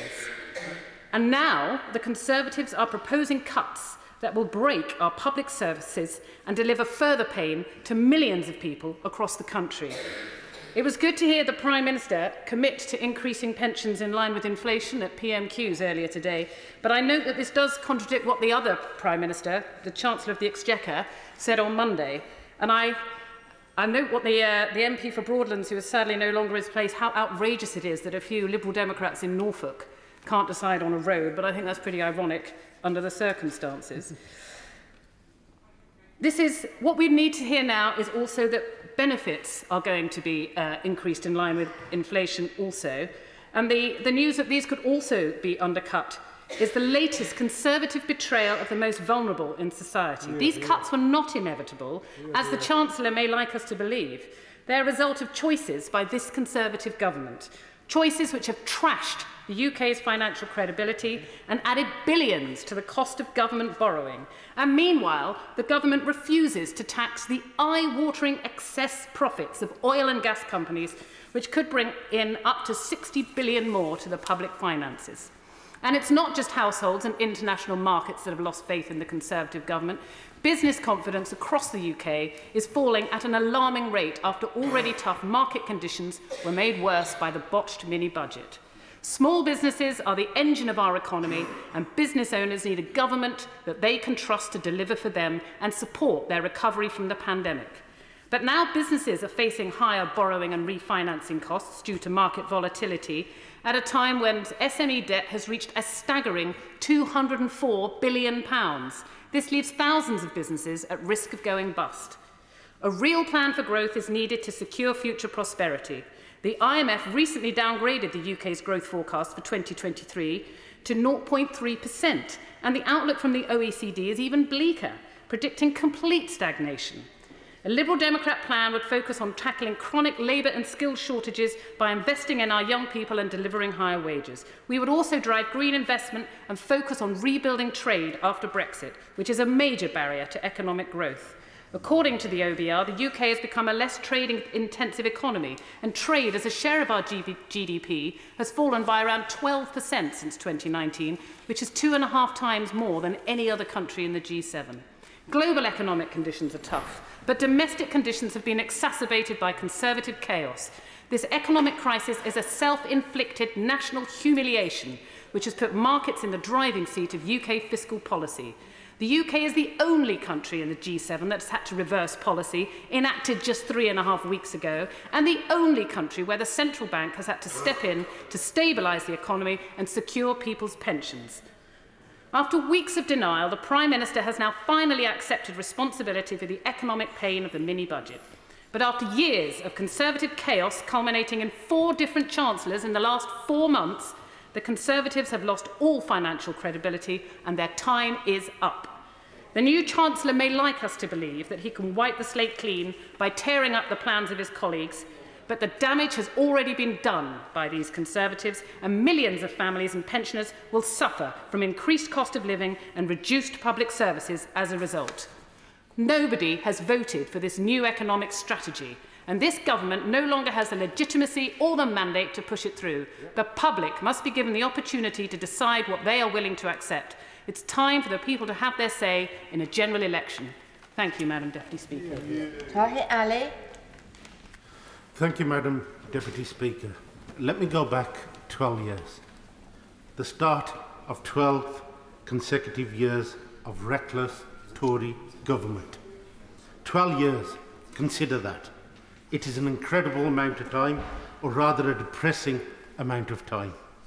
And what have they done with their time in charge? They have cut our public services, they have slashed our essential infrastructure, they have decimated our communities. They originally asked we do this in the name of austerity, that we all must tighten our belts and pinch our pennies so that the rich mates could be bailed out. We paid for the mistakes of their friends in the financial sector at great cost. Now here we see it all happening again. The economic plan has backfired on us all, sending the economy into freefall, and the gains that are asking you to pick up the tags once again. Inflation is sky high, 10.1%, and set to rise higher. Energy prices are through the roof. Rents are rising across the country, and property prices are unsustainable. Wages have been kept low and benefits have been cut. People are struggling and they are scared. And are they right to be worried? I am worried too. There is simply no way people can thrive in these circumstances. In my own constituency of Birmingham Hall Green, we see the worst of Tory failures. Child poverty in Hall Green is at staggering high of 52.9%. For every 100,000 children in Birmingham, 4,500 require assistance from food banks to ensure they are fed.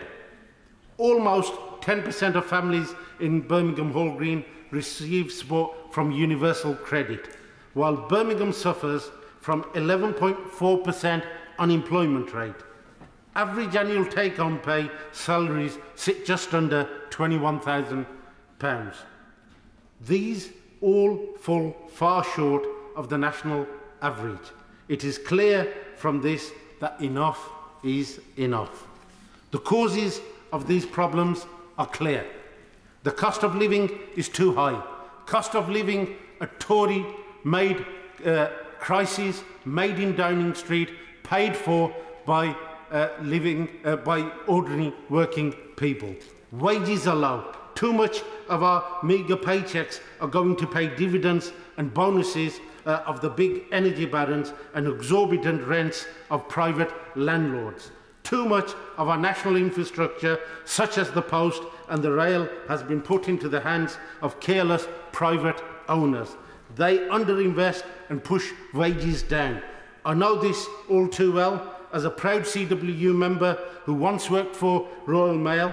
Meanwhile, the Royal Mail Group profits have gone up to £758 million. Do they take us for fools?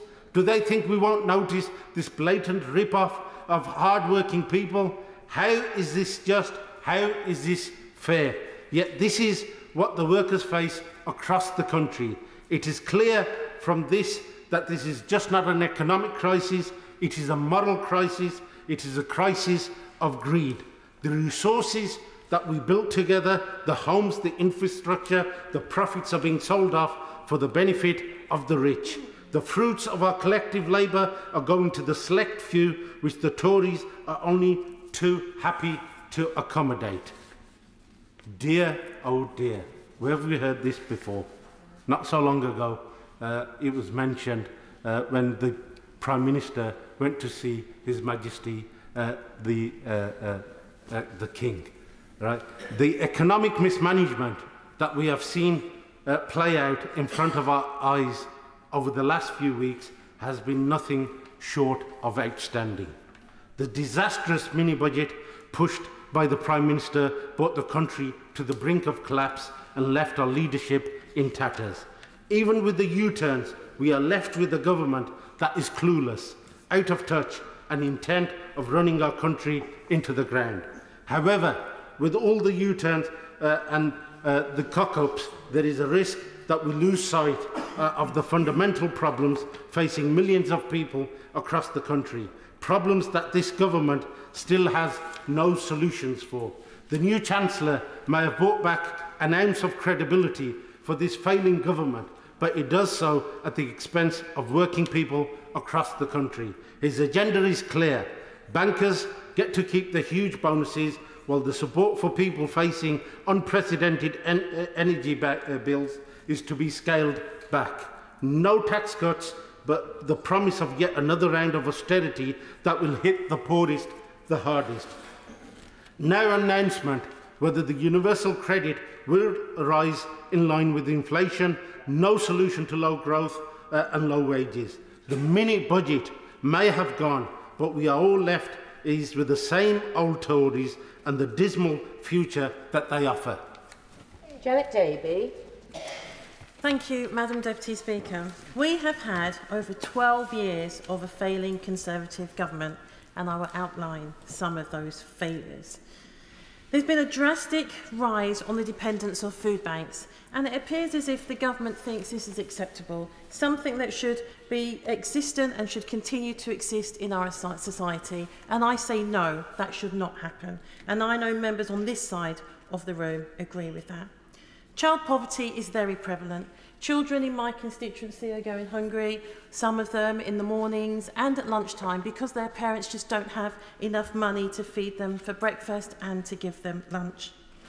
Universal credit does not go far enough. And indeed, at the very least the government could do is make sure this increases in line with inflation.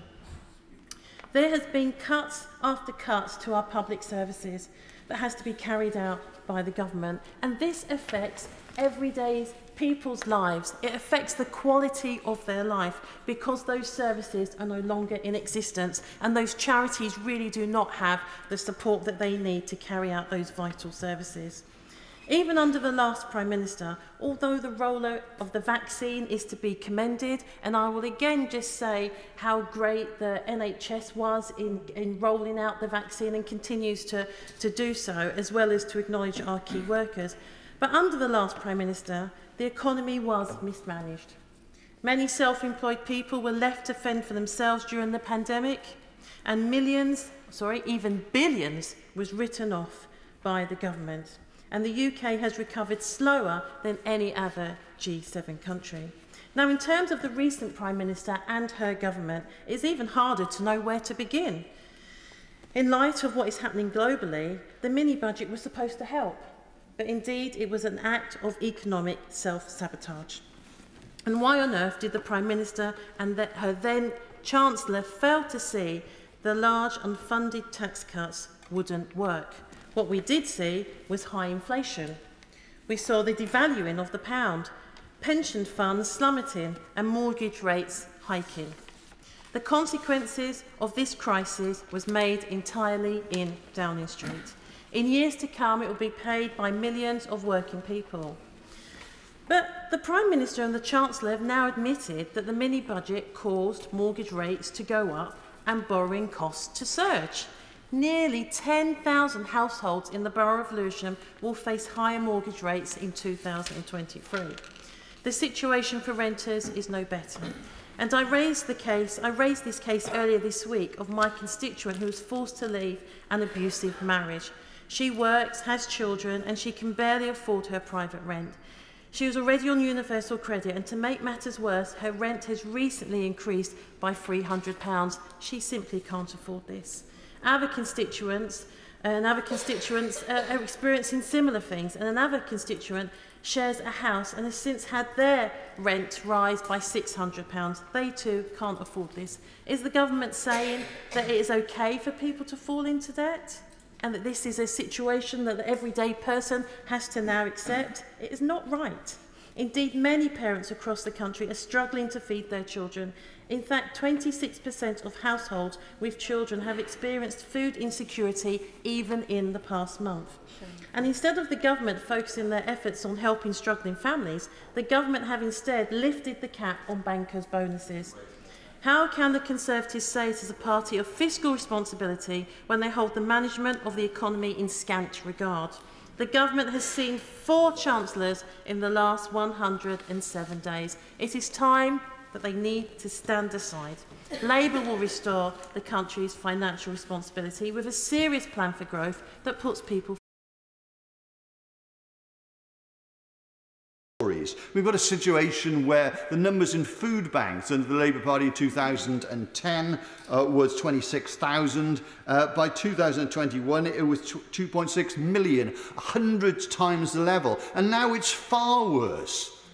1 in 4 children are now in food poverty, 1 in 5 households. And what is the government doing about it? Very, very little. In Wales, where there's a Labour government, we've got free breakfast in schools. In Wales, where there's a Labour government, we have free lunches. Anyone can sign up because we recognise, as Winston Churchill recognised, that the health of the nation is its most important asset. And keeping people fed is critically important. And indeed, on Monday, the Financial Times said that for every £1 invested in the NHS, we get £4 back in growth. And when I put this to the Chancellor, he completely misunderstood the point, started talking about tech businesses or something. This is about having a healthy nation who can work and proper jobs in the NHS. The OECD found in 2014, in a massive study of many countries, that there's a direct relationship between inequality and growth. Namely, if you had less inequality, you had higher growth. So if the country wants higher growth, how do we have a mini budget which is all about giving the super rich more money and clobbering the poor and indexing benefits to wages instead of prices, which are rocketing?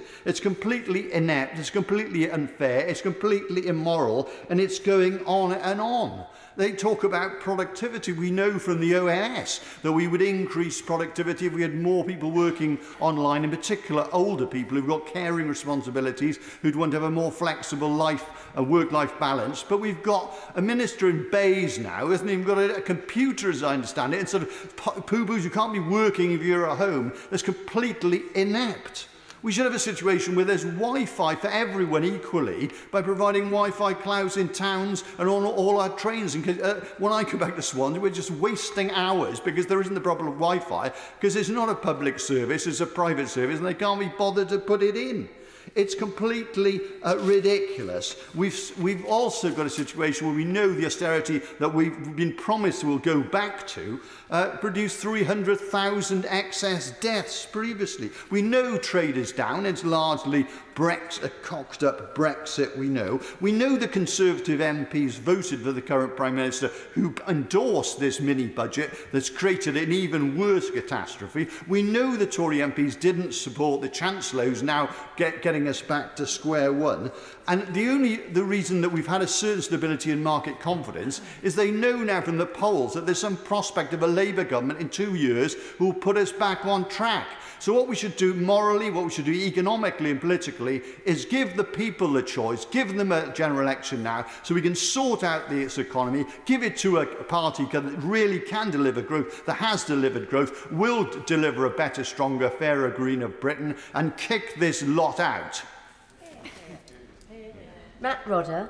Thank you, Madam Deputy Speaker, and it's a pleasure to follow my honourable friend from Swansea West. I would like to speak in support of the points made by the Shadow Chancellor and by a number of other MPs from across the House, and to really cover 3 brief points in the time that's available to me. First of all, to reflect on the seriousness of the crisis of the last few weeks, which is, quite frankly, unprecedented. Secondly, to consider the very serious effects on families and pensioners across the country. And thirdly, to also consider the very pressing and serious problems facing businesses, whether they're large or small. So, Madam Deputy Speaker, to just start with the first point, just putting the last few weeks into some sort of context, this truly is a crisis made in Downing Street, one which is absolutely dreadful for this country on so many levels. I'm utterly staggered that a Prime Minister and Chancellor can have taken the steps that have been taken, and I cannot understand why they've made such serious mistakes. The unfunded, reckless tax cuts leading to significant increases in mortgage costs and other business costs are absolutely dreadful for the whole country. And my feeling really after these weeks, and at certain points during the journey that we've been on, the zigzag of U-turns and mismanagement, really has been one of, quite frankly, disbelief. I'm sick and tired of waking up to the Today programme telling me of some dramatic change in government policy leading to awful effects on the country. And I'm fed up with the evening news reporting on the latest rumours and difficulties facing the government. I would like to see a period of stability. I think we all would. Certainly our businesses would, and families and pensioners would. And moreover, this actually deeply saddens me, because what the government has done in its inept mismanagement is to deeply damage the long-held reputation of this country.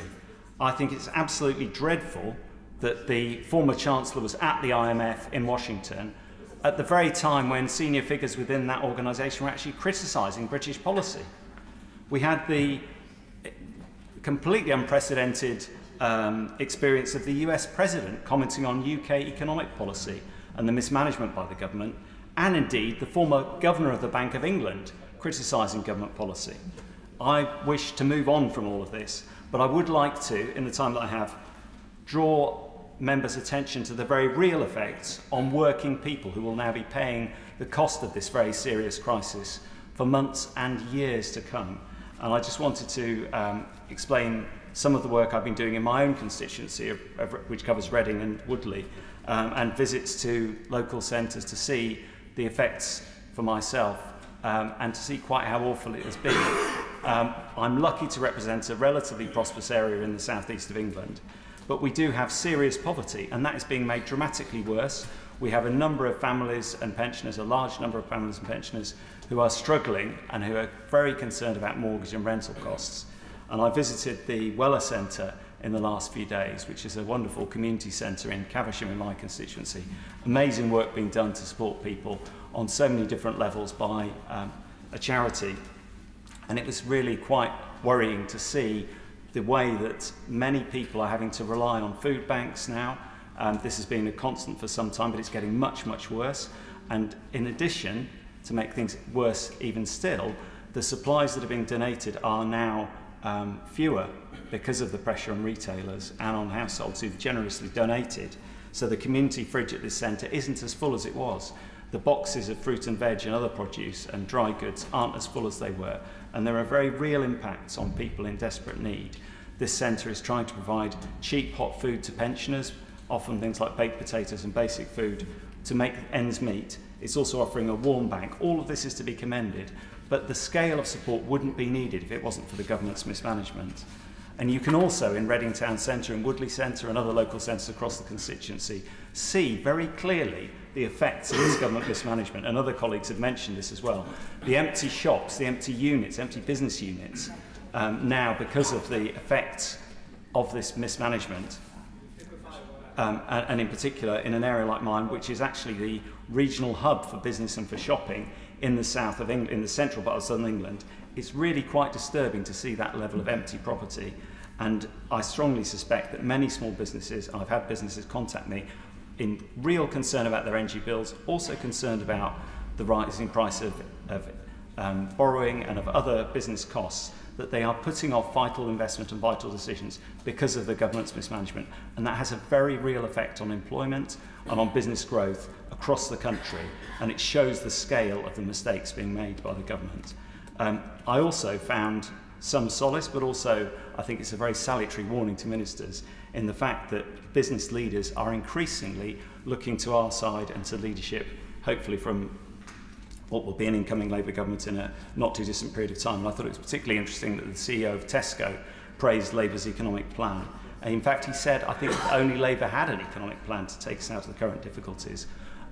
So to conclude, Madam Deputy Speaker, we have seen today that the government has made very serious mistakes which working people will be paying for months and years to come. There needs to be a completely new approach, and we need ultimately a new government to take things forward for this country.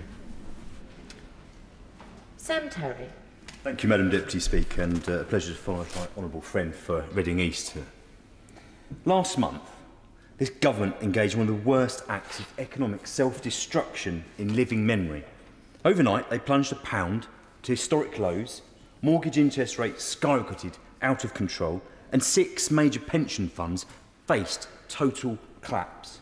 In just 5 weeks, they've imploded the economy, destroyed our global reputation further, and thrown countless more families into debt and destitution.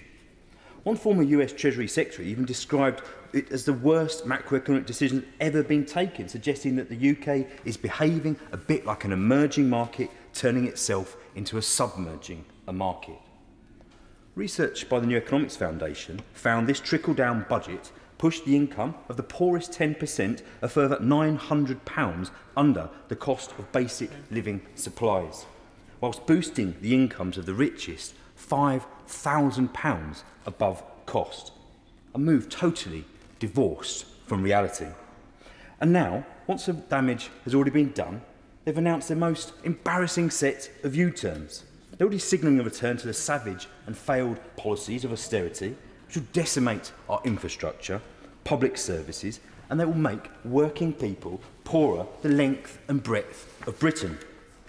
Madam Deputy Speaker, despite all this, the Prime Minister and the former Chancellor were right about one thing, that the economic policies of the past decade have utterly failed to address the biggest challenges faced in our society.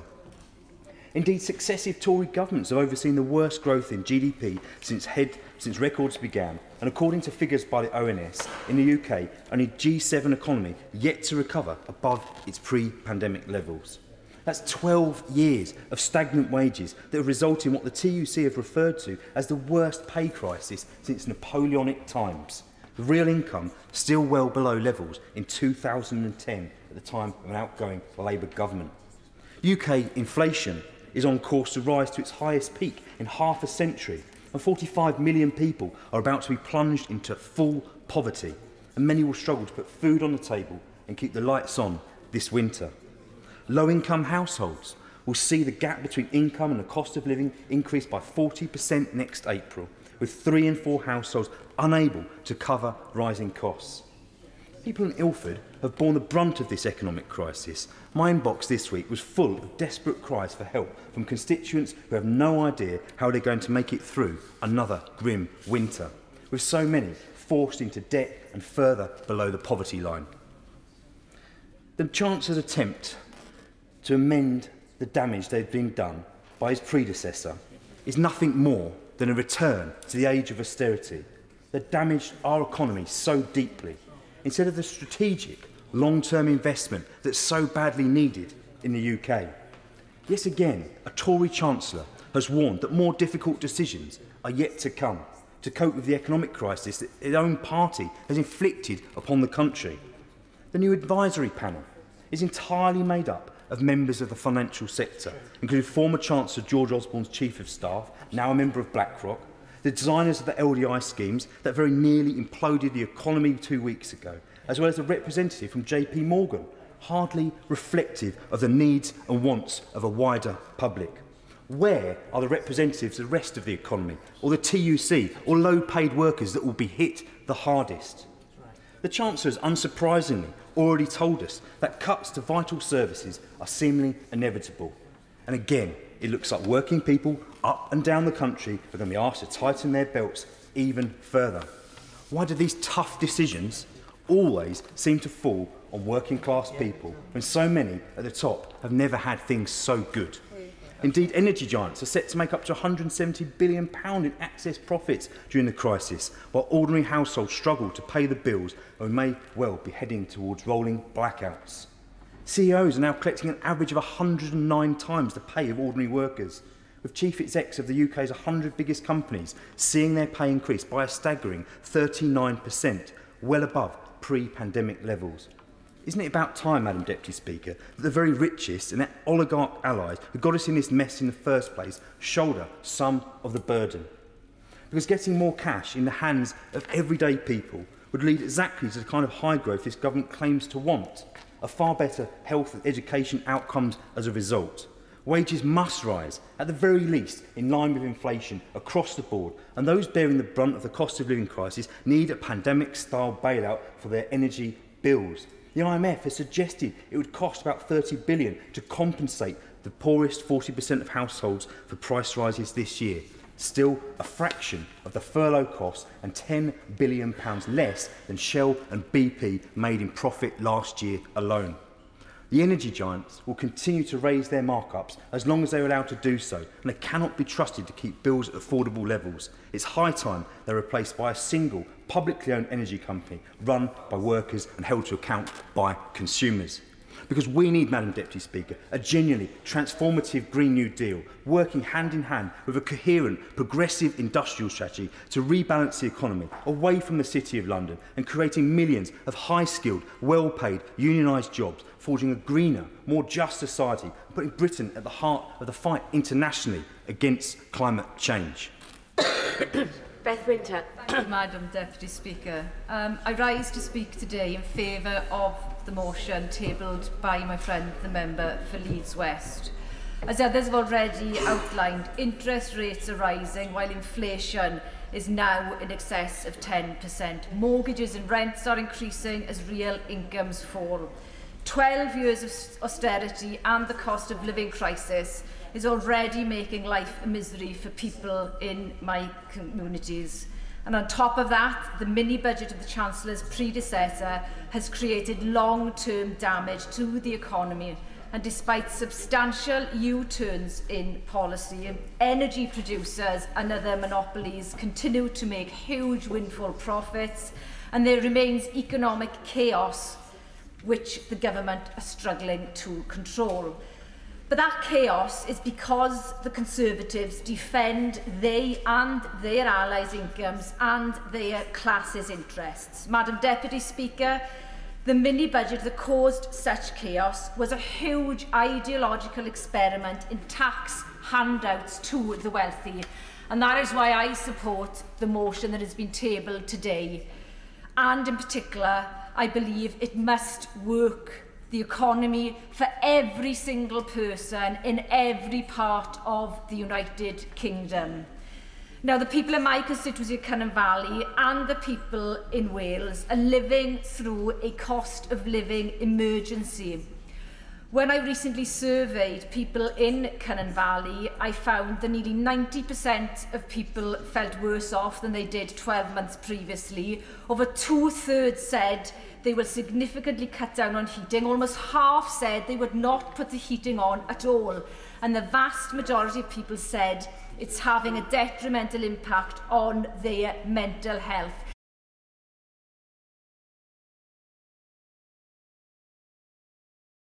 About the impact of inflation, about the impact of rising energy costs, about the pressures on business, about the UK's international reputation, and about the impact of rising mortgage rates. But if you forgive me, Mr. Deputy Speaker, I want to single out one speech, which was that made by the Honourable Member for Hazel Grove, who not only spoke about his own health issues, but added his voice to those on the benches opposite, calling on the Prime Minister to go. Now, this country has been through very significant economic damage in recent weeks. A run on the pound, a spike in gilt yields, increasing the cost of government borrowing, emergency interventions from the Bank of England to prop up the country's pension system, and a spike in mortgage rates that will continue to add to the household costs of millions of people for years to come. And all of it self-inflicted. Not an act of God, not the result of global conditions, instead the result of using the country as an ideological experiment. Now let me just deal with the argument that was put by the Minister at the beginning of the debate, which was essentially that this was all global. Now, I'm going to quote from evidence that the Bank of England gave to the Treasury Select Committee. And if any member opposite wants to intervene on me to say that any of this is wrong, they can be my guest. Immediately after the mini-budget, there were 2 days with the biggest daily rises in gilt yields in 20 years. Over 4 days, the rise was twice as large as the biggest rise since the year 2000. The Bank of England said the scale and speed of repricing far exceeded historical moves. In fact, following the mini-budget, gilts moved more in 1 day than they had in 23 of the last 27 years. No such moves happened in gilts in dollars, euros, or other major currencies.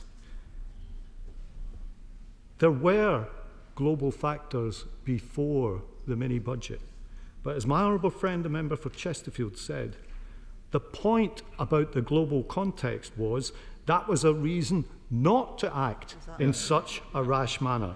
It wasn't a reason to behave with all the restraint of a couple of trigger-happy pyromaniacs. This is a crisis not born just out of global conditions. It's a crisis made in Downing Street. It has destroyed the claims of the party opposite to be the party of economic competence or of sound money. And the real-life impact of what the government has done is to place a Tory risk premium on the country's borrowing costs and a Tory premium on people's mortgage rates. Sorry. Very grateful for giving way. I intervened on the Shadow Minister earlier and asked her if it was correct that Labour's intervention in energy support would be almost primarily funded by borrowing, despite their pledges on a windfall tax. Is that correct? We have never argued that there was no need for borrowing. The point that we made was that much more of this could be funded by a windfall tax. If the honourable gentleman thinks that's some sort of revelation, then I can only ask him where he's been living for the last few months. The Prime Minister and the Chancellor of September behaved like student pamphleteers. When the Prime Minister stood up at her conference and attacked vested interests dressed up as think tanks, it was an announcement worthy of the gold medal for lack of self-awareness. For never has there been a government more symbolic of the failure of think tanks on influential thinking than the one that she leads. The Prime Minister and her ideological soulmate got the keys to the Treasury Ferrari, took it for a joyride and crashed it into a ditch. And now, belatedly, by commissioning the OBR report and singing the praises of an independent Bank of England after spending all summer undermining it, they've signed themselves up for the speed awareness course.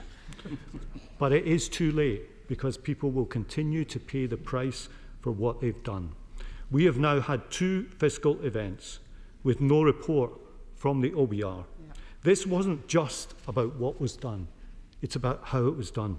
The whole country is paying a price for the party opposite's contempt for the institutions that safeguard our economic credibility.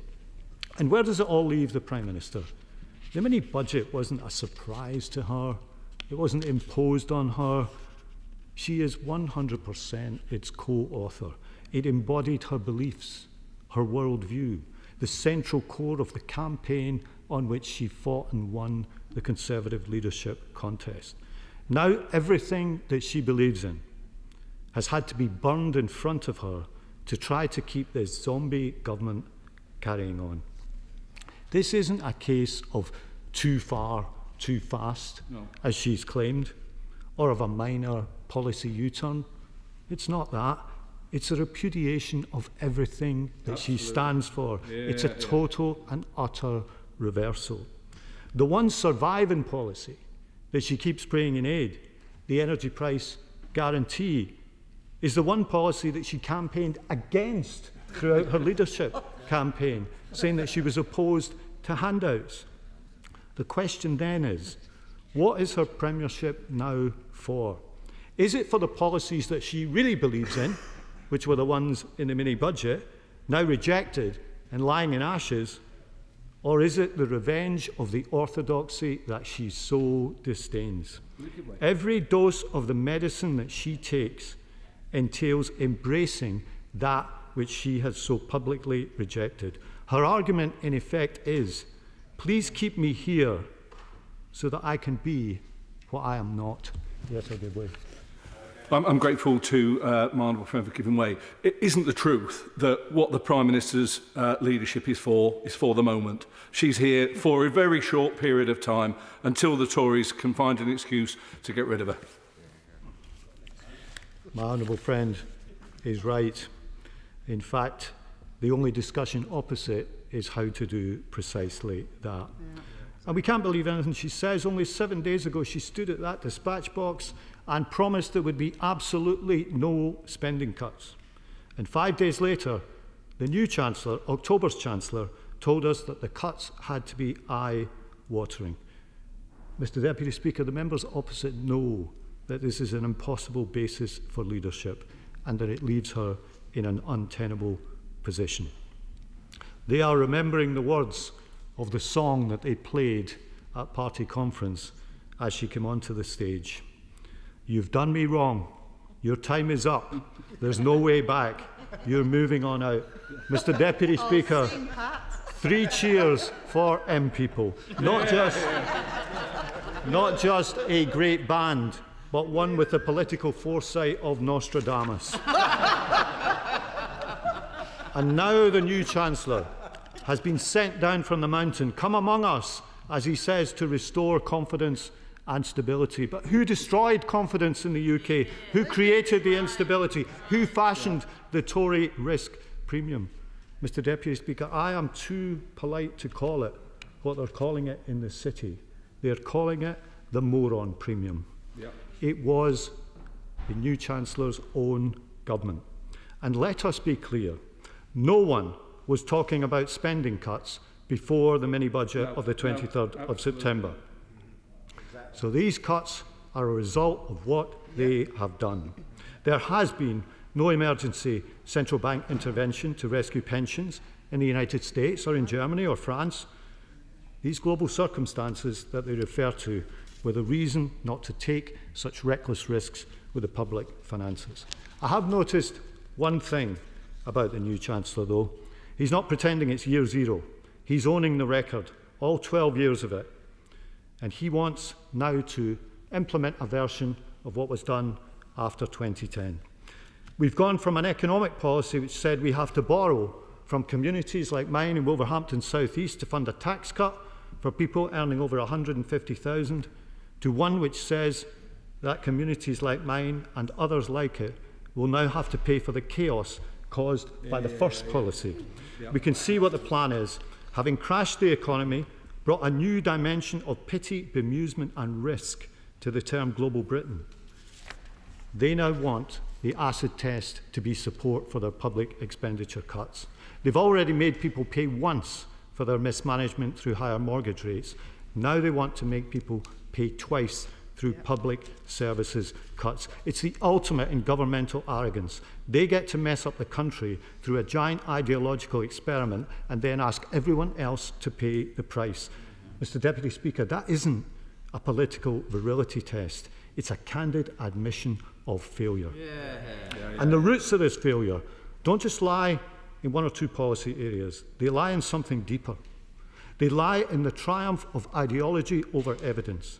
They lie in the view that all that's needed is blind faith, the test that you're a true believer, the view that anyone who questions or points out inconvenient truths is a doom-monger, part of the blob, not a proper patriot. This destructive ideology has done great harm to our politics. It has reduced the party opposite to its current abject state. It has served as the rationale for attacking one institution after another. Politics begins by wanting to change the world. But what has the government opposite been reduced to? Attacking tofu. What other forms of food are now going to be lined up in the culture war that is all that's left for them? The disaster of the past few months should not result in just a few policy U-turns, but a turn away from the politics that drove these decisions, the politics that's done such harm to the country. This country has great strengths. World-leading services, great high-value manufacturing, creative industries with global reach, some of the best universities in the world, and a fantastic workforce. Mr Deputy Speaker, it deserves much better than the government opposite. Thank you. Minister. Thank you very much, Mr Deputy Speaker. I think I was last at this dispatch box about 3 months ago, so it's a privilege to close this debate on behalf of the government. And I welcome the kind words from the Shadow Chief Secretary. I suspect, knowing him as I do, he will be tough in his challenges with as we've seen, a suitably dry delivery and sense of humour. But I have huge respect for him, as he knows. And I have yet to be treated to his singing voice, as sadly we weren't just then, but maybe on a future occasion he might be tempted. I want to thank all honourable and right honourable members for their contributions today. And let me begin by saying that it's no surprise that today's debate has understandably invited the expression of strong views on behalf of all honourable members who've spoken. And that's because economic stability in our economy is not just about abstract numbers and graphs. And as the Shadow Chief Secretary knows of me, I am nothing if not a pragmatist. This is about our constituents, our families, our friends, our neighbours, and it matters. As the Chancellor set out to the House on Monday, Behind the decisions we take and the issues on which we vote are jobs families depend on, mortgages that have to be paid, savings for pensioners and businesses investing for the future. And sometimes those decisions are difficult, indeed very difficult, as he has acknowledged. We know that we need to do more to give certainty to the markets about our fiscal plans, and we have. And I am clear, as is my right honourable friend the Chancellor and indeed the Prime Minister, that we need to prioritise the needs of the most vulnerable, and we will. But we also know that the long-term economic well-being of this country relies on us achieving sustainable growth. In the coming weeks and months, responsibly and sustainably, we will continue that urgent mission.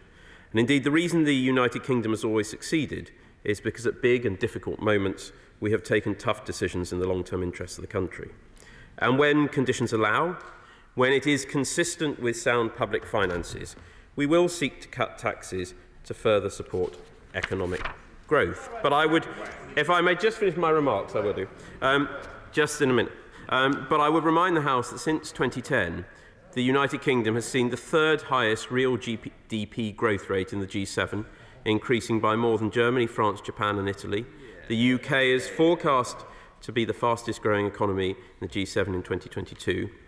We have a strong labour market with the lowest unemployment in almost 50 years, and that does give genuine grounds for optimism about our long-term prospects for growth. I'll give way to my honourable friend. Grateful to my both right honourable and my friend, and I welcome him warmly to his place. He's mentioned in his opening remarks, Mr Deputy Speaker, the word pragmatism. The Shadow Chief Secretary was on the money with regards to the folly of the application of ideology when the circumstances don't allow. Can he, from the dispatch box, give both the country and these benches the confidence that, now you can call it Treasury orthodoxy if you will, but good old-fashioned Tory pragmatism and common sense is back at the helm?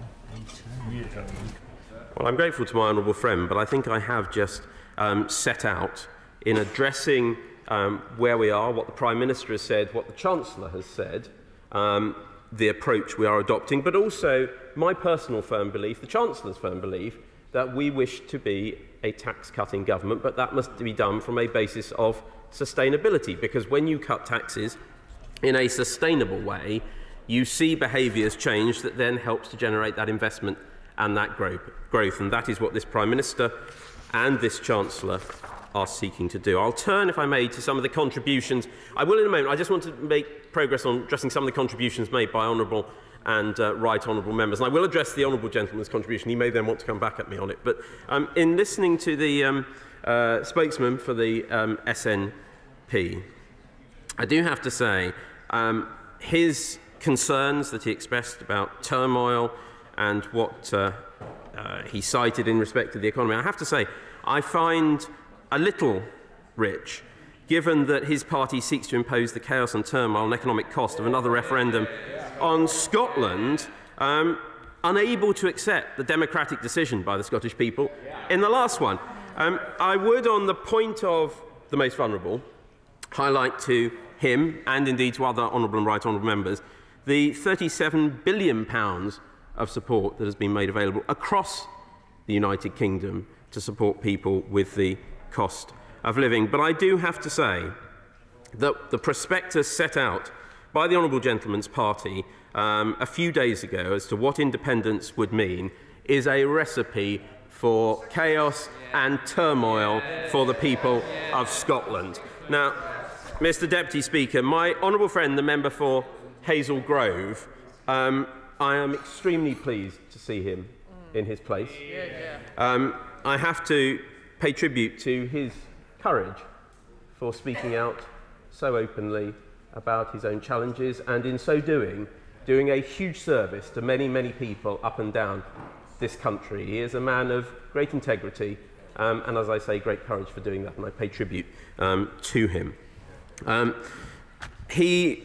While I don't always agree with my honourable friend, I do always believe that it is the case that this chamber is always wise to listen to him, and he represents his constituents passionately and well in this place. He touched on a number of things, but he specifically touched on institutions, as did the Shadow Chief Secretary to the Treasury about institutions, the Bank of England and the OBR.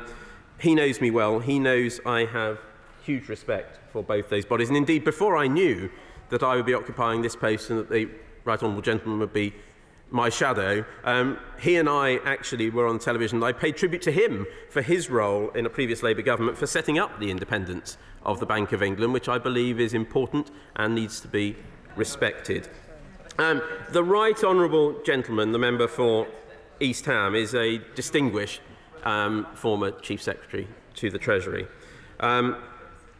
He highlighted a number of things, but he particularly highlighted the benefits question and the uprating of benefits. He will know, as did the Honourable Lady, I believe, the member for Richmond Park. They will both know, Mr Deputy Speaker, that there is an annual process by which this is done. That process requires the statistics that were made available for the first time today, the September statistics. And I think it's extremely important that that process is followed, and I do not intend, from the dispatch box, to preempt a process that should be followed properly. Turning to my right honourable friend, the member for St Austell and Newquay, I listened very carefully, as I always do, to the comments he made. He raised a particular point, which was about stamp duty land tax thresholds and second homes. The increase in stamp duty land tax threshold that was implemented on 23rd of September will remain, supporting first-time buyers and making home ownership more accessible. No one purchasing a second home or buy-to-let property will be taken out of paying stamp duty land tax entirely, following the government's changes.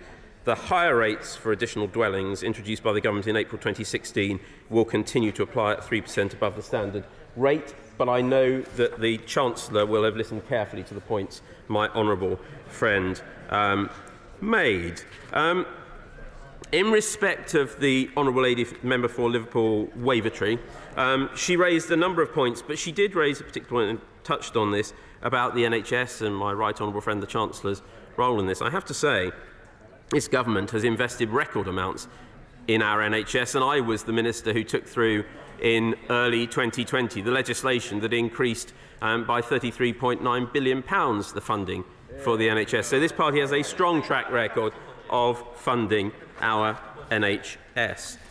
The honourable member for Broadlands was right to highlight, as I think others have across this chamber, the broader context with which we are faced in the global economy. The legacy of COVID, the challenges in Ukraine. And during COVID, we did the right thing, supported by both sides of this House, to protect lives and livelihoods. But we should not pretend that did not come at a significant cost. I'm very conscious, I've only got about 2 minutes left, and there's a few other colleagues on his side of the House that I'd like to address the points they made. The Honourable Gentleman, the member for Weaver Vale, he knows I am fond of him. I don't know whether that will harm my career or his career, but nonetheless, he is someone of whom I'm fond. But I would just highlight to him the challenges that have driven the headline inflation rates we are seeing, higher in the Eurozone than here at the moment. But these are not government-driven. These are energy costs. These are supply chain challenges. These are, if the honourable member looks at the ONS's analysis of these figures, particularly driven by food costs and supply chains around food. And of course, we've got to look more broadly at the geopolitical context. My honourable friend, the member for South Suffolk, is a gentleman who genuinely understands business and knows what it takes. He highlighted the need to support the most vulnerable. That is something my right honourable friend, the Chancellor, has been very clear will be at the forefront of his announcements. He also touched on the social care levy and social care cap, and I know that my honourable friend has views on that. I know that my right honourable friend, the Chancellor, will have heard that. I'm afraid my honourable friend will have to wait until the 31st of October for announcements from the Chancellor, which I won't preempt. Mr Deputy Speaker, there have been significant contributions made from both sides of this House. These are challenging times, and this government will take the difficult decisions necessary to ensure there is trust in our national finances. We will also remain completely committed to our mission to go for growth, rooted in economic stability and confidence. But let us not forget our economic foundations remain strong. We are a government with a record of action. We acted to support families and businesses on energy costs. We have acted to bring stability, and we will act to grow the economy. As the Chancellor said to the House on Monday, despite all the adversity and challenge we face, there is enormous potential in this country. Our job, now and always, is to fulfil that potential.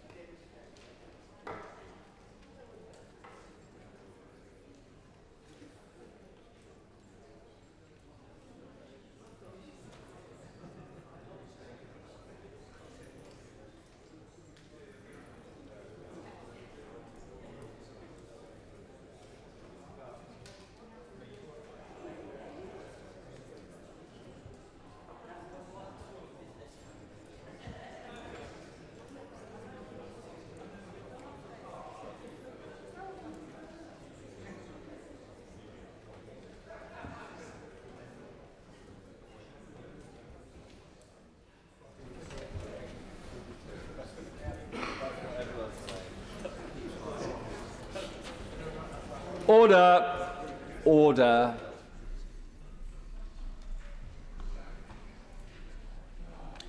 The ayes to the right, 223.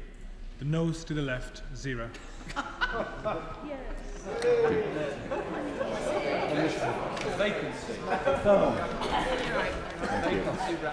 The ayes to the right were 223. The noes to the left were 0.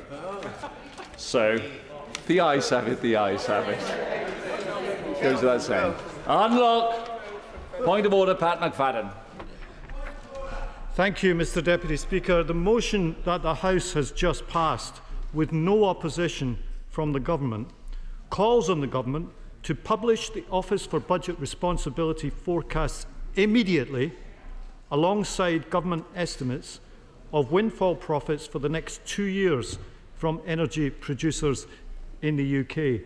Mr. Deputy Speaker, both of these pieces of information are very important. The House has just called on the Government to publish them immediately. I seek your help in making sure that that happens.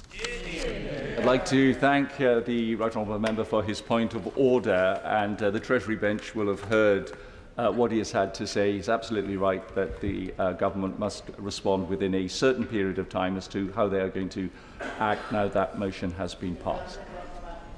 We're now going to move on to the second Opposition Day debate, and that is on the motion on the ban on fracking for shale gas.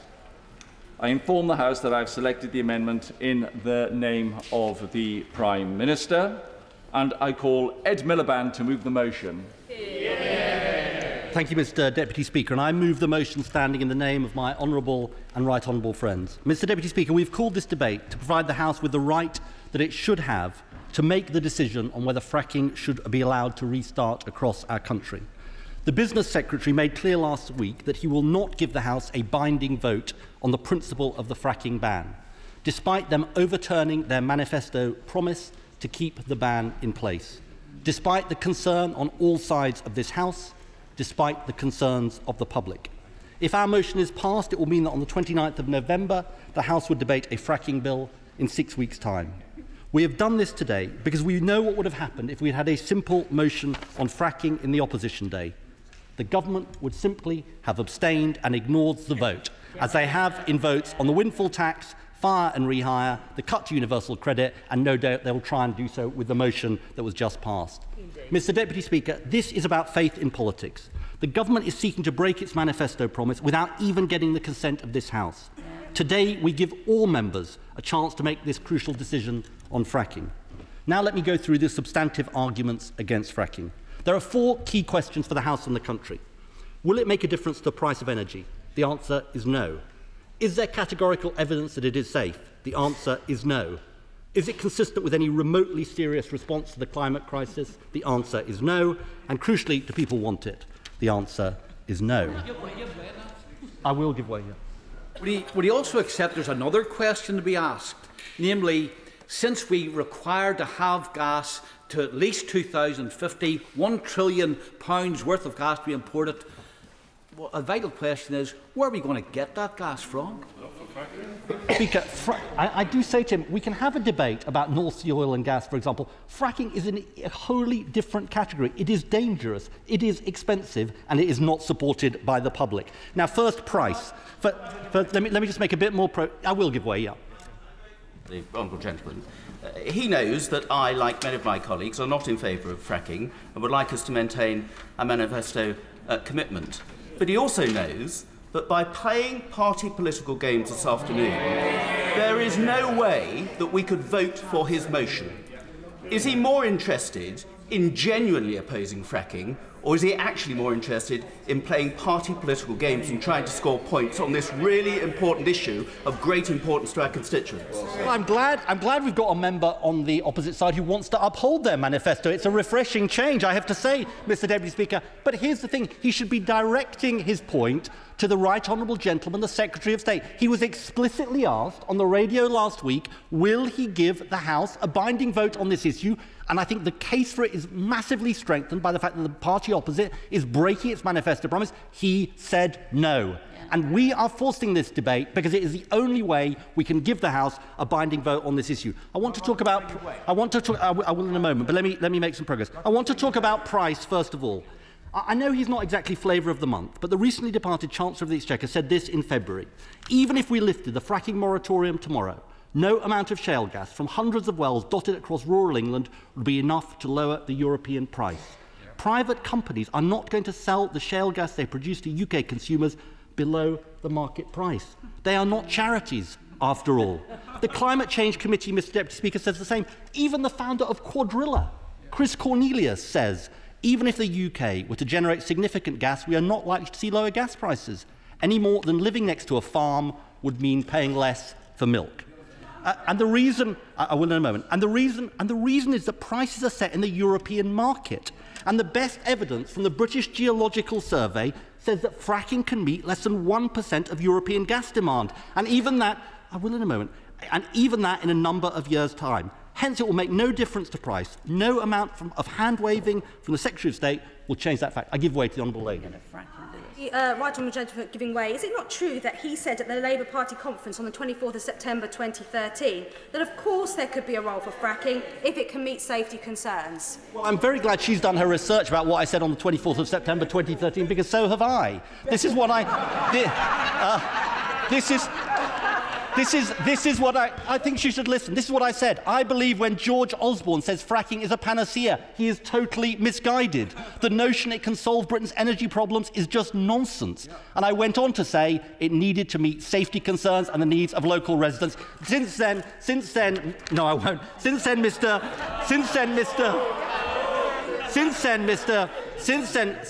Deputy Speaker, it's been shown it cannot meet safety concerns and it cannot meet the needs of local residents. Second, I want to come to the question of whether it is safe, because. Second, I want to come to the question of safety, because that has been the long-standing debate, a debate which we led in 2013 about fracking. Now, the Conservative manifesto said we will not support fracking unless the science shows categorically it can be done safely. It is very important to go back to what happened in 2019 and why the government introduced the moratorium. The then Business Secretary, the member for South Northamptonshire, hardly, Mr Deputy Speaker, a tofu-eating woke lefty, said this: it is clear we cannot rule out future unacceptable impacts on the local community. Now, Mr Deputy Speaker, it's not surprising she concluded that. I wonder if the right honourable gentleman has read the official report from the time. I have, because I'm a nerd, Mr Deputy Speaker. And they said they could not rule out an event of 4.5 on the Richter scale, having already seen a 2.9 Richter scale event at Preston New Road. I want to tell the House what the impact of such an event would be by reading from the report. Such a scenario would, and I quote, be widely felt. There could be widespread building damage in the study area, with cracked plasterwork affecting approximately 10% of buildings, more serious structural damage of varying degrees affecting 5.4% of buildings, including chimney failure. Some damage will be caused to buildings outside of the study area. Mr Deputy Speaker, that is why the government banned fracking and why they said they would not restart it unless the British Geological Survey said it was safe. In the words of the then Business Secretary in April of this year, unless the latest scientific evidence demonstrates that shale gas extraction is safe, sustainable, and of minimal disturbance to those living and working nearby, the pause in England will remain in place. No ifs, no buts. And I just want to make the progress on this point. And in their report published last month, the Geological Survey said they could not provide that assurance. Instead, they said hydraulic fracturing can trigger earthquakes large enough to cause structural damage. These events were not predicted in advance of operations. So here is the key point for the whole House. There certainly is not the compelling evidence about safety that the government promised would be the basis of any lifting of the ban. Mr. Deputy Speaker, this is as clear an example of a broken manifesto promise as you're ever likely to see. I give way to the honourable gentleman. I'm grateful to the right honourable gentleman, and he's making a compelling case against fracking, with which I fully agree. Would he also agree with me that for all of those potential downsides which he's referenced, there is absolutely no guarantee that any shale gas extracted would be sold in the national domestic market? It would go to the highest bidder. There could be real downsides for our communities with no obvious uplift in supply. The gentleman puts it incredibly well. That is why this is such a nonsense idea that the government is coming up with. And so the government is not just breaking a manifesto promise, because no doubt they're going to say, yes, the manifesto was before the Russian invasion of Ukraine, but a promise made in April of this year by government ministers. And his response, Mr. Deputy Speaker, is not to abide by the promise, but to seek to shift the goalposts. In his immortal words, which I hope MPs will take back to their constituencies, tolerating a higher degree of risk and disturbance appears to be in the national interest. I think that could be a description of the government, Mr. Deputy Speaker. This is a matter of trust. How can communities across this country trust a government which says one categorical thing in its manifesto, repeats it in April, and then goes back on its word with no mandate from the British people? I have such a sort of fantastic choice. I think my honourable friend has been trying to get in. For giving way. He talked about the government putting the ban on because of the risk of disturbance to local communities. There was a proposal to frack in Marsh Lane, which happens to be in the neighbouring constituency of North East Derbyshire, and I think the honourable member there is now the planning minister, perhaps dealing with fracking. The reality is there were going to be dozens, if not hundreds, of lorry movements a day down rural lanes. This is what the disturbance could be, and lots of wells drilled, which were going to despoil the local environment. Isn't this the reality of fracking, which every member there opposite ought to think about if they were prepared to accept in their local communities? I think my honourable friend puts it incredibly well, and I do agree with him. So fracking will... Yes, I will give way. He's very kind. I'm grateful. In terms of trust, he will know that the government set up this new consultation to determine what public consent is. Would you agree with me that it is a monstrous waste of time and money to try to determine something that doesn't exist? There is no local consent for this. The government itself, plenty of them don't actually want it. If he really wants to know what consent is, why doesn't he have a general election? The honourable lady makes a point very well, and she anticipates the issue I'm going to come on to shortly. So fracking will not make a difference to bills, Mr. Deputy Speaker. We cannot be assured of its safety, and is a disastrous response to the climate crisis. The decision, I won't give way for the moment. The decision on fracking is particularly environmentally damaging, with emissions from fracking up to 50% higher than from conventional gas. And here is the point, Mr. Deputy Speaker. If every country follows the lead he suggests of extracting every last drop of their fossil fuel reserves, global temperatures to rise to over 3 degrees centigrade, spelling catastrophe for our children and grandchildren. I have to say, this should be patently obvious to anyone, not least the person in charge of fighting against the climate crisis. I won't give way. I want to make some progress, because there are many people who want to speak. I want to come on to Mr. Deputy Speaker, to the crucial issue of what the public think. I suggest that the Business Secretary looks at the surveys conducted by his own department. 78% of the public support onshore wind, 83% tidal and offshore wind, 87% solar, but just 17% of people support fracking. Now suddenly, in a sign of desperation about how grossly unpopular and unwanted this policy is, they say they want to design a system of local consent. I don't know, I'm not going to give way for the moment. I don't know why he wants further evidence about what communities think. We already have the answer from the public. Fracking is deeply unpopular and communities don't want it. Indeed, Fylde Council, controlled by his party, at the centre of the main UK experiment in fracking, just passed a unanimous motion saying the ban should remain and saying he should honour his manifesto commitment. I will give way, yeah. I'm very grateful to my right honourable friend. He knows how the planning system works as well as I do. Councils can refuse planning permission. They can support their local communities.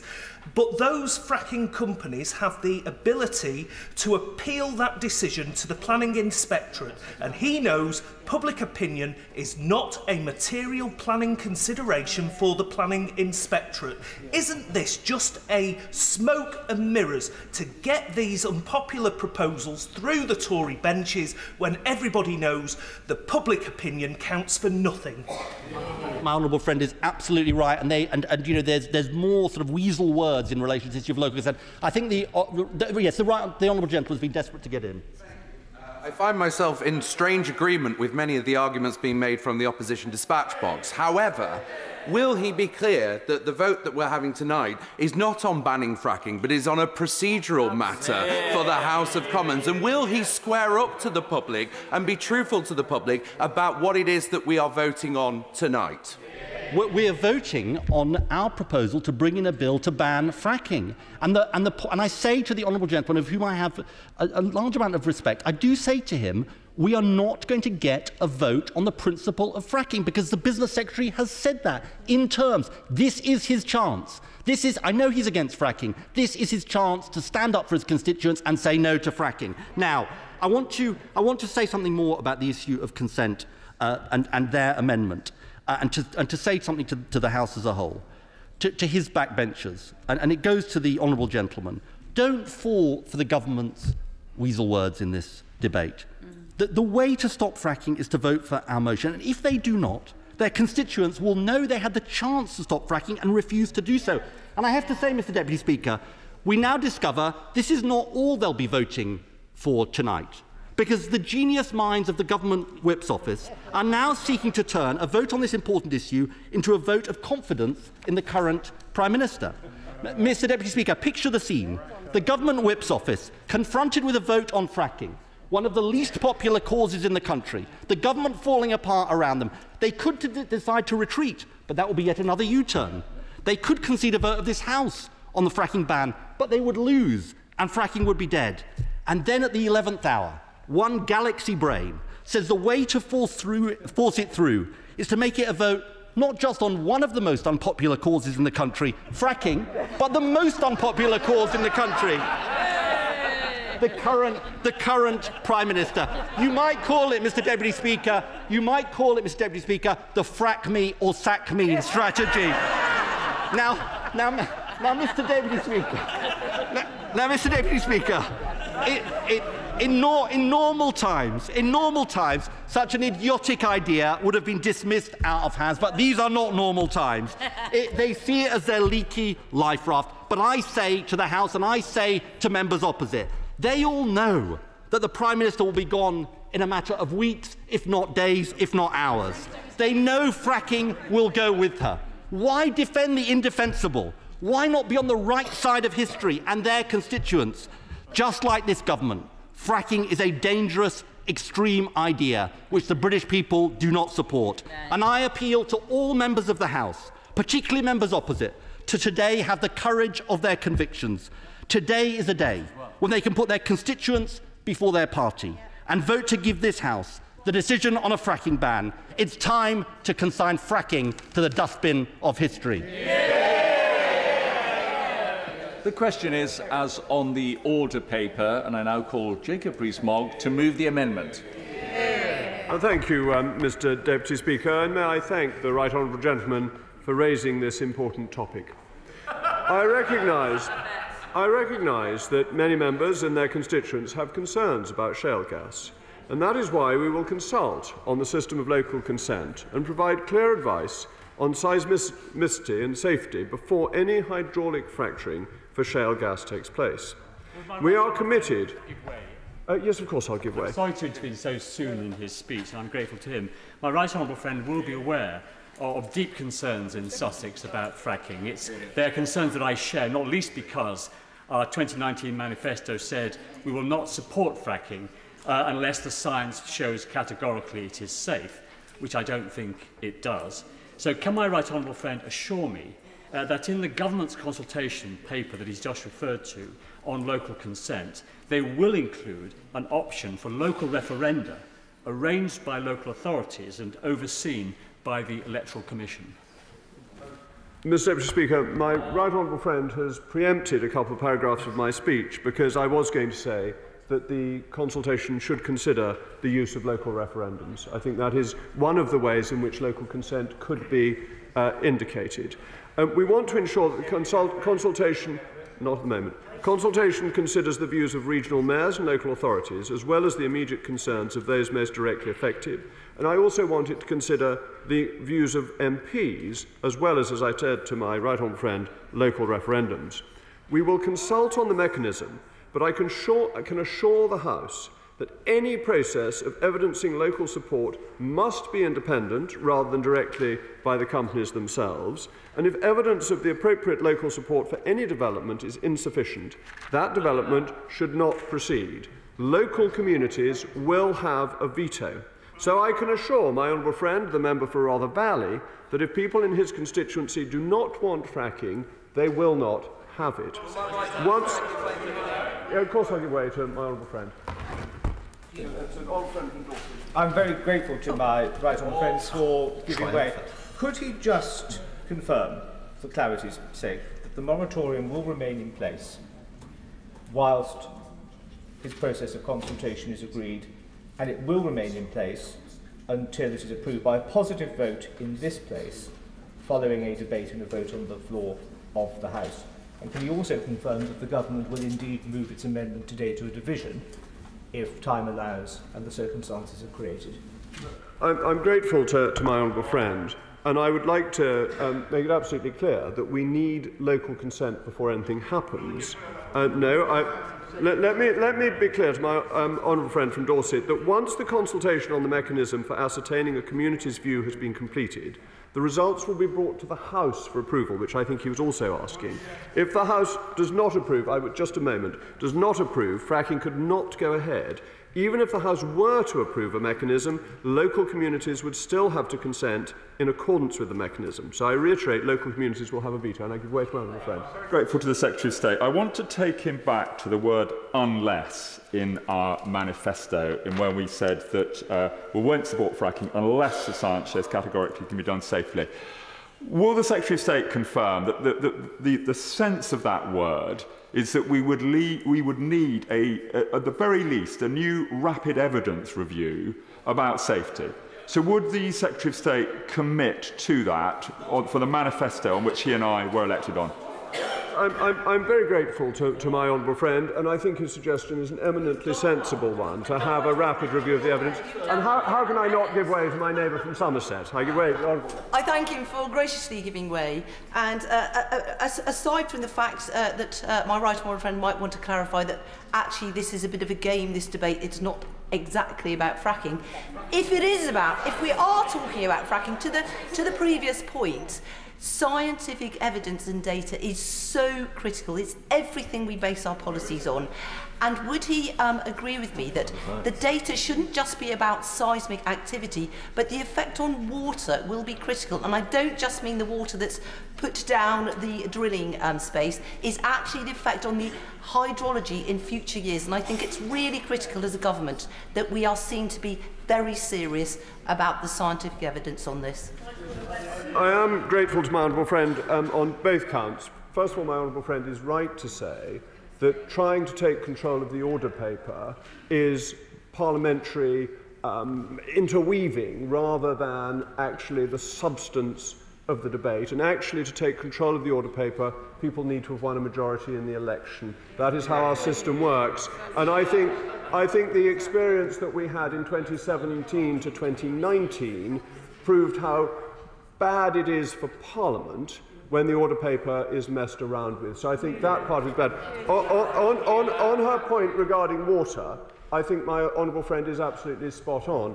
It is one of the keys to how things could be done safely, and we have to be certain that water, both the water used on site and water that may be near sites, will be safe.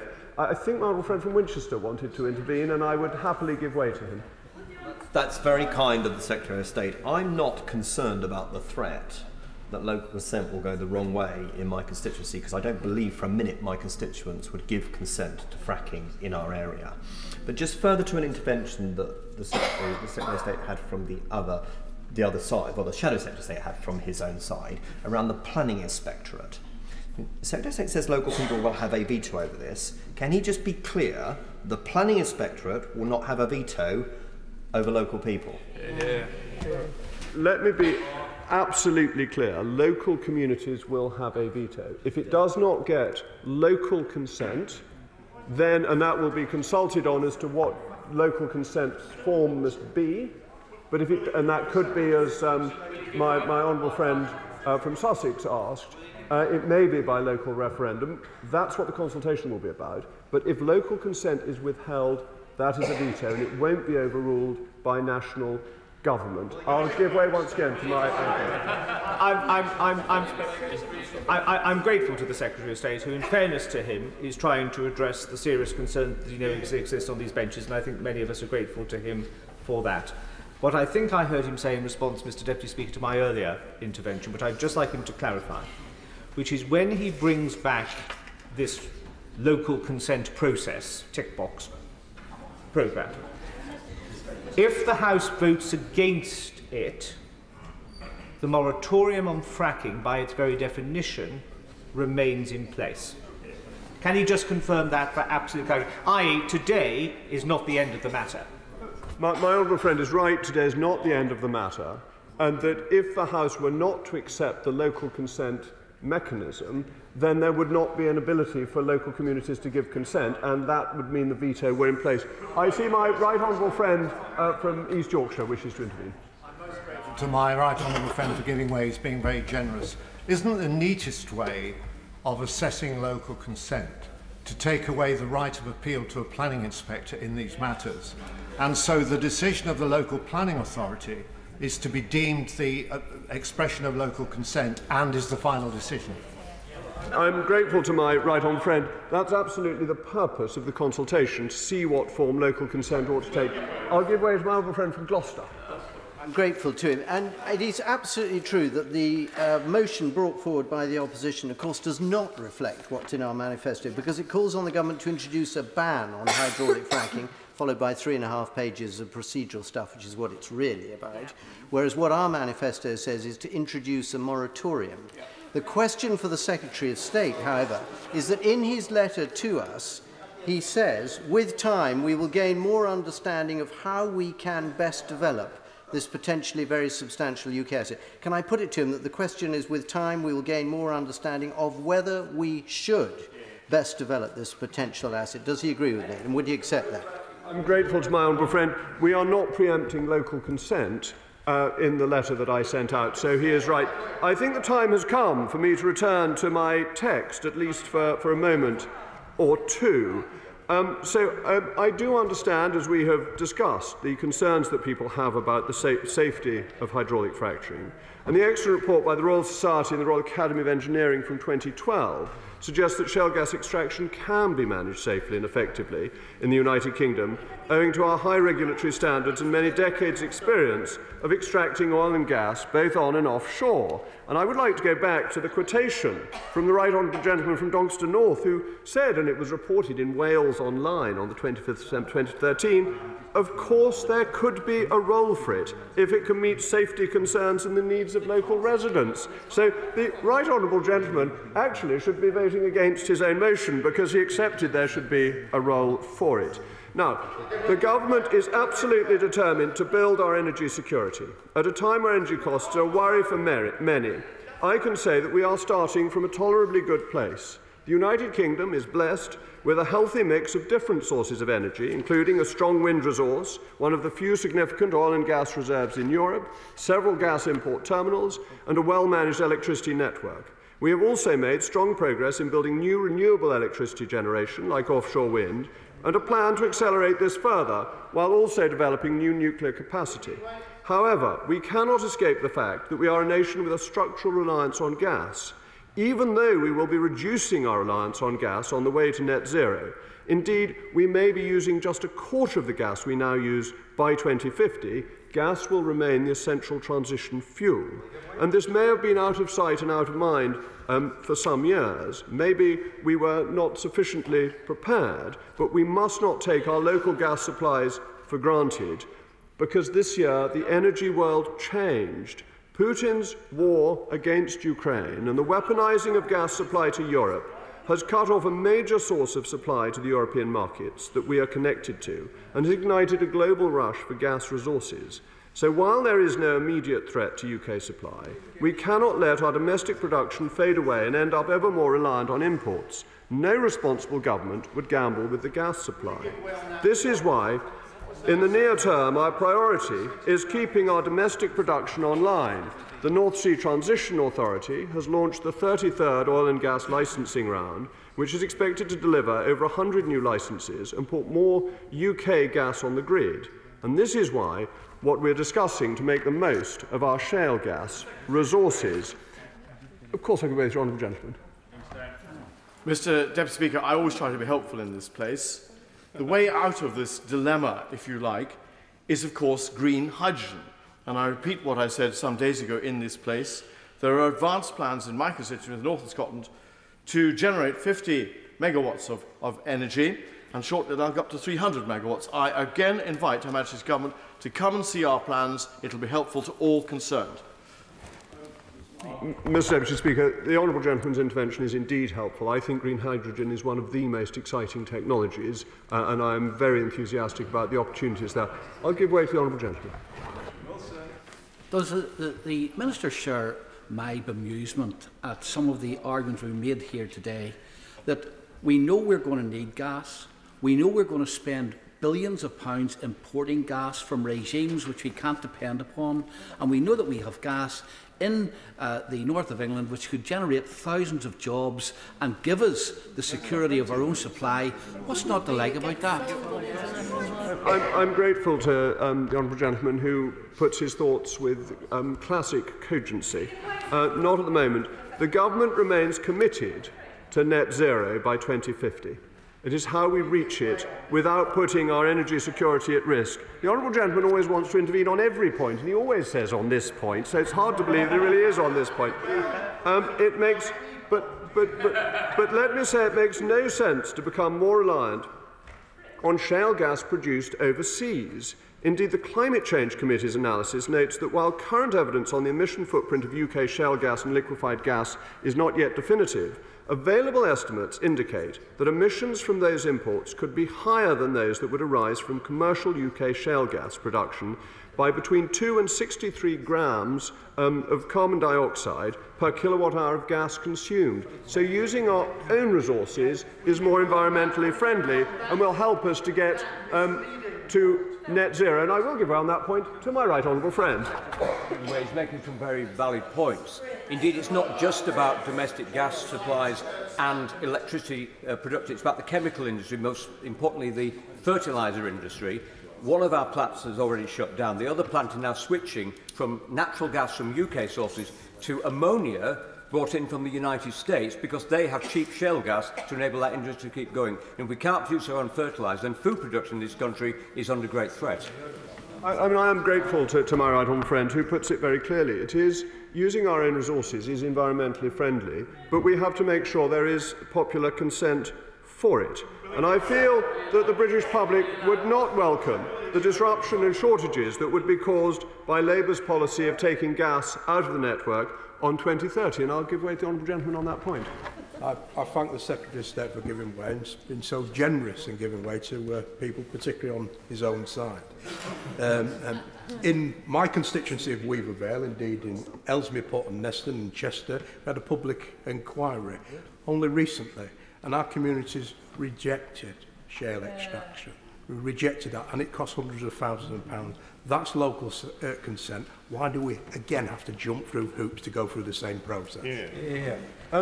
Mr. Deputy Speaker, I think the honourable gentleman should be supporting what I'm saying. He shows the value of local consent and the reality of it is that it will not always be given, and I'm very well aware of that. So let me move on to seismic limits, because we have been clear that any future exploration or development of shale gas will need to meet rigorous safety and environmental standards. Drawing on lessons from around the world, we will make sure hydraulic fracturing for shale gas is done safely. Last month, the British Geological Survey published its report, and this is a really important way of looking at what the seismic experience has been and comparing it to other forms of production, both of energy but also other forms of manufacturing industry. And the report makes clear that the forecasting the occurrence of felt seismic events remains a scientific challenge for the geoscience community. However, it also makes clear that to improve our understanding, we need more exploratory sites to gather the necessary data.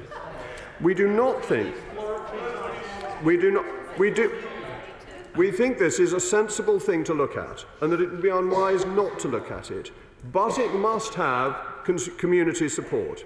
Mr. Deputy Speaker, I'm almost coming to an end, and lots of people want to speak. I have taken a vast number of interventions, including three from the opposition. But I will give way to the honourable lady. Thank the Right Honourable Gentleman for giving way, and I would ask him to seriously consider the two aspects of this fracking.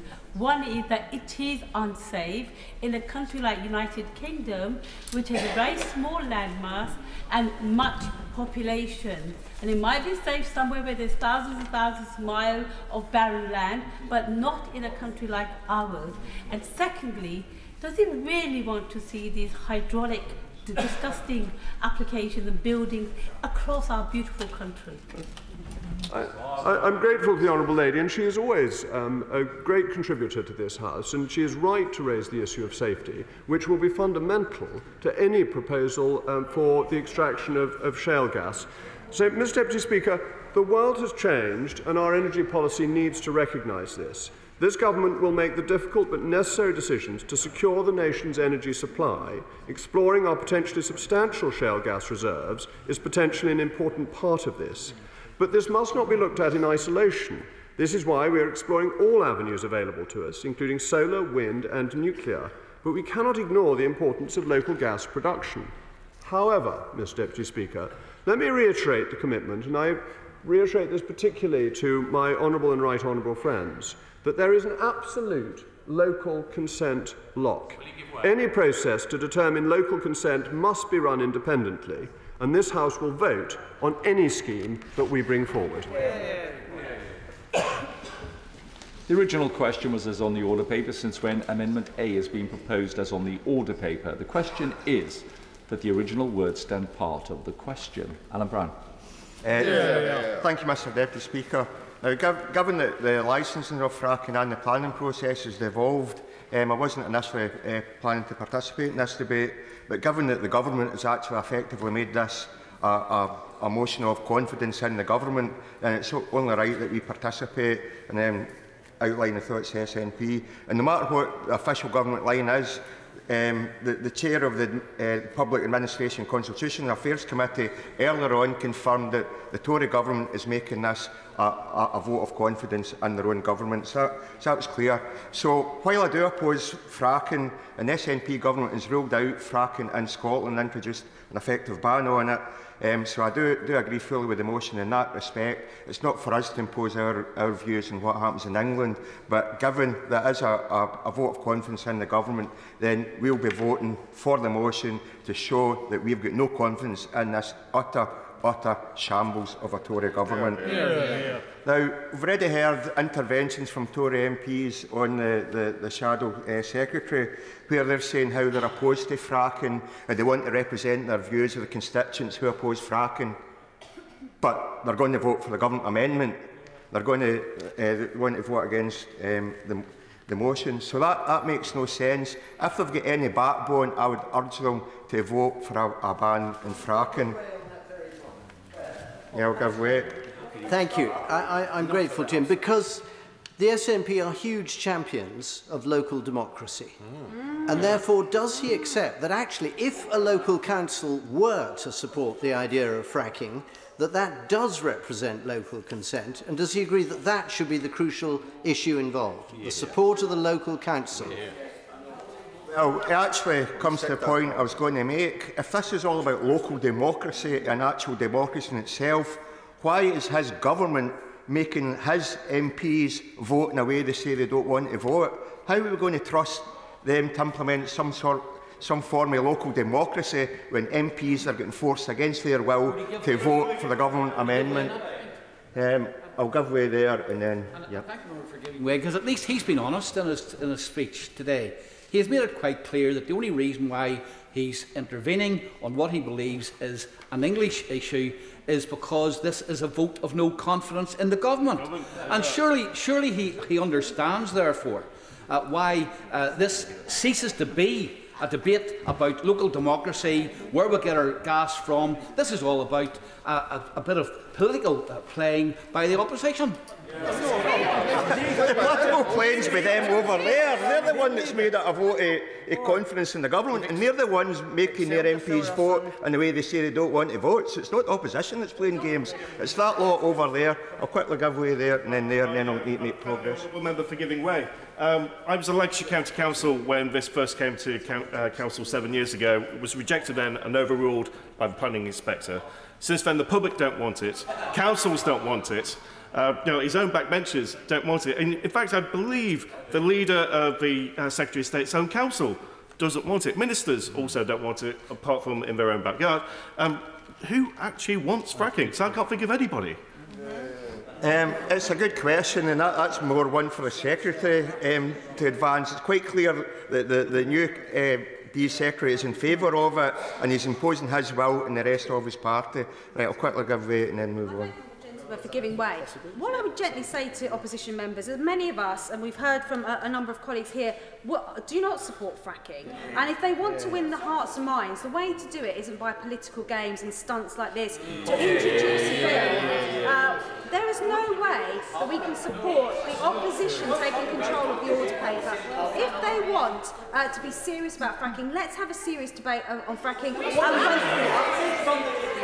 When the government brings forward that motion, we will be able to vote whether we support fracking or not. The way to do it is not to hijack the order paper and play political games with this. I've got news for all member. If she votes for the amendment, she's voting for the principle of fracking, no matter how she dresses that up. Can you convince yourself otherwise? And then, Mr. Deputy Speaker, if we return... Sounds grim. The honourable gentleman said that anyone who votes with the government amendment is voting for fracking. That is not correct. As he and as you know, Mr. Deputy Speaker, a vote for the government amendment is to vote for the Secretary of State to bring back a definition of local consent for this House to vote on before any fracking can conceivably move forward. Would it be possible for you, sir, from the chair, to advise the honourable gentleman of what the truth of the matter is?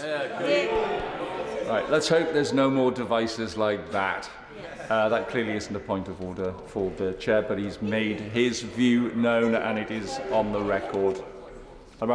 Thank you, Mr. Deputy Speaker. It's great hearing how the Tory backbenchers are tying themselves in knots and arguing about why they're voting for the principle of fracking. If we go back to local consent now, the government motion talks about consulting regional mayors, local authorities and parishes, which is quite a vague concept and again kind of opens up to cronyism and political machinations. Although I do welcome the sentiment is now talking about local referenda, it's good to know that this Tory government now believes in the principles of referendums for people to exercise their democratic right. And I look forward to Scotland being able to implement that next year. So I do welcome that Damascus conversion. Now, Mr. Deputy Speaker, the Tory government's newfound enthusiasm for shale gas, of course, isn't actually based on credible evidence. Now, they put forward arguments that it will increase energy security and it's also required because of the illegal Russian invasion of Ukraine and the need to move away from reliance on Russian oil and gas imports. But really, they've arrived at a solution to a problem that doesn't exist. It's quite clear the UK already had a minimum reliance on Russian imports, and that's actually already managed to eliminate that small percentage of oil and gas imports that are coming from Russia. And if the argument is that it will reduce prices, then that's quite clearly not true either. It was the former B Secretary and now former Chancellor that admitted that any shale gas would be an internationally traded commodity that goes in the international market and that the traders will determine prices. So the only way that won't happen is unless there's another Damascus conversion and the government's planning some sort of nationalised energy company that will frack the shale gas and control that and put that in the domestic market, lowering prices, because otherwise it's all about the international market. But, Mr Deputy Speaker, the harsh truth is well the fact there isn't even enough firm evidence of what reserves are available in the basins that can be extracted. So without that knowledge, any talk of increasing energy security and reducing imports in the future is just pure fantasy at this stage. And that also means any talk of jobs and boosting local economies, it remains completely speculative, and again, there's no evidence on that. I thank the member for giving way. We are a country fortunate enough to house massive potential for development and harnessing of renewable energy. Does the member agree that in resorting to fracking, the government is essentially admitting that he has no interest in developing the skills, infrastructure, jobs or industries necessary for a green industrial revolution in this country? I agree with him on that, and you'll have to look at the renewable energy revolution that's happening in Scotland. But of course, for going forward, for Scotland to fully embrace that potential, we clearly need the powers of independence and need to get away from these decision makers over there. And I'll quickly. I thank the member for giving away, and at a time like that, I'm thankful for devolution as well, because my Northern Ireland Assembly colleagues were able to temporarily prevent fracking in Northern Ireland by banning PDR rights. Does the member share my concern that the Prime Minister is taking advantage of the cost of living crisis, and this, coupled with the removal of retained EU law, risks environmental degradation across these islands and does nothing to sustainably manage the climate crisis or the energy crisis? I agree wholeheartedly. As already said, they're trying to present a solution to a problem that doesn't exist. It's problems that they're using to further their arguments, and I agree wholeheartedly with her. And final intervention then. Very, very kind. The others wouldn't. Can I simply point out that he may know that satellite data for the United States shows that fugitive emissions of methane, namely the amount of methane which is leaked from fracking, is at 5%. And given that methane is 80 times worse than CO2 for global warming, that makes fracking worse than coal. So how can anybody who's serious about net zero support fracking? Think of that intervention. He certainly makes the point very well, and it's something we need to take cognizance of. And again, you have to doubt this government when they say we're committed to net zero by 2050. You do have to wonder, how serious are they about that? And they know 2050 is a while away. That's future governments away. So they can do what they want to now and pretend that they're still in favour of abiding with the net zero commitment. Now, Mr Deputy Speaker, even if we accept some of the government arguments, there's also then the reality that exploration and appraisal phases of a fracking site is somewhere in the order of 2 to 5 years. So it's not even therefore possible that fracking can produce any sort of quick fix solution to the problems that they think they're trying to solve. And, Mr Deputy Speaker, if the Tory government are so worried about people's energy bills, then I have to ask, why did they do a screaming U-turn in the so-called energy price guarantee this week? The Prime Minister had told us previously she was going to prevent household energy bills rising to an astonishing £6,000. So presumably the UK government now believe, unfortunately for the majority of households in the UK, that at some point they might rise as high as £6,000 post-April 2023 when they're scrapping the energy price guarantee.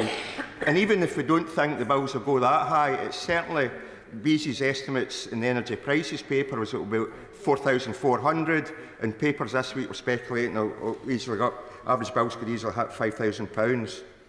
So even if the government does bring forward measures that they say will protect the most vulnerable, bills going up to that price, allied with the record inflation, is still going to cause misery for millions and millions of people. And of course, this is households that are already seeing mortgage rates and mortgage costs increase directly as a consequence of the Prime Minister's ideological mini budget. So already bad decisions this government's made was already affecting household expenditure, and obviously this is not the solution to it. And if you look at fuel poverty, National Energy Action estimate that even under the current support scheme, with average household bills estimated at £2,500, then there's going to be 6.7 million households in fuel poverty. And if bills got way higher than that, then we're looking at literally millions more in fuel poverty. And Mr Deputy Speaker, I had constituents that even a year and a half ago, when the average price cap, or the price cap was saying that bills sat at an average of £1,100, they were struggling then, and some were in fuel poverty. So when we're looking at bills going up much more, there's going to be misery for many. So fracking does nothing to help them in the here and now, and I'd urge the government to start thinking about the support we're going to have to do to bring household energy bills down for people.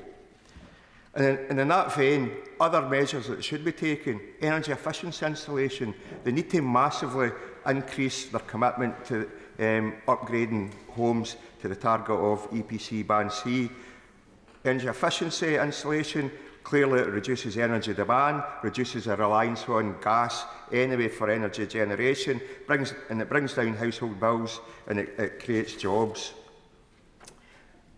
In the past, or if we're looking at energy security, it's not that long ago that the UK government blocked the development of onshore wind. 6 years of onshore wind development that was blocked. Given that onshore wind is the cheapest form of energy generation, then it's quite clear, arguably, they've added cost to consumers' bills by blocking onshore wind. And again, that's electricity generation that could have been made in the UK, reducing the reliance on gas and reducing the reliance on imports. And why was onshore wind development banned? Well, that was because there were some loud Tory backbenchers who were against wind turbines, and they used that and some voices in the community to argue that local consent was not there for the provision of wind turbines. Of course, that was just using a few people to distort local democracy, and it was actually local democracy in reverse, Mr Deputy Speaker, because by overturning onshore wind right across the UK, that was imposing the view of a few people in the shires and the rest of the UK, making energy more expensive for the rest of us. Would you give very briefly. Would you agree that the main reason why people were opposed to onshore wind was because onshore wind is extremely land intensive, and the area that you take up for 10 fracking pads would require 725 times more land for windmills, which of course is a blot on the landscape. I think I'm for that intervention and proving where he is in the whole climate change denial aspect. I think most people, well, it's actually studies show time and time again, studies and surveys show people are in favour of onshore wind. So, and we know people are against fracking, so his argument's completely at odds with what the public thinks and probably what his own constituents think. Now, on energy security and further reducing reliance on gas, the government needs to bring forward a pricing mechanism for pumped storage hydro. That's one way to meet peak dispatchable energy to hit peak demand. And SSE have already got all the permissions in place. We've got the funding there to be able to build the Corrie Glass scheme in the Highlands. All that is needed is a funding mechanism. Now, his predecessor actually said at the Bees Committee an evidence session that hadn't agreed a pricing mechanism, wasn't doing anything on it because it was a predominantly Scottish technology. So I'd urge the new Secretary to go over that mindset and realise that pumped storage hydro is for the good of the grid and it's for the good of the UK as a whole. Was that Honourable McGowan? We're part of the grid, I'm afraid. Right, hurry up. Yep. Of course, the bit of the jigsaw, and this would be helpful to both the Scottish Government and the UK Government, is floating offshore wind production. We have the skills in Scotland in all parts of fabrication. We've built some of the mightiest oil platforms ever built. So surely that is the way forward. And finally, to repeat my point again, generating the electricity out to sea can be taken in and leads to the generation of green hydrogen. I agree wholeheartedly with him, and I recommend he reads this report by Landfall Strategy, which actually illustrates that Scotland could have 385,000 jobs created in the future with by developing a green hydrogen strategy, and certainly that would certainly benefit his constituency. And I've been up to Portneag, and it's fantastic to see what their plans are for the future. Mr Deputy Speaker, it's quite clear then there's so much more the government can do. Fracking is not required, and it's not the actual answer going forward to reduce people's energy bills. It certainly won't do anything to help transition to net zero. We know it's opposed by the majority of the public, and it seems it is just a few people in this government that's trying to force their will in the rest of Parliament and possibly on these communities. I thank the honourable gentleman for giving way. The right honourable member for North East Somerset has brought to the House a proposal. Now, there's clearly disagreement on all over the House on that issue, but at least the honourable member is opening up for an honest debate on a very important matter. And what I would like, the honourable member has made a number of criticisms against the general energy policy of this government. And what I'd like to know is how the SNP are going to balance out energy security, given that they are actually saying they oppose nuclear and oil exploration and gas exploration. Well, considering Scotland's already a net exporter of oil and gas, the equivalent of our domestic electricity consumption is already generated effectively by 100% renewable energy. We export electricity, so I think it's quite clear that in terms of energy, Scotland can stand on its own 2 feet, and actually it's time we're able to realise the benefits from being such an energy-rich country, because right now it seems to me the broad shoulders of the UK are preventing us realising the benefits that we should have. Mr Deputy Speaker, just to come to a conclusion, the SNP have introduced a ban on fracking, will not issue any fracking licences in Scotland. I would like to think that the UK Government will respect that aspect of the devolution settlement and not try and overturn what we are doing in Scotland, because if they do, that will add a further few percentage points of those that believe independence is the future for Scotland. I've already indicated that it's a 6-minute limit, but because of the pressure of time, and I want to be fair to everybody, it'll be 6 minutes for Mr Menzies and Barbara Keeley, and then it drops immediately to 4 minutes so we can get as many people in as we possibly can. Mark Menzies.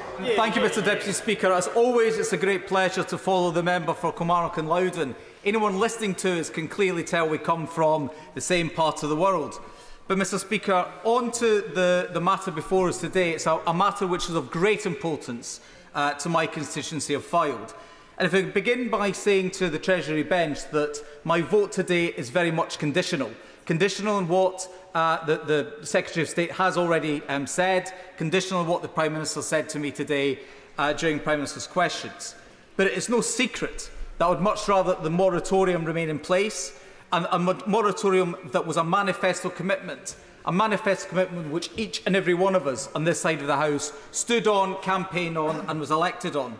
And that was a manifesto commitment that said we will not support fracking unless the science shows categorically that it can be done safely. We in Fylde will not forget that fracking in our communities has twice led to national moratoriums. For people in Fylde, this is not a debate of what might happen. It's about not repeating events that have happened, events that have impacted on our countryside, our people, our homes, our communities. I continue, and I always have, to take an evidence-based approach. But the geology has not changed, nor has the science. The industry has had more than a decade to show that fracking can be carried out safely in Fylde. Every time they have tried, the same thing has happened. We cannot keep doing the same thing and hope for a different outcome. The 2019 seismic events proved this. The only conclusion on evidence that I can reach is that Fylde and its geology remain wholly unsuitable for fracking. And I say to the party opposite, had this motion remained unamended, then I simply could not have supported the government today. But as someone with genuine concerns about this matter, I am thankful to the party opposite for giving this House the opportunity to debate a critical issue. But on this, I'm afraid they have gone too far, because simply taking control of the order paper is not something I can support, as I similarly opposed it during the Brexit votes, and I am unwilling to open that Pandora's box again, because once we do, Mr Deputy Speaker, where on earth does it end? But the one thing, and my only objective, is to get the right outcome for the people of Fylde. May I gently remind the party opposite that it was the last Labour government that issued the fracking licences in Fylde. But they issued those licences without the gold standard of regulations that I fought for many years and secured. This included the traffic light system and the seismic limit of 0.5, both of which the fracking industry signed up to.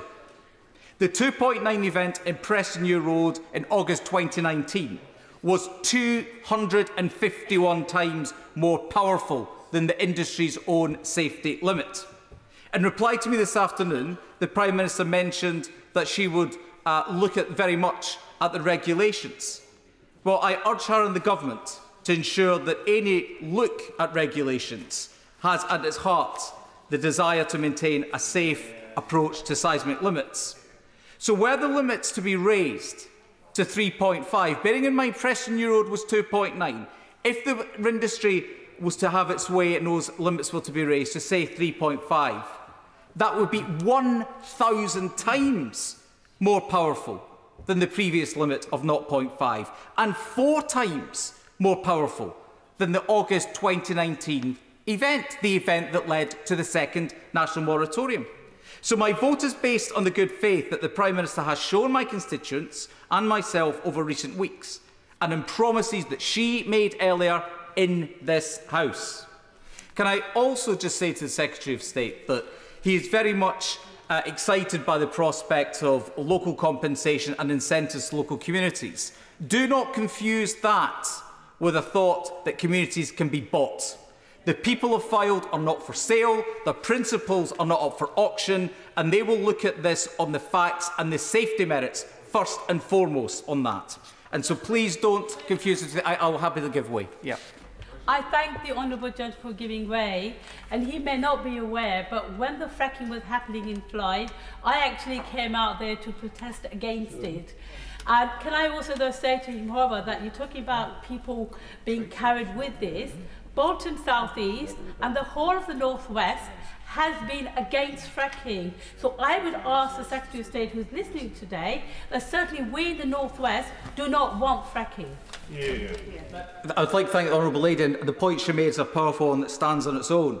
But just coming back to the point in front of us today, in his letter, the Secretary of State has confirmed that the Government will launch a consultation next month to assess how local consent is to be gauged, and has committed to put this vote to the House. That is something I welcome.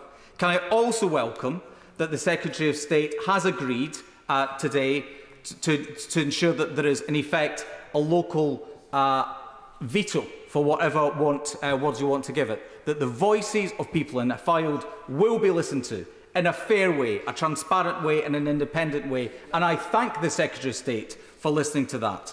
It is not up to fracking companies to determine whether local consent exists. An independent, transparent way must be found, which is an alternative to that. And I thank the Treasury bench for agreeing to it. And can I also make clear that it's important that the local planning process must remain in place and that we rule out any referral to NSIP. Because once again, if we are committed to localism, I can think of no more important issue than the one before the House today. But ultimately, I am able to vote for this amendment because I believe that people of Fylde share my conviction that the answer for our communities is no to fracking. And when they say no to fracking, I expect the government to deliver and to hear that no does mean no. I will give way. Yeah.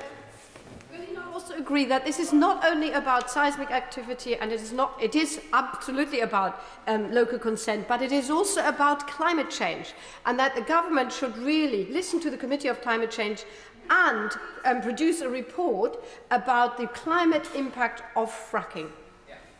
The Honourable Lady makes a very important point. And can I just actually say, on the issue of energy security, that there is nobody more committed to energy security than myself. We manufacture all the nuclear fuel for the UK and my constituency at Westinghouse. But in order to make up the shortfall of the amount of gas that we import, we will be looking at drilling somewhere in the region of 6,000 to 10,000 wells. I mean, so the quantities of what we're talking about is astronomical. And the timescales involved. It's not that we're not going to get gas into the network any time in the next 2 years. There is no infrastructure to get the gas from these wells into the grid. Or the alternative is you build gas-fired power stations in order to turn it into electricity and feed it in through wires. Again, the timescales involved just simply don't exist. So the energy security argument, important though it is, doesn't even stack up in the timescales that the government is talking about. So to conclude, Mr Deputy Speaker, I welcome the fair, transparent and meaningful consultation that both the Prime Minister and my honourable friend, the Secretary of State, is committed to today.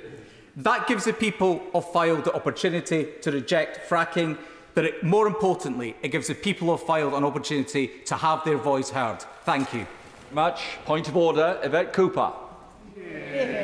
Mr Deputy Speaker, the Home Secretary has been sacked or resigned this afternoon. This is utter chaos.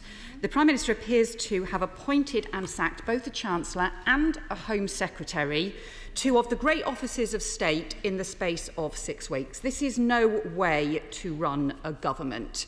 Mr Deputy Speaker, have you had any indication from the Prime Minister that she will come to this House to answer questions from this?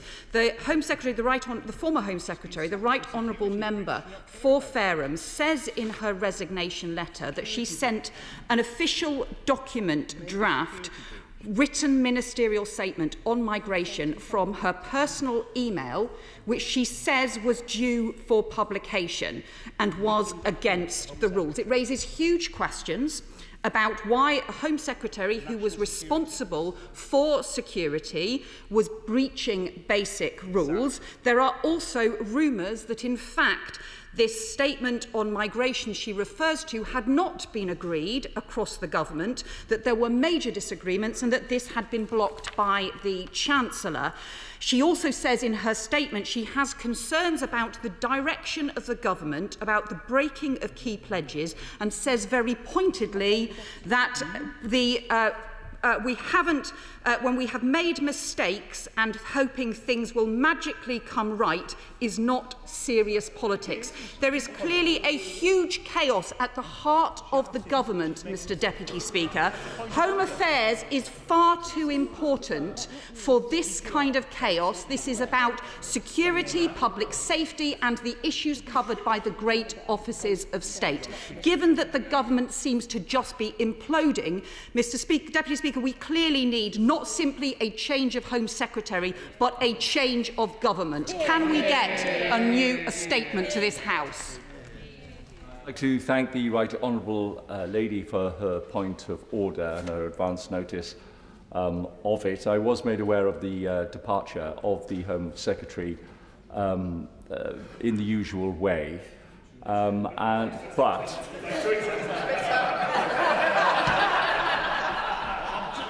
but she is asking the question as to whether I have been notified in a usual way as to whether there would then be a statement. I have not been notified as such, but should the situation change, then members will be notified via the Annunciator and other means. So, as it stands at this moment, there are no statements to be made today.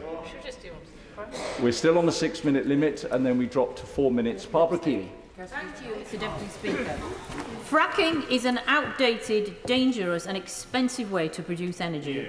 It causes disruption and distress to local communities, and crucially, it will not provide the clean, secure energy that our country needs.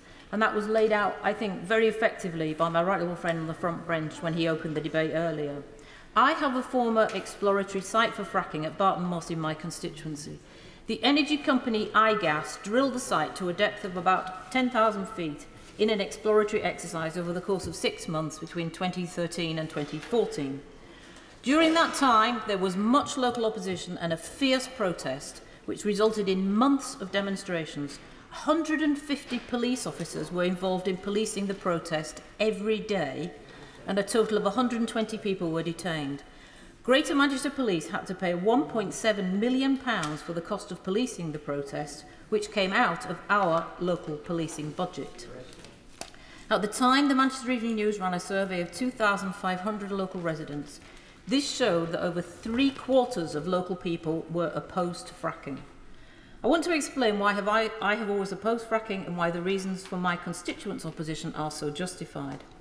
Some of the issues are local to Barton Moss.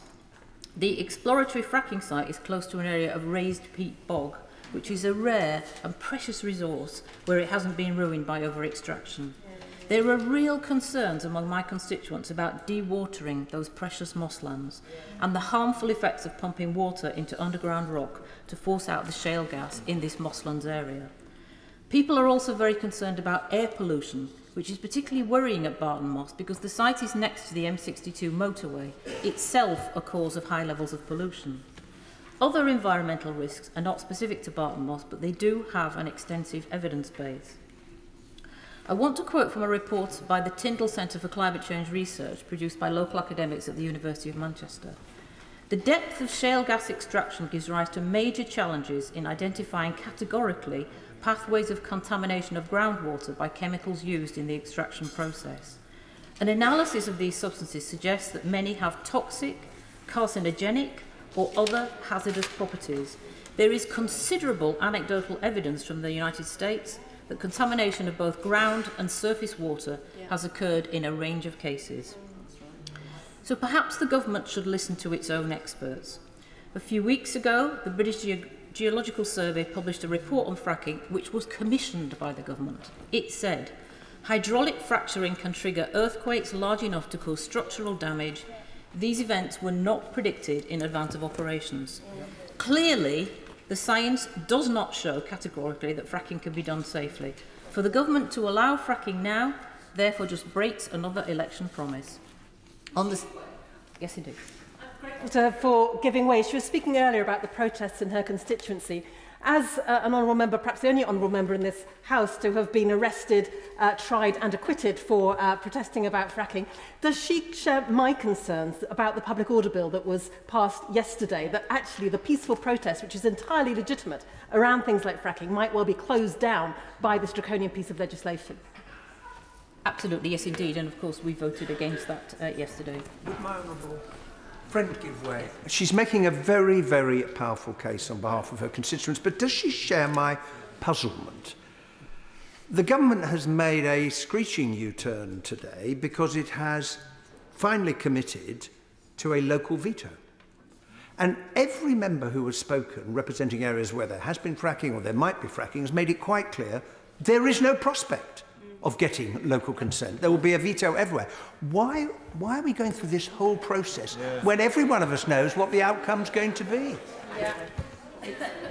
It's a puzzle to me, as it is to my right honourable friend. Going back to the report of the British Geological Survey, on the same day on which this report was published, the Business Secretary announced his intention to revisit the safety limits on fracking. He said, tolerating a high degree of risk and disturbance appears to us to be in the national interest. I don't know if that answers my right friend's question, but it's weird. Now his amendment indicates he will seek clear advice on seismic limits and safety. Which is it? Tolerating earthquakes and dangerous tremors, or listening to the evidence commissioned by his own department? Mr Deputy Speaker, fears about pollution, contaminated water supply and seismic events are by no means far-fetched. An earthquake caused by fracking near Blackpool measured 2.9 on the Richter scale. It led to the works being stopped immediately and the company responsible apologising. Other concerns about drilling for shale gas extend beyond the environmental. In 2014, a DEFRA report forecast that house prices were likely to fall by up to 7% within a mile of fracking wells, and that the price of house insurance would also rise within 5 miles of fracking wells. It is right that we end our reliance on Russian oil and gas, but fracking is neither the solution nor part of the solution. The government should instead be focusing on boosting the UK's use of renewable and nuclear energy. Fracking is an issue of great importance to my constituents, and voting on it should not be used as a confidence vote by this failing Conservative government trying to bully its members into line. And there is an alternative. Labour's plan for energy would quadruple offshore wind and double onshore wind capacity. And instead of blocking new solar projects, as the Prime Minister is planning to do, Labour would triple solar power, which is up to 9 times cheaper than gas. It is irresponsible to revisit the question of fracking when we know it will have profound environmental impacts and make life very difficult for those people living near a fracking site. It's ignoring what happened in the past.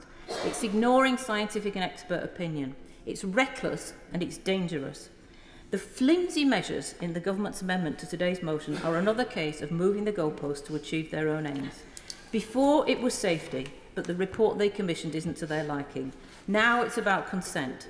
But the Secretary of State should know that we already have a robust system of local consent. It's called listening.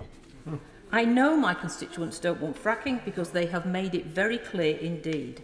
So when, Mr Deputy Speaker, I ask, will the government respect the evidence, respect the experts and the public, and finally put this threat of this awful process of fracking to rest? Moving to 4 minutes, Craig McKinley. Mr Deputy Speaker, now, we often wonder why we're not taken very seriously in this House. And I'll tell you why. We're in the depths of an energy crisis. We have shown ourselves being too reliant, Europe as a whole, on a dictator who has been conducting an illegal war, and the problems have come home to roost. And here we are, speaking about trying to ban a source of domestic energy while we are short of it. And we wonder why people out there think we are stark staring mad. We are crazy. But of course, today's debate isn't about fracking. It isn't about fracking at all. It's about taking control of the order paper. And we saw that before, during the height of the Brexit wars. My dear friend sitting opposite was part of that. Nuisances. But I'm really sorry that the member for Doncaster North isn't in his place, because I did try and intervene on him. He didn't show me that courtesy. If he'd been in his place, I'd have shown him the courtesy now. Because there are a couple of things that I think need to be said. It's been raised here that it will make no difference to the price of gas. Now, I don't know about anybody else in this House, but when I did O-level economics, the first week, no, probably the first lesson, it said if you put more of a supply of something into a system, the price tends to come down. Does it? But further than that, even if Labour economics are true, that the price will not change, would one rather spend tens of billions of pounds per year on foreign imported LNG, even at a high price, or would we rather be spending that money at home? I think that's a very clear decision. I would refer no, I won't give way. I haven't got time today, and others haven't done it for me. I will get Madam, please, yes, do. It gives me another minute. Thank you. I thank him for giving way. Has he not listened to his own colleague? That actually it will take at least 2 years to get any fracking going. And secondly, that his own colleague, when he was still the base secretary, said only a few weeks ago that no amount of fracked fuel in this country will make a difference to the global gas market because the quantities are too small. Well, I thank the Liberal Democrat member for being on her feet for that point, because I do remember a former leader of the Liberal Democrats saying about 12 years ago, what is the point in nuclear? Because it will take about 11 or 12 years to get it on stream. I think that 10, 11, 12 years back onward from 2010 would be about now, and that would have been quite useful. Of course, it will take time to get frack gas out the ground. The best time to have done it was a few years ago. The second best time to think about it is now. I would refer members to a House of Commons Library report dated 14th of January of this year, and it's called the Energy Price Crunch. As ever, House of Commons Library reports are excellent, but this one was very clear. Table 4.2, it has a very easy chart, and let me describe it to members. It has the output of UK-produced gas from the North Sea, and that peaked at around 2004. Where we were net exporters of gas. Since then to now, we are actually using only about 75% of that peak use that we once used in the country. That may be for many reasons. We may have better insulated houses. That's to the good. I feel pretty sure one of the main reasons is that any high energy intensive business has simply offshored somewhere else, but let's just put that aside. What has happened really distinctly is we are now only producing a third of what we did at peak. So we're using 25% less, and we are producing only a third of what we once did. Where do you think that gap is coming from? That gap is coming from international resources. I mean, there are 3 countries alone, forgetting Norway, £64 billion we've spent over the last 10 years on importing LNG from Russia, Qatar, and the US. Now, surely it's got to be better to have those jobs at home, tens of thousands of them, that investment at home, many billions, tax revenues, do you remember that? Profits and tax revenues, pretty helpful, you know, that pays for things. The NHS, perhaps for the insulation that we'd all very much support. Your wages. And do you know what would be quite useful? Balance of payments, because we're always running a pretty bad show on that. But if CO2 is your thing, and it's certainly my thing, why are we importing LNG, 5 million tonnes of extra CO2 just in the process of importing it, rather than doing it domestically? So anyway, this debate is a valid one. It's for other reasons that we're very aware of, because shown by Labour, but I support fracking. Let's give it a go. There is no government money involved, all private. Thank you very much. Bill Esterson. Lancashire County Council's ecology advisor described Aurora's assessment of earthquake risk at the Altcar-Moss fracking site as superficial, outdated and not justified. Well, my constituents nearby in Formby agree with the ecology advisor because their houses shook when tests were carried out. And my constituents have been saying for years that the Conservative plan is a charter for earthquakes, because that's been their experience as elsewhere nearby in Lancashire. Conservative MPs stood on a manifesto which said, "We will not support fracking unless the science shows categorically it is safe."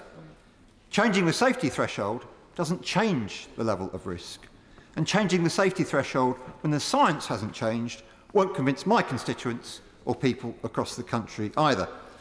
I can tell the government that people in Sefton and in West Lancashire are not going to support fracking, and if the government think they can manipulate fake consent, people simply won't be fooled. And as for the impact on the environment, the Environment Agency says contamination of groundwater has not been addressed by fracking companies. Natural England say that fracking applicants haven't produced evidence that their plans would have no significant effect on wildlife either. Turning then to the government's claims. First, the gas price. Fracking won't help because the price is set by on the European market. Second, the immediate challenge of supply. Fracking will take time to produce gas even if the government chooses to ignore local people. It won't deliver in the short term. Third, climate. Producing more fossil fuels is just going to make the climate crisis worse. Haven't we seen enough evidence of the acceleration of the climate crisis? With storms, floods and extreme heat in this country, let alone around the world, we need to do everything we can to end our reliance on greenhouse gas-producing fuel. Introducing fracking will add carbon emissions to our atmosphere. Fracking is climate action delay, and to delay is to deny the reality that we face a climate disaster and all its consequences unless we act with all speed. The only sensible way forward is to invest in wind and solar to deliver renewable electricity self-sufficiency, as we on this side of the House will do by 2030, to invest in insulating 19 million homes, to invest in new nuclear, in tidal, in hydrogen, in carbon capture and storage, to create a publicly owned great British energy company we can be proud of and which will deliver in the national interest. There are 1 million jobs in Labour's energy plan. There are lower bills. There is energy security. Labour's long-term plan will create a world-leading renewable energy industry where we can export our technology around the world. Our plan is the right way to address the energy challenge. Fracking is completely the wrong way, whether it's in Formby or anywhere else in Britain. My constituents are right to oppose fracking, and Labour in government will make that investment in renewable energy and ban fracking for good. Robin Walker. Mr Deputy Speaker, I do not support ending the moratorium on fracking, as I don't believe that new scientific evidence has yet emerged which would justify this. It has been welcome to hear in recent days the Prime Minister and the Chancellor talking about the importance of our 2019 manifesto, and I agree with both when it comes to the triple lock on pensions and the moratorium on fracking. I do suggest I do support the UK, as the Secretary of State has said, maximising its domestic supply of gas to support transition to net zero. The production of the support for new technologies for heating, including hydrogen for heating, and the importance of our supplies for our energy security. But we should do so in ways that are proven to be safe. I will not vote for the opposition motion today, and I urge all colleagues on our side of the House not to do so, as it is a blatant attempt to seize control of the order paper, as they tried to do so many times in their efforts to thwart Brexit. I welcome the assurances of my right honourable friends on the front bench that there will be consultation with parishes, councils and other local bodies to ensure that there is a tough requirement for local consent. But I don't think there can really be such a thing unless local planning committees can simply say no. If they do, then I can't see how fracking is ever likely to impact on energy prices, certainly not in time to impact heating costs this year or the next. And I therefore want to put on record my concerns and those of thousands of my constituents. Let's take action to help people with the cost of living, protect our environment and deliver on our 2019 manifesto. Thank you very much. We now come to Lynn Brown. Mr Speaker, frankly it's becoming difficult to adequately express my horror at the state of this government. Every single decision seems calculated to destroy our economy, our public services, our international reputation and our environment too. This utter nonsense about fracking is another example. Truth is, there's very little prospect of fracking in West Ham, and I don't think our communities are going to be affected by consequent earthquakes or polluted water supplies. But over recent weeks, I've had loads of emails from constituents extremely concerned about the direction that the government's taking. They're worried about how the communities that could be affected, because they know how the local consent can be and is manipulated to suit agendas of the powerful. My constituents point to the constant Tory failure to prevent vile sewage pollution, and they ask why anybody would trust a government if it says that fracking wells won't destroy local water supplies. The party opposite has proven time and time again they're simply not willing or capable to stop greedy companies, whether they're privatised water utilities or frackers, from destroying our environment in the pursuit of profit. The issue of fracking is about the safety of our world and the future of our children, and so of course the people of West Ham want to have their say.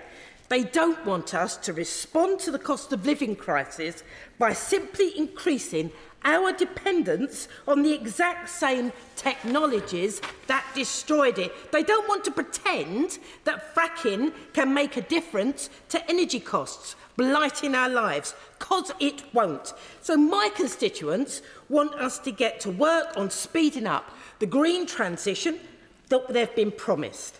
They point out, quite rightly, that wind and solar power are enormously cheaper than gas, and that these technologies are getting more and more efficient with every passing year. In this place, we need to focus. A focus from government to plan, to invest and to lead partnerships with green business. We know that if we do, there will be a huge economic benefit in terms of lower energy bills and jobs in all of our communities. And if we do that, we can slash our dependence on fossil fuels from Russia and from other anti-democratic bullying states. We can't move away from that dependence, though, by extracting fossil fuels at home. There ain't enough of it. And the cost, social, economic and environmental, is way too high. And we're rapidly approaching COP27. Effectively, we are asking and expecting poor African states like the DRC to do the right thing and develop their economies with minimum amount of dirty energy. We're talking about countries who have much larger fossil reserves than us, enormously lower emissions than us, and a much higher vulnerability to climate heating than us. And we're asking them to choose a greener path to development when ministers here are shamefully speaking about extracting, and I quote, every last drop. It's madness. As in this energy strategy, it will be devastating for local communities who transparently don't want it, and it drives a wrecking ball through the patient climate diplomacy that this world desperately needs. Graham. Mr Deputy Speaker, there is, of course, one great example of fracking in West Ham, which is fracking good football, which many of us saw at Upton Park and now at the new stadium. But today is an interesting debate because, unfortunately, for all the eloquence of the Right Honourable Member for Doncaster North, who made in many ways a very good speech about some of the hazards of fracking, it has been spoilt by the 3.5 pages, which is all about a procedural takeover of this chamber. So that, I'm afraid, rules out voting for the Labour motion straight away. Now, the interesting contribution from the SNP focused on the fact that in the Honourable Member for Kilmarnock's view, there is no support for fracking anywhere in the country. And we've heard echoes of this from several members from the opposition benches. Now, I do not support fracking. I don't think it should happen. I don't think it will happen. But this is a democracy. And it is perfectly possible that there are parts of the country, it might be South Thanet, it might be Ashfield, it might be elsewhere, which do support fracking. Not in the centre of the city of Gloucester, no. But it is perfectly possible in a democracy, listen, that there are places in the country which might support it. And that is where the question which the Right Honourable Member himself raised in 2013, which the leader of the Liberal Democrat Party has said before is vital, is the question of local consent. Now, I do think that the Secretary of State is on a journey on this. He started, frankly, by assuming that local consent could be a consultation done by the fracking company of the few houses around where a fracking site might happen. That was clearly not sustainable. It's clearly not genuine consultation. It clearly does not take into account enough views.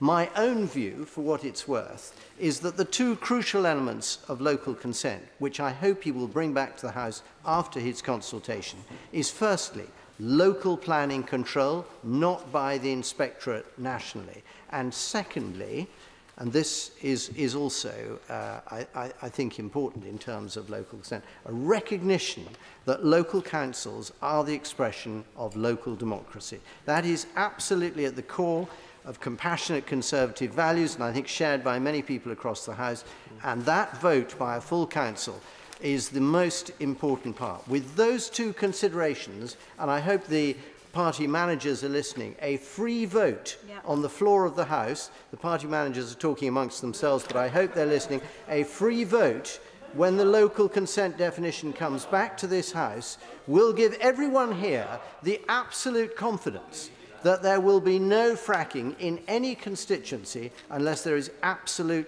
local support. And that is the crucial question today. I give way, of course. Mr. Deputy Speaker, for the interest of the House, I'm very sorry that there are no members of the Scottish National Party with us just now.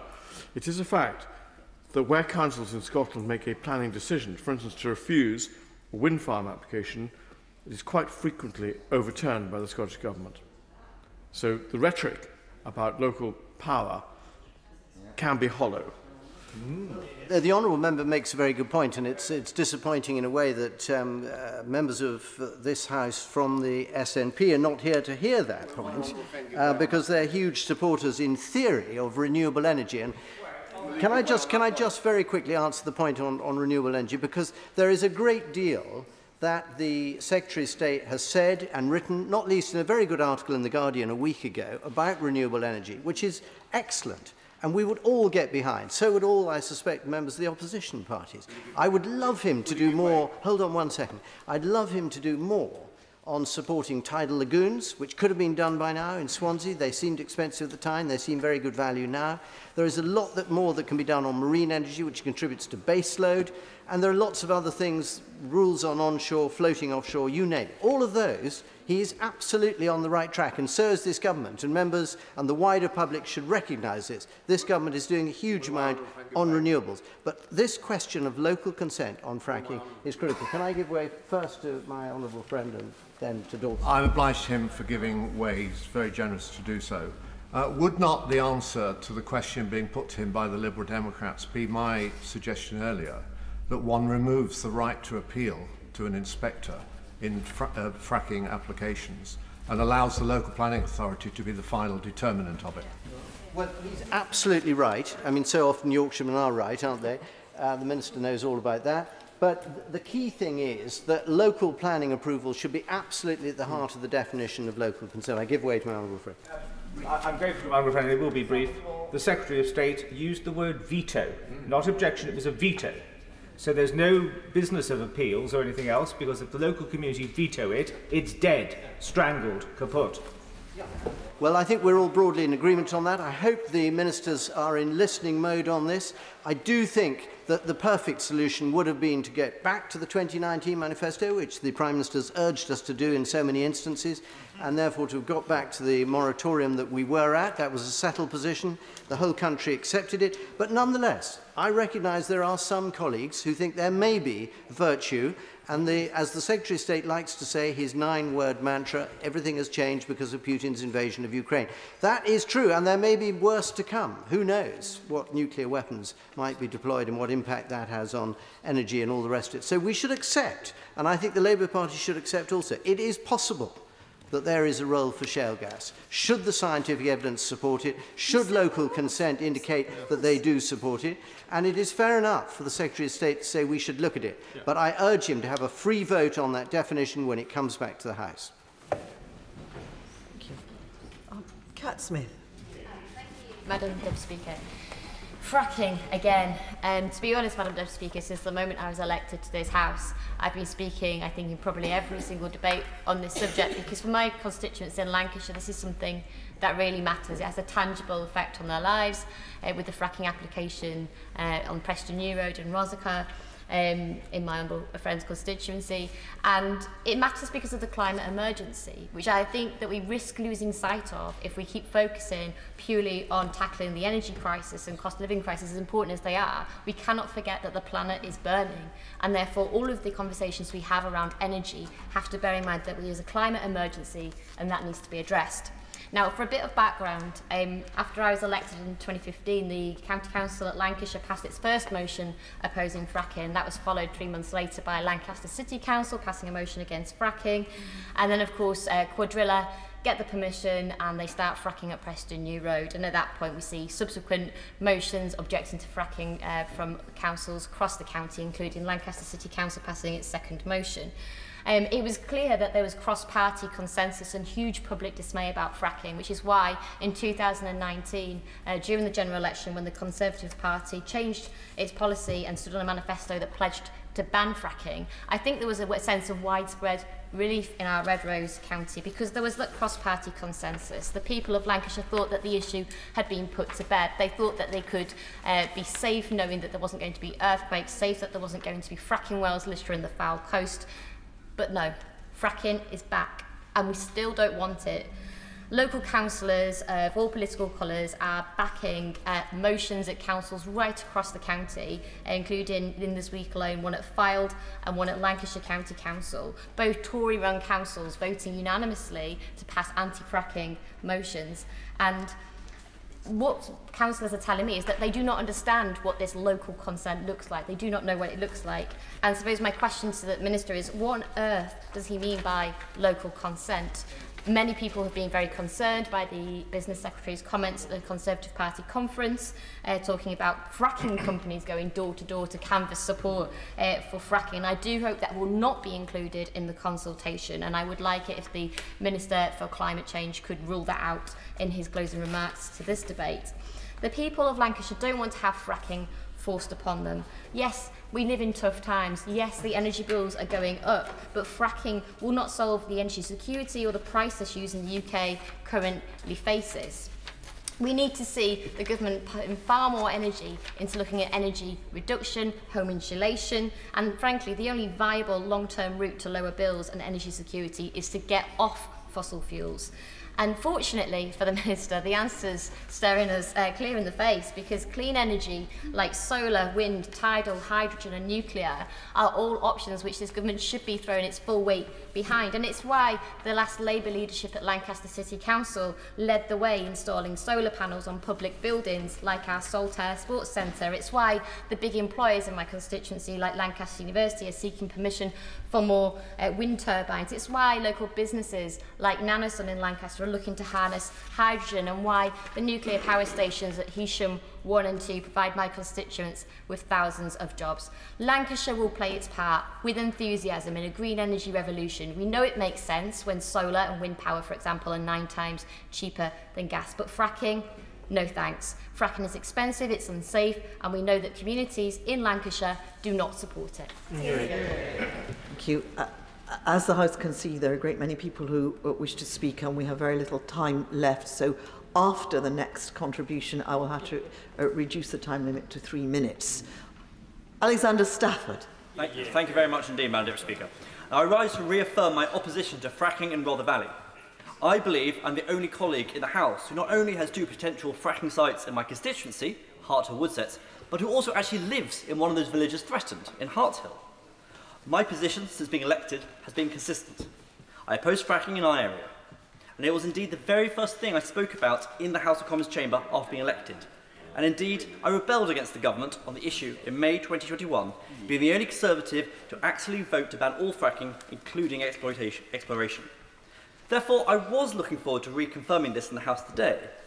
But the motion before us is not about fracking. It's about confidence in this government. It is about who runs the country, the elected party, the Conservatives, or Labour, who lost the general election.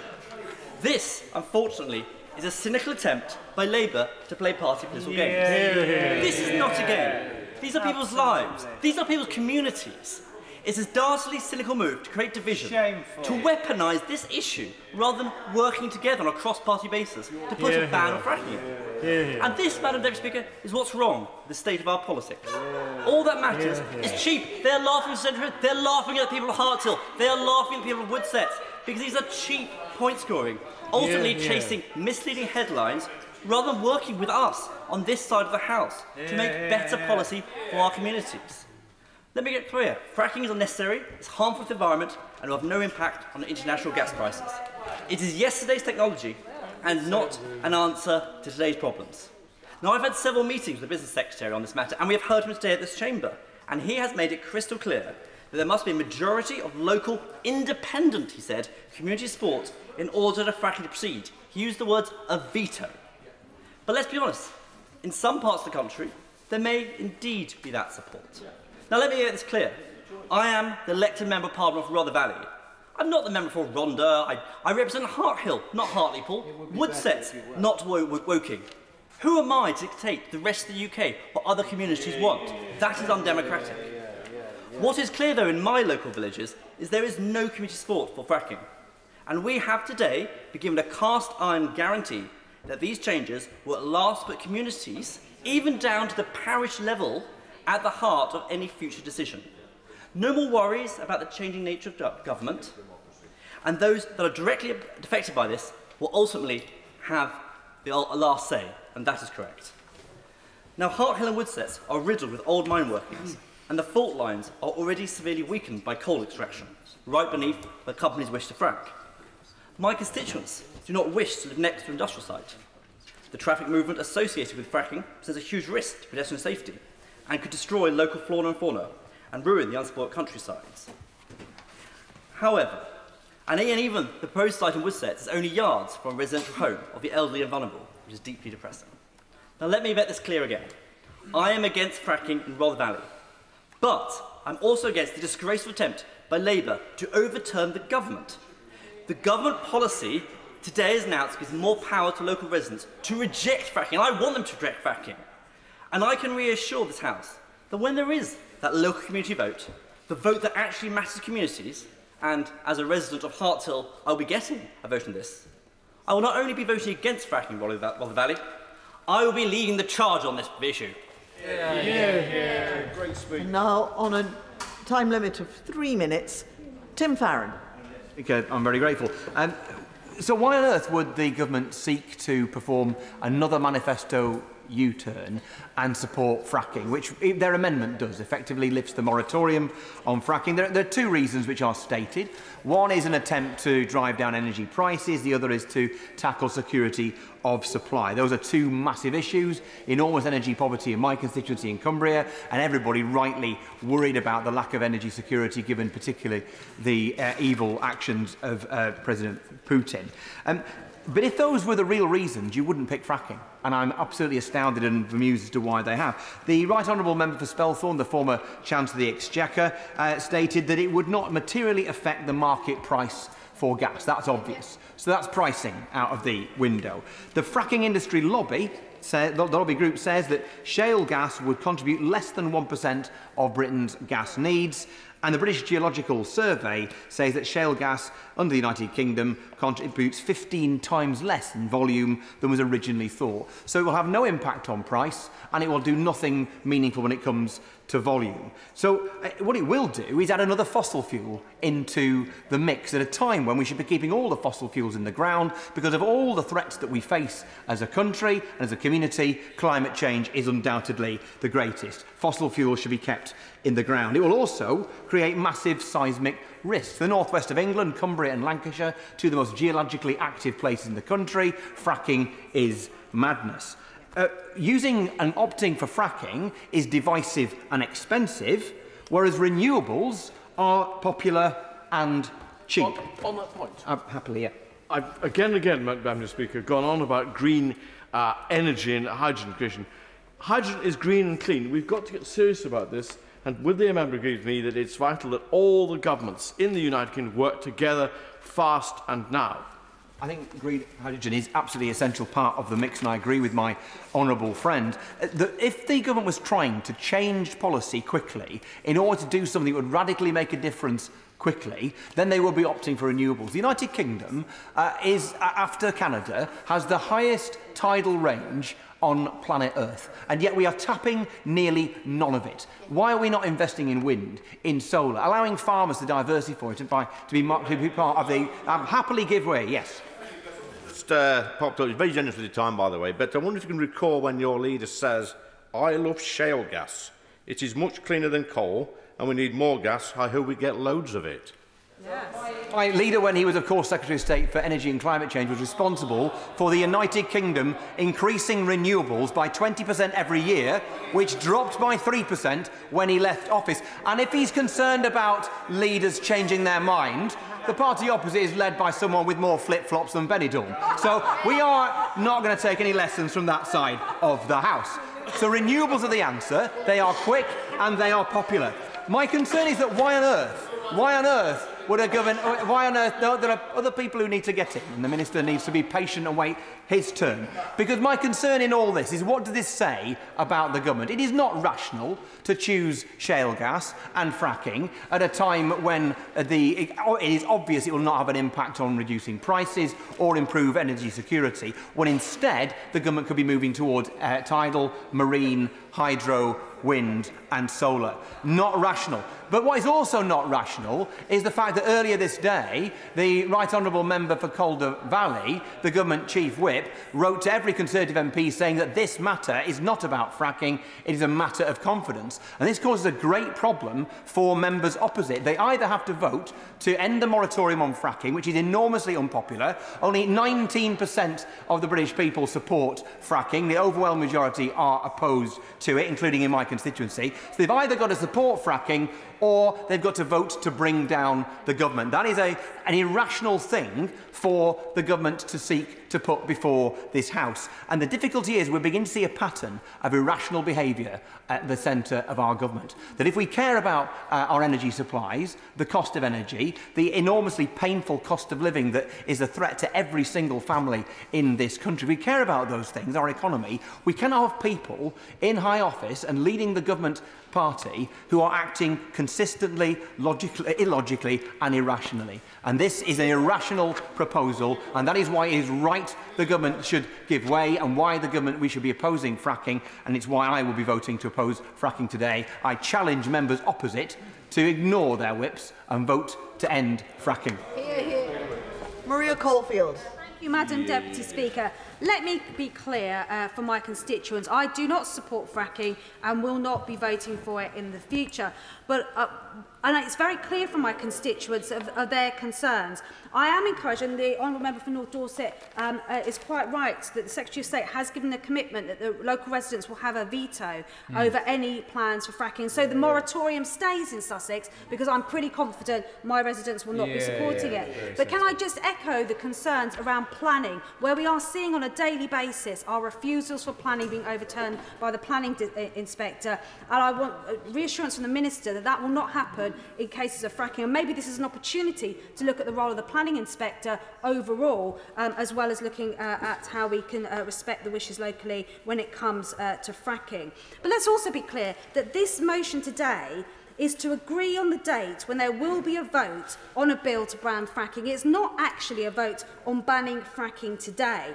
And what I'm amazed at the sheer brass neck of the opposition is they are often criticising this government for having a legislation rushed through, having all stages on one day. And yet that's exactly what they're proposing in their order paper. They often say these issues are too important, too many colleagues want to speak, there's not enough time to debate amendments. That is what is in their motion today. All stages of a bill in one day. Is that the indication of this government in waiting that they so-called claim to be?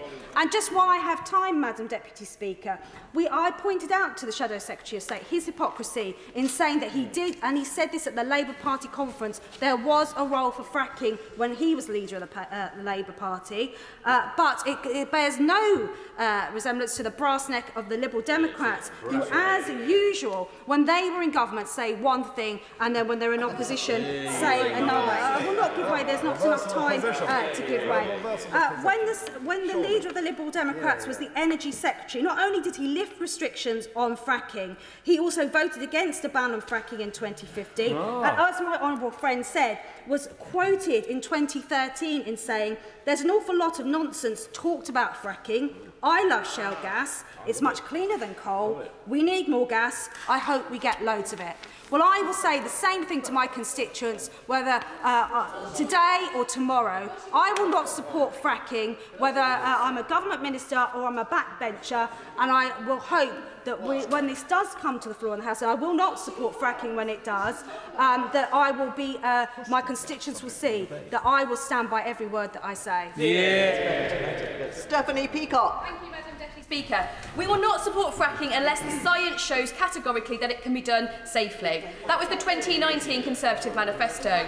We will only allow fracking where there is local consent. That was the Prime Minister in her leadership bid this summer. There is no new science and there is no local consent. Indeed, in July this year, the government commissioned a report, which has already been quoted today, from the British Geological Survey investigating the impact of fracking. The report showed no new science, but concluded that forecasting earthquakes as a result of fracking remains a challenge. Extracting shale gas through fracking in the hope of offsetting the energy crisis will not work. Implementing the process is expensive and returns simply not enough to make a significant difference to our energy sector. It was the member for Spelthorne that stated that fracking won't materially affect the wholesale market price. It would do nothing to cut bills, costing far more than renewables, and it is unsafe. Even the founder of the fracking company Quadrilla has stated that fracking is not safe nor viable in the UK. It is clear to see that nobody in the UK other than the government wants this plan to go ahead. Given that the 50% of the last round of fracking licences were in Yorkshire, people in Barnsley are concerned about the government's disastrous plans to reintroduce fracking. Only 17% of the public support the practice. The Business Secretary claims he would be happy to allow fracking in his back garden, but he does not speak for the rest of the country, and he certainly does not speak for the people of Barnsley. Simon Hall. Thank you very much indeed, Madam Deputy Speaker. First of all, can I just thank my right honourable friend, the Secretary of State. He's a long-standing friend for how he's approached today. I think the assurances he has given to the House should be taken seriously and with the sincerity with which he made them, and I think certainly have been enormously helpful. My opposition to fracking is well known, and I would say to anybody who is uncertain as to the merits of new exploration and exploitation of fossil fuels, watch on playback, if you didn't see it on Sunday, the concluding episode of Frozen Planet 2. Only an idiot would think that our planet could sustain new forms and new exploitations of fossil fuels into our environment. Now, I'm absolutely convinced, and I'm not entirely sure why this has been made a matter of confidence, and I'm still less certain, Madam Deputy Speaker, why His Majesty's Government has decided to resurrect what I thought had been an issue which had been interred quite properly some little while ago. It's not going to happen. These are bald men fighting over a comb.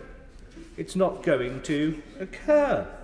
No local community is going to grant consent.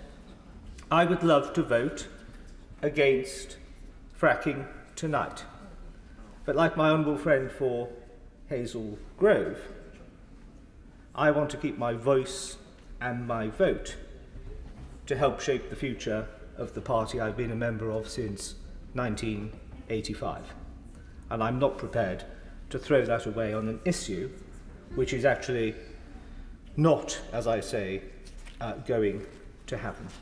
However, and I agree with those who have called for a free vote, there should be a free vote once my right honourable friend has undertaken the consultation and the matrix of that consultation has been sorted out.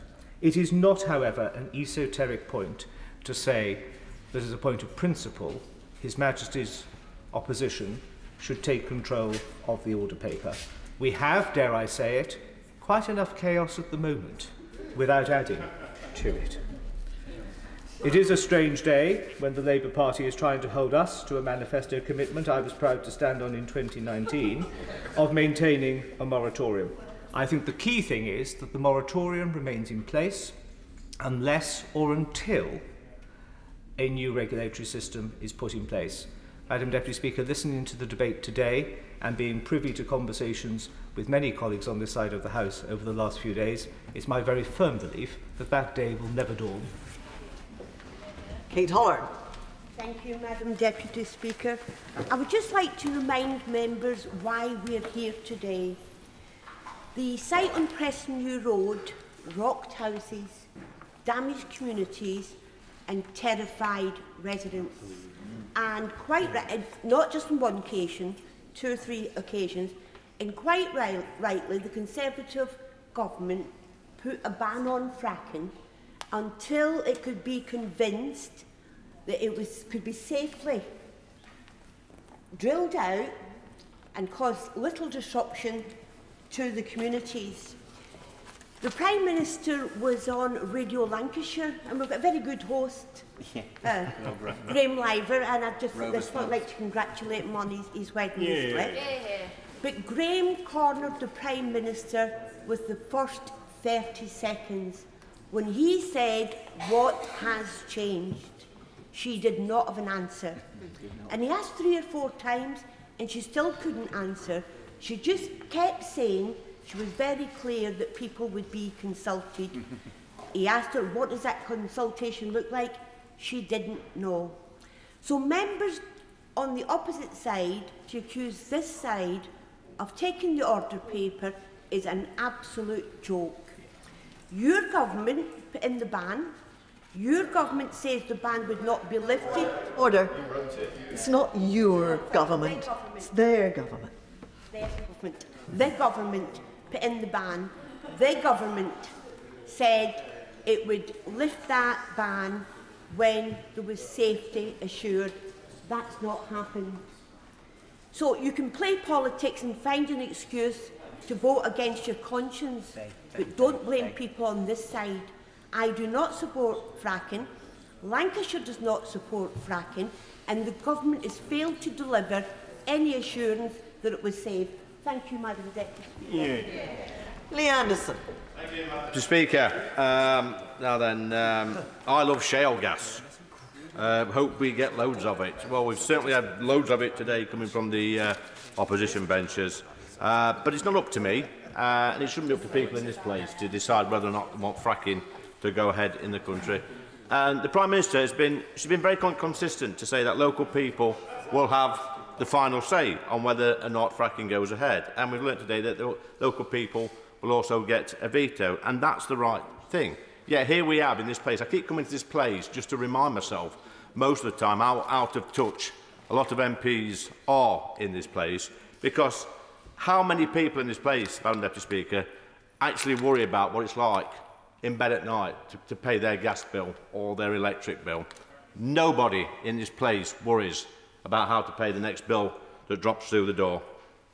They would sooner side with the people we've seen out on Downing Street today gluing themselves to the pavement again, rather than think about the hard-working taxpayer in places like Ashford. Not once today has anybody in the opposition benches mentioned fuel poverty at all, not once. All they've banged on about is fracking in order to possibly to save their own skin at a general election. Let's be clear, nobody would support fracking in their area if it was dangerous and it didn't provide a cheaper supply of gas or there were incentives to local communities. We all know that, we're not daft. But the GMB Union, who are Labour Party's biggest funder, as I believe, they support the idea of fracking. And they say, and I quote, if it can be shown to be safe for workers and communities, fracking offers part of the solution to the energy crisis. Now then, if the Labour Party disagrees so much with the GMB on this very important issue, then maybe they should stop accepting donations. But of course, Madam Deputy Speaker, they won't do that. Let's be honest, most people don't think twice about when the energy comes from, when they switch the kettle on in the morning. They expect electricity and gas to come to their house. They expect to be able to afford it. But my constituents are fed up now with having to face increased energy bills, especially after seeing successive governments give up on our own domestic supply of fuel over the years. And now we're in a situation where we're actually importing about 40% of our gas. This means money going to foreign treasuries, to foreign workers, when it could be done here. But like I say, if local communities in Ashfield don't want it, I would support them.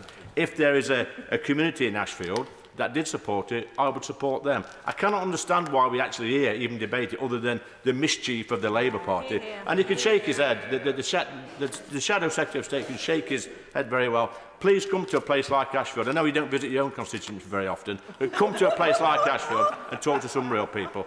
That's me done, Madam Mr. Speaker. Olivia Blake.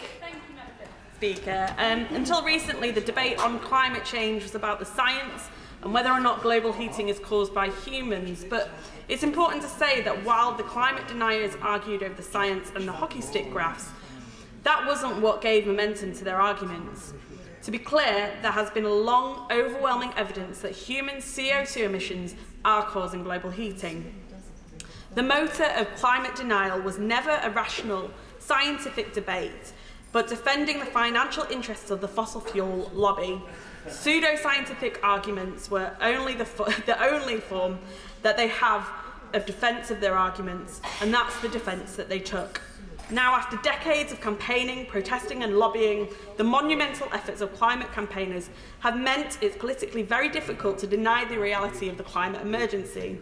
The overwhelming scientific evidence has been joined by the international grassroots political movement calling for climate justice. So now we're seeing a different strategy for protecting oil and gas profits. We're now being asked to choose between tackling the cost of living crisis or the climate emergency, between energy security and meeting our Paris obligations. The decision to reverse fracking is part of that new strategy, a very cynical strategy. It's an argument that says black is white, that up is down, and that pulling more fossil fuels out of the ground is somehow a form of environmentalism. But it's an argument we should completely reject, because it is nonsense. The twin ecological and climate emergency are two of the greatest existential threats we face. They demand that we restore our natural environment, keep fossil fuels in the ground, and make a transition to clean, renewable energy. Fracking takes us in exactly the opposite direction. The CCC warned that if the moratorium should be lifted, it should absolutely not be lifted without an independent review of the evidence on the climate impact. Has that been done? No, of course it's not been done. The process produces methane, which also contributes to the rising global temperatures. Research by NASA has shown that leaky gas production is one of the main drivers of methane emissions on the planet. In fact, during 1 week alone in a site in Lancashire in 2019, 4.2 tonnes of methane were released, equivalent to 142 flights. Extracting shale gas is also environmentally damaging. The geography of the UK means that it's more likely to cause earthquakes and the chemical flowback and waters being significantly at risk of contamination and further significant ecological damage. And none of this will lower our energy bills or increase our energy security. That's because gas prices aren't set by domestic supply, but the international fossil fuel markets. Even if domestic production did significantly affect international prices, the wells here would not make a difference to those prices. It's a falsehood. Ruth Edwards. Today's debate is less about fracking and more about the Labour Party's next social media campaign. Exactly. Hear, hear. For if they had wanted to show the true strength of the House's opinion on fracking, they could have tabled a normal motion today, calling for the moratorium to be reintroduced. At a later stage, they could have amended a bill going through Parliament. Either of those routes, they had a reasonable chance of carrying many colleagues on this side of the House with them. But instead, they have chosen the one route that they know no member on this side of this House could possibly support: a confidence vote. Now, I don't support fracking, Madam Deputy Speaker, but I am even less keen on the idea of letting the Labour Party play at being in government for the day, because I remember what happened when they were there last time.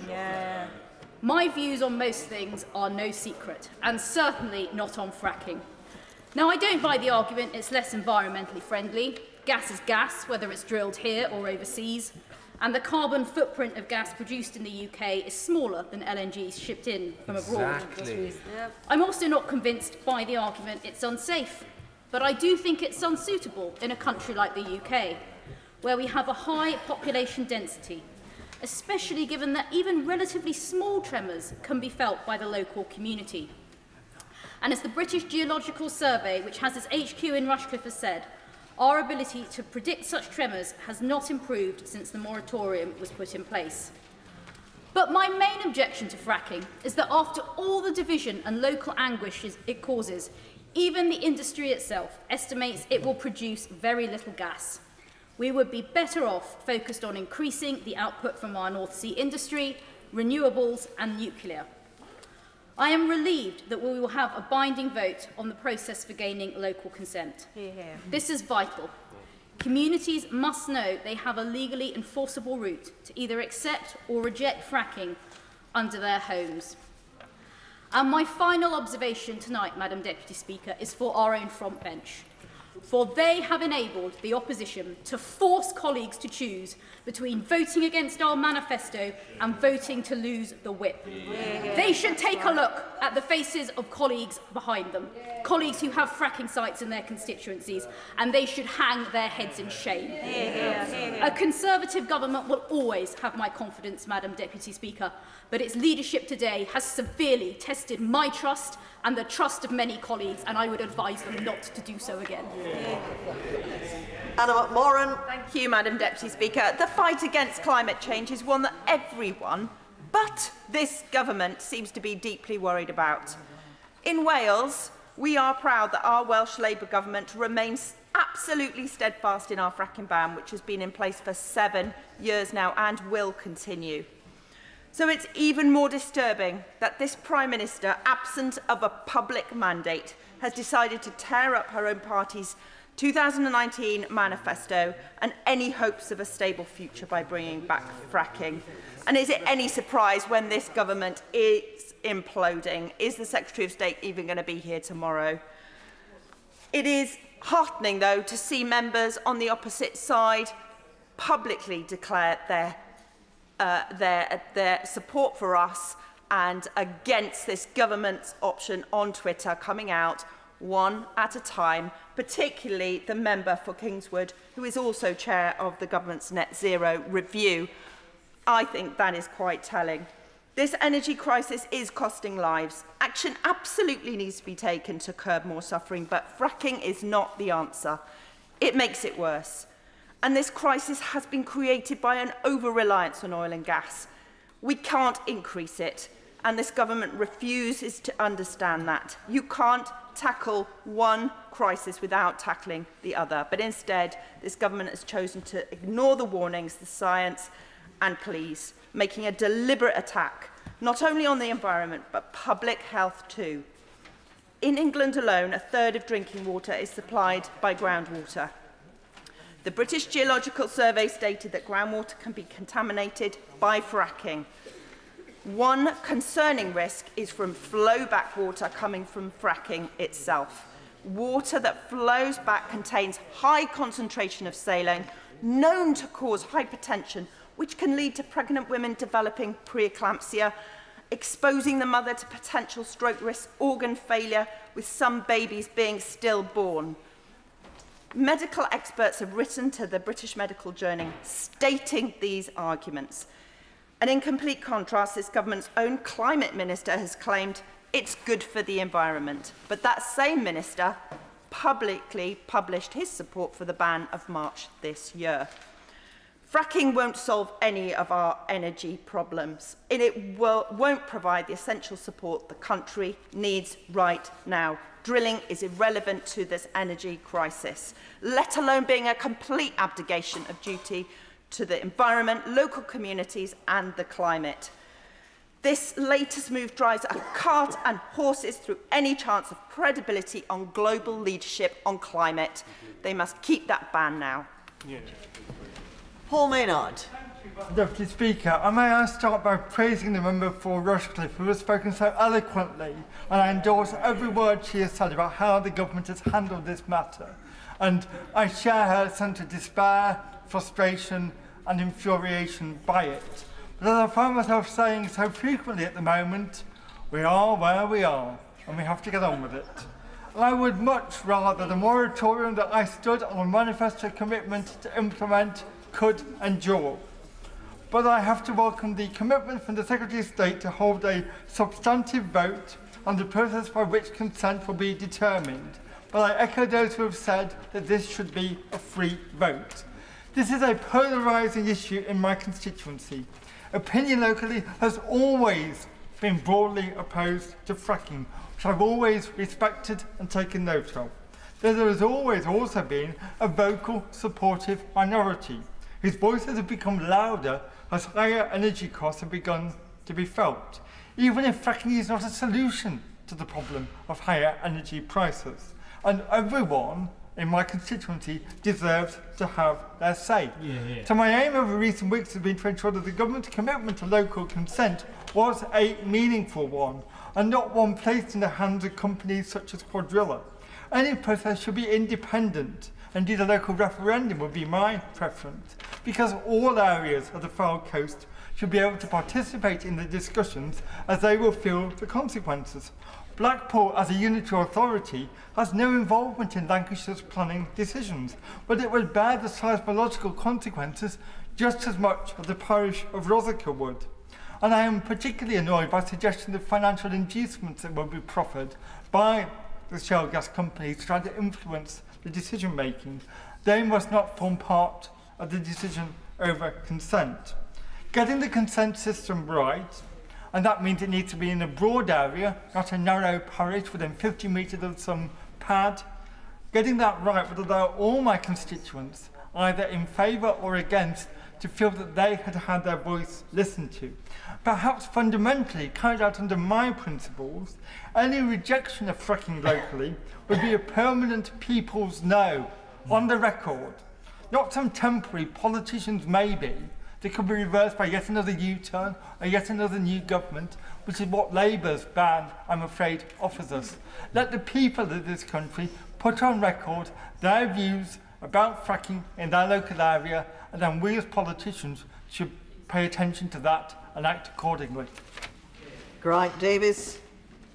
Madam Deputy Speaker, we're here because the previous Chancellor lifted the moratorium on fracking, and his previous boss, Crispin Oddy of Oddy Hedge Fund, has put millions and millions of pounds of investment into fracking now. He's the same one who made hundreds of millions of pounds when the pound went down following Brexit, having supported Leave. He's the same one who made a lot of money out of sterling going down after the mini budget. Strange, isn't it? So we've got a situation now, the government's lifted the moratorium, saying you can go ahead with fracking so long as you have safety and a local consent, so maybe that will be bribed. We don't know what will happen there. But I don't think that's sufficient, because we need to think about the environment.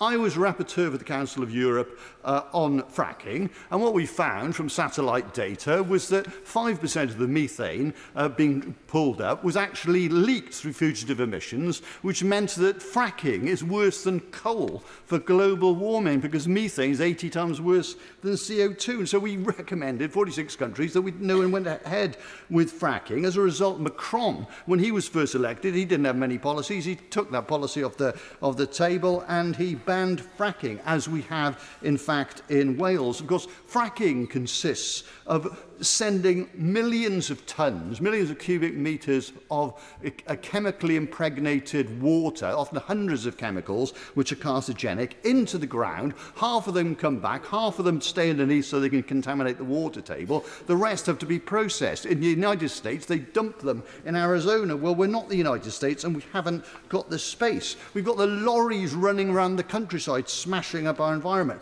We've got mini earthquakes causing disturbances. We've got air quality data for the United States showing local people have all runny eyes, all sorts of problems. And as I say, that's why in Wales we've also banned it. We're focusing on tidal lagoons, wind farms, solar energy, spatial planning.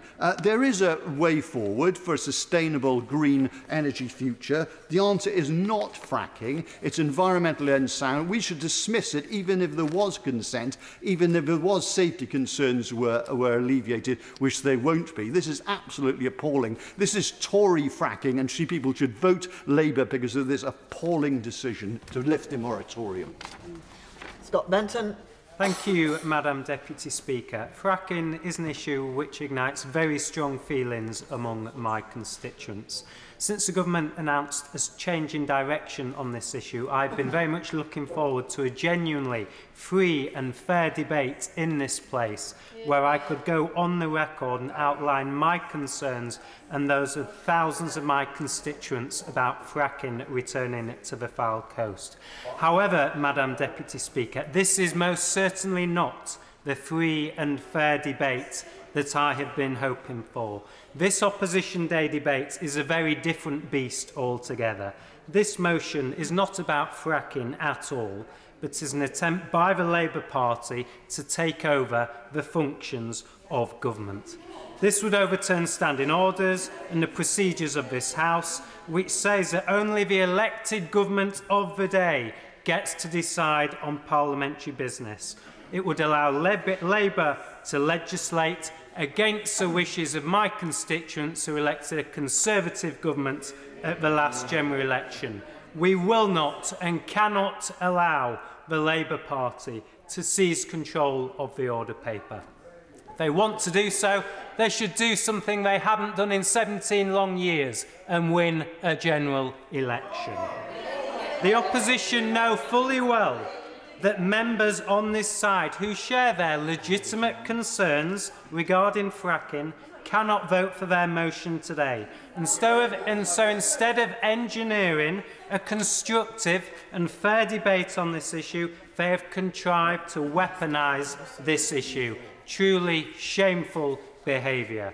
However, Madam Deputy Speaker, whilst I do have the opportunity, I would like to state once again that the vast majority of my constituents do not support fracking returning to the foul coast. The environmental and safety thresholds and protections were breached when fracking previously took place at the Preston New Road site, only a few miles outside of my constituency, and as a result, fracking stopped in 2019. Now, the war in Ukraine has woken up the West and demonstrated that we cannot rely on authoritarian foreign regimes for our energy supplies. As such, I do support the government in striving to maximise more of our domestic energy reserves, in particular North Sea oil and gas and nuclear power.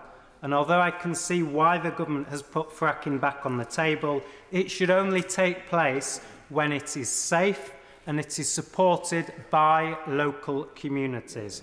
Something the government have reiterated time and time again, and which the Secretary of State has made clear once again today. That is a position I wholeheartedly support. I welcome the steps the government are taking to determine how local consent can be established, and I look forward. Rebecca Long-Bailey. Thank you, Madam Deputy Speaker. Fracking will not solve the energy crisis. Indeed, the shale gas extracted by fracking would make no difference to gas prices and is a more expensive alternative to renewables. Further, fracking would demonstrably increase the risk of local earth tremors, as recently confirmed by the British Geological Survey. And on the wider environmental impact, Greenpeace state that not only is fracking bad for our climate, it risks causing air, water and noise pollution. It uses toxic chemicals that may not be regulated well enough. An accident could mean that these chemicals leak into water supplies or cause pollution above ground. In fact, this has happened many times in the US. So why on earth, with all of this in mind, would the government pursue a strategy that poses such risks and flies in the face of efforts to tackle climate change? Well, author and climate commentator Naomi Klein calls it the shock doctrine. The exploitation of wrenching crises to smuggle through policies that devour the public sphere and further enrich a small elite. But the bandit capitalism extends beyond just fracking into the way the government approaches our whole energy system. The pursuit of markets at all costs with little state intervention keeps leading to the same problems.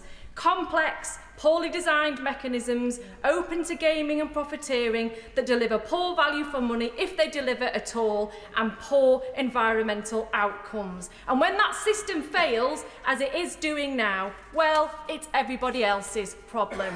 Now, there's a new generation calling for change, a Green New Deal, a green jobs revolution that would distribute costs and rewards progressively, deepen economic democracy and kickstart an industrial strategy to rebuild and light up Britain. On this side of the House, we get that. But I'm worried that we'll miss this chance. Worse though, I'm actually frightened. Frightened that whilst there are numerous colleagues on the benches opposite who may speak out against fracking, the fact remains that they are still in the government led by an environmental and economic vandal. And although the clock may well be ticking on the Prime Minister's days in office, as Naomi Klein sadly states, when powerful ideologies are challenged by hard evidence from the real world, they rarely die off completely. A few true believers always remain to tell one another that the problem wasn't the ideology, it was the weakness of the leaders who did not apply the rules with sufficient rigour. So that is why today is so important. That's why across this House we have a moral duty to vote in favour of this motion to introduce a bin to ban hydraulic fracking for shale gas once and for all. James Grundy. Thank you, Madam Deputy Speaker. I was very grateful that the Secretary of State today confirmed at the dispatch box about a local veto. And I think it's very important, as other colleagues have said, that that local veto on fracking must be the paramount one. There can be no local authority overturning what has been decided by local people in a referendum or other similar independent method of decision making. Because while some colleagues today have spoken about local authorities being bastions of listening, that is not always the case with some local authorities.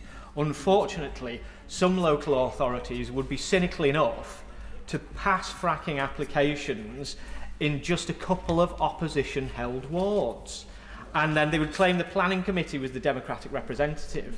And so what you would find is those 3 wards, which were never going to vote for the administration, would be unable to hold the administration of the council to account. Now, I think it's very important that local authorities aren't able to hornswoggle smaller communities within the local authority this way, and that we do, by the mechanism that the Secretary of State has rightly set out, and I look forward to further detail on this, enable local residents to prevent local authorities from trampling local rights. And I am incredibly pleased that that has been given. Because I do fear, unfortunately, Madam Deputy Speaker, that Wigan Council, which is in a huge dispute with local residents and is fighting local residents to the teeth over a number of incredibly unpopular planning applications in just a handful of areas within my constituency, despite the fact there have been thousands of objections, is fundamentally unwilling to listen to objectors. I am delighted that with fracking that would not be the case, that the veto would remain at the community level. And with that, Madam Deputy Speaker, I shall sit down. I fear I have made my point very clearly, that the local voice must be the paramount voice, and if people do not want it, they should not have it. Margaret Greenwood. Thank you, Madam Deputy Speaker. The government must ban fracking once and for all. It's dangerous, it's outdated, dangerous and expensive way to produce energy, and it will not provide the clean, secure energy that our country needs, nor will it help us meet our legally binding commitment to net zero. As Friends of the Earth have pointed out, fracking risks contaminating water, it poses risk to public health and the environment, and is unlikely to reduce energy bills. The government's written statement of November 2019 said that the moratorium on fracking would be maintained until compelling new evidence is provided which addresses the concerns around the prediction and management of induced seismicity. Likewise, the Conservative Party manifesto of 2019, on which members opposite stood and were elected, said, "We will not support fracking unless the science shows categorically that it can be done safely." Nothing has changed, and I ask the Minister to explain what he thinks has. The recent report by the British Geological Survey found that forecasting the occurrence of large earthquakes and their expected magnitude remains a significant challenge for the geoscience community. Recently, the Secretary of State said that tolerating a higher degree of risk and disturbance appears to us to be in the national interest. So it appears that we have, as well as being reckless with the economy, the government is being reckless with the environment and the health and safety of our communities. The Committee on Climate Change has made it clear that moving away from fossil fuel consumption will both benefit households, as it will reduce exposure to volatile fossil fuel prices and reduce emissions. The government speaks of consent. But it's a matter of very real concern that there are reports that households could be handed £1,000 to consent to fracking in their area. Greenpeace has quite rightly labelled this as a cynical ploy and said that the government must be hoping that they can buy off people's concerns while they're struggling with the cost of living crisis. There currently exists a Petroleum Exploration and Development Licence, PEDL 184, covering an area of North West England, which includes my constituency of Wirral West. The licence allows a company to pursue a range of oil and gas exploration activities, subject to necessarily drilling and development consents and planning permission. No wonder my constituents are worried. They have made it abundantly clear that they do not want to see fracking. We on these benches will stand up for our constituents today and oppose fracking. The members opposite should stand by their manifesto commitment and do the same. Justin Matters. Thank you. Madam Deputy Speaker, can I start with words from the Conservative Party manifesto, page 55, because it's very clear and it's there in black and white.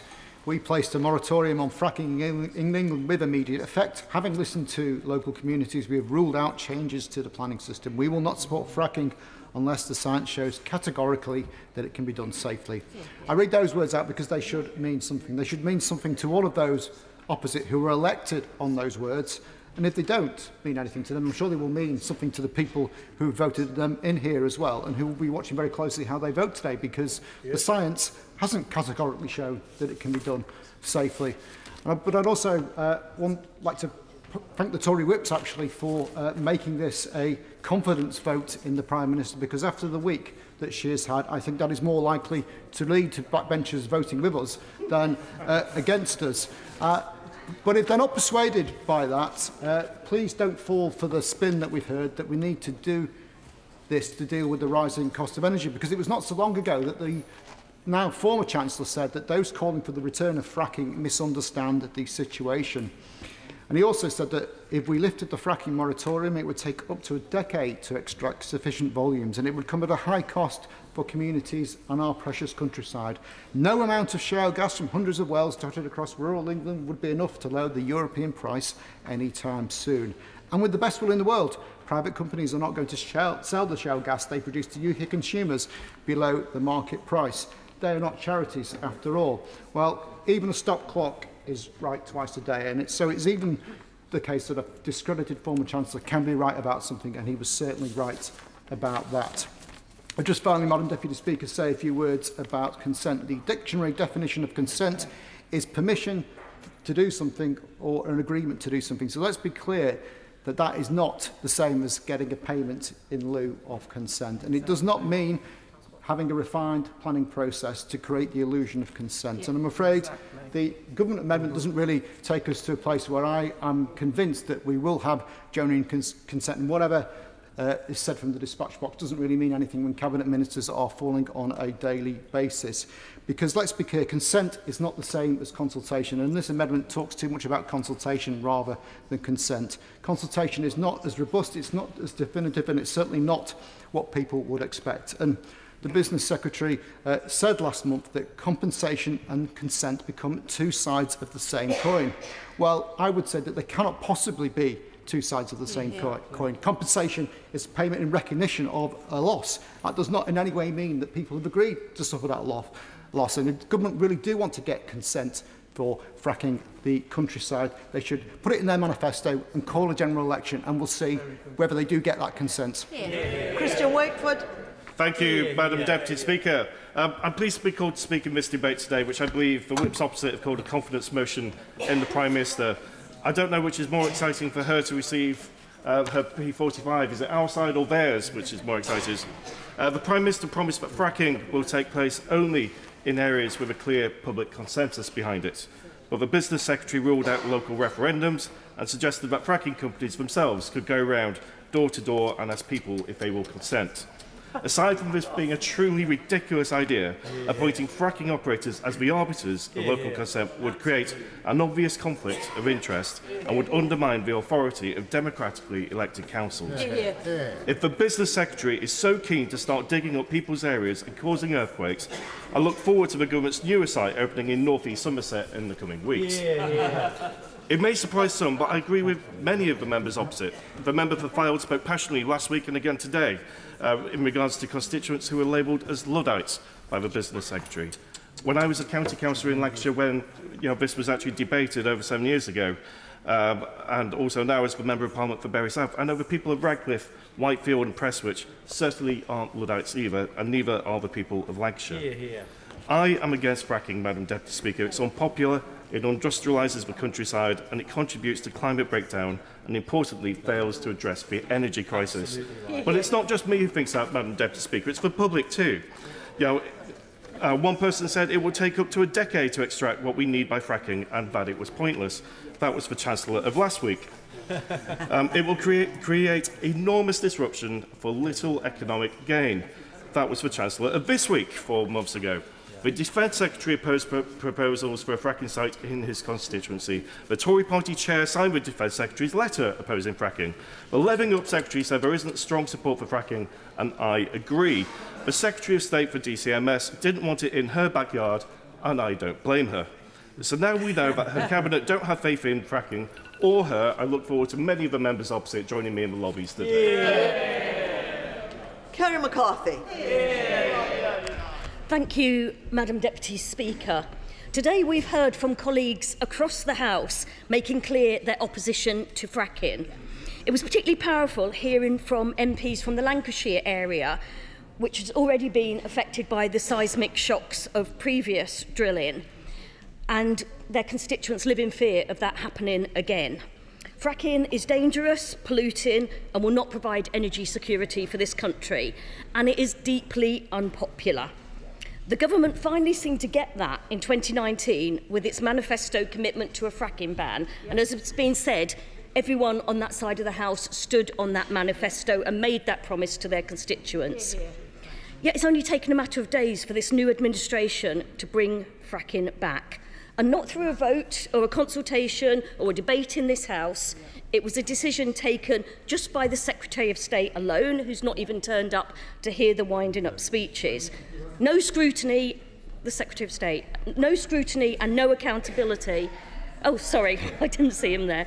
Their manifesto promised the ban on fracking would remain in place until evidence categorically proved it was safe.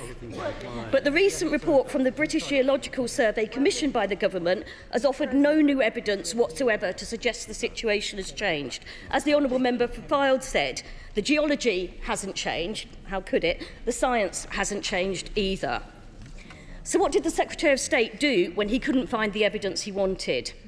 He decided to change the rules on how big an earthquake can be considered safe. I would laugh, Madam Deputy Speaker, but there's nothing funny about this. Labour has been absolutely clear that we will always oppose fracking, whether in opposition or in government. And I'm proud that the Labour government in Wales is keeping the ban. And let us not forget, Madam Deputy Speaker, that this reckless decision comes in the middle of a climate emergency. At COP26, this government made a commitment on the world stage to prioritise the clean energy transition and end public support for the fossil fuel sector by the end of 2022. So how's that going? A year on, and they're not just bringing back fracking for gas, they're also issuing hundreds of new licences for fossil fuel extraction. No wonder the Prime Minister is trying to wriggle out of attending COP in Egypt next month. Let's call this what it is. It's climate vandalism. The decisions of this government are undermining our climate targets and trashing our reputation on the global stage. As the Honourable Member for West Ham said, it's taken a wrecking ball to years of patient climate diplomacy, and I'm sure the COP President would have something to say about that. The Minister for Climate Change, who's replying to the debate today, may be willing to swallow his pride and to claim that fracking is green in exchange for a seat down the far end of the cabinet table. But on this side of the House, we will be honest about fossil fuels. They are expensive, they're polluting our air and they're destroying our planet. As my right honourable friend, the member for Doncaster North, made clear earlier, the only solution to the energy crisis is a green one. Madam Deputy Speaker, removing a ban on fracking shows that we cannot trust a Tory promise, even if it was embedded in their manifesto. So how can we trust what is being said today about ensuring local consent? And let's be clear, the amendment doesn't say there will be a veto. It doesn't explain how that consent would be obtained. It's very weak on the detail, and it doesn't promise a binding vote on this House on what that consent would look like. And as my right honourable friend, the member for Leeds Central, said, why do we even need to do this? We know that polling, the government's own polling, shows that only 17% of people support fracking. And I would imagine a large proportion of those that will say, but not in my backyard. We're quite happy for it to, I think a Lords Minister once said, in the desolate north, that's where you would frack. I'm sure that the government committing to a ban on fracking today and committing to bringing forward their own bill if they don't want Labour to put the seize control of the order paper would come as a great relief to many of the government's own MPs. Our message to colleagues on the opposite benches is this: fracking is not necessary, it is not wanted, and it is not inevitable. Each of you there today on the opposition benches have a chance to, on the opposite benches, I should say, have a chance to, yeah, I'm forward thinking on my part. Each of you have a chance today to ensure the voices of your constituents are heard and that our planet is protected. If you support our motion today, we will secure a binding vote on a bill to ban fracking on the 29th of November, in the absence of any willingness from the government to bring that forward itself. You will all have the opportunity to ban fracking before a single drill starts up in your constituencies. You know that's what your constituents want you to do. That's your only problem, is it? They know that there's no excuse for doing it. So do the right thing and support the Labour motion today. Minister Graham Stewart. Thank you, Madam Deputy Speaker, and it's a great pleasure to wind up this debate, which has had so many excellent contributions from across the House. And it perhaps is not for the first time that the Right Honourable Gentleman for Doncaster North, who is an extremely clever man, whom I have a great deal of respect, has been a little bit too clever by half. And perhaps if more drafting had gone into this, then instead of seizing the order paper, we could have had a different style, an attempt to seize the order paper. Because quite clearly, Madam Deputy Speaker, this is not a confidence vote, but it is an attempt by Her Majesty's. It is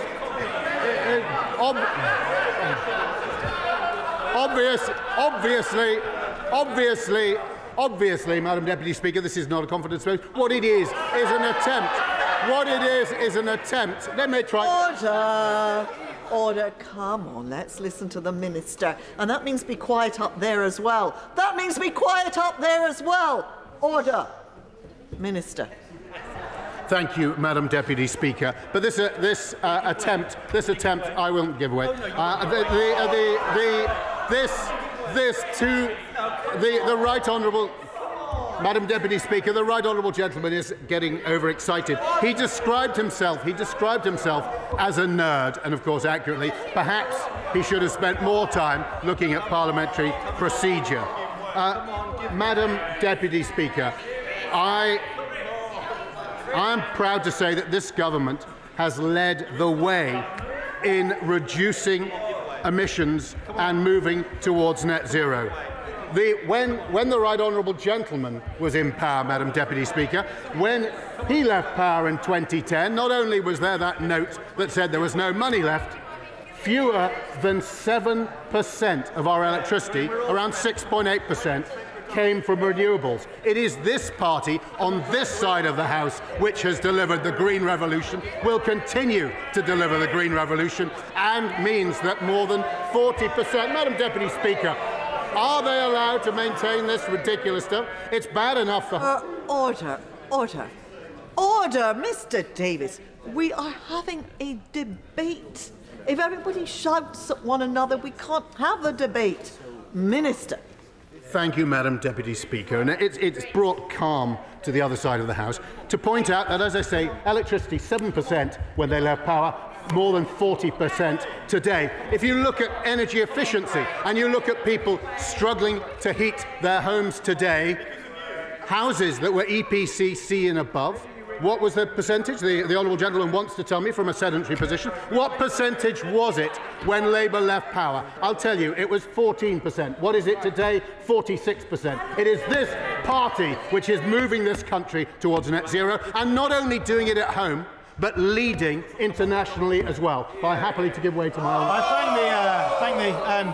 I thank the Minister for giving way. He's absolutely right about the Green Revolution, which our region in the Humber is playing such a big part of. But can I ask him to reflect on the speeches of today? Because if this was a clear vote on whether we have fracking or not, I would be in the opposite lobby with the opposition.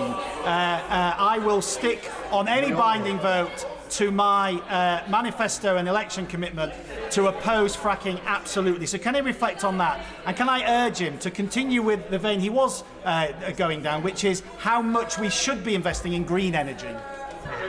Well, I'm grateful to my honourable friend, and of course we are investing. We have, near both of our constituencies, seen the transformation. If I may just at least answer this without being permanently harassed by the right honourable gentleman who should learn to sit. I can tell to my right honourable friend, he has seen the transformation of the whole economics of offshore wind. He has seen this government put in place the CFDs, which are now being copied all around the way. Madam Deputy Speaker, I feel if I don't give way to the right honourable gentleman, he may suffer some serious medical emergency. Now, Mr. Speaker, Madam Deputy Speaker, for the guidance of the House, the Minister said something very important from the dispatch box. He said this is not a confidence motion. And I think his members will want to know that. If he confirms that, then members opposite can vote for our motion in the safe knowledge that they can be confident in the current Prime Minister. So can you just confirm that? Well, the right honourable gentleman was so excited in order to repeat something which I'd already said multiple times. Colleagues on this side of the House are perfectly clear. They are not going to surrender, and they're not going to allow the Labour Party to be a government for a day by seizing control of the order paper. So, we will continue. We will continue. Point of order. Better be a point of order. I think it is, Madam Deputy Speaker. It's really important that members know what they are voting on. Members know what they're voting on. Minister. Thank you, Madam Deputy Speaker. We will continue to lead the world and drive forward offshore and onshore wind, solar energy, and we will do SMRs and gigawatt-level nuclear, as well as support for AMRs, and we will come forward. We will come forward, Madam Deputy Speaker, with proposals to support hydrogen and CCUS. We are looking all across the piece to drive the green revolution. But as part of that, Madam Deputy Speaker, as part of that work, we also need to ensure the gas and oil that we rely on at the moment as we manage and drive down our usage on the path to net zero. Did the honourable lady? Wait, I thank the honourable gentleman for giving way. I really do need to press him on this issue of a confidence vote, because many of us have been told today by our whips that if we vote or abstain from voting against this motion, we will lose the whip. So could he please confirm whether that is the case or not? I thank the honourable. We have to hear the answer. Minister. I thank the honourable lady for that question, and that is a matter for party managers, and I'm not a party manager.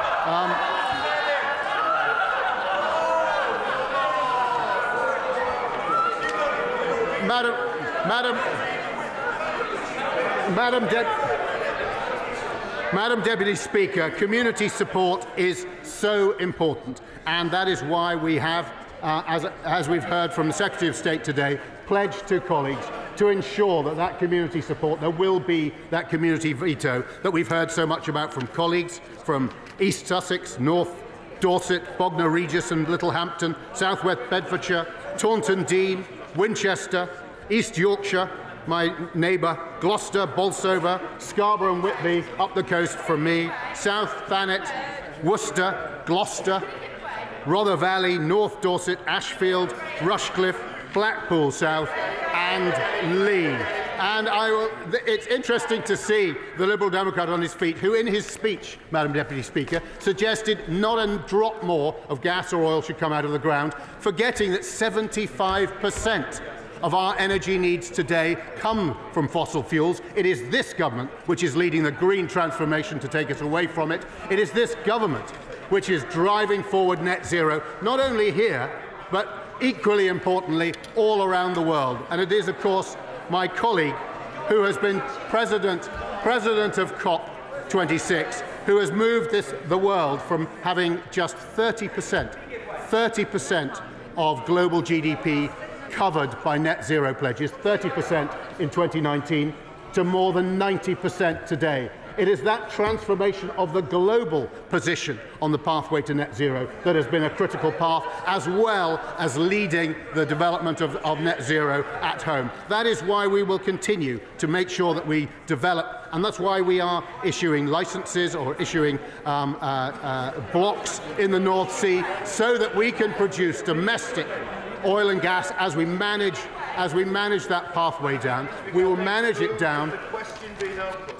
The question is that the question be now put. As many as that opinion say aye. Aye. Of the contrary, no. I think the ayes have it. The ayes have it.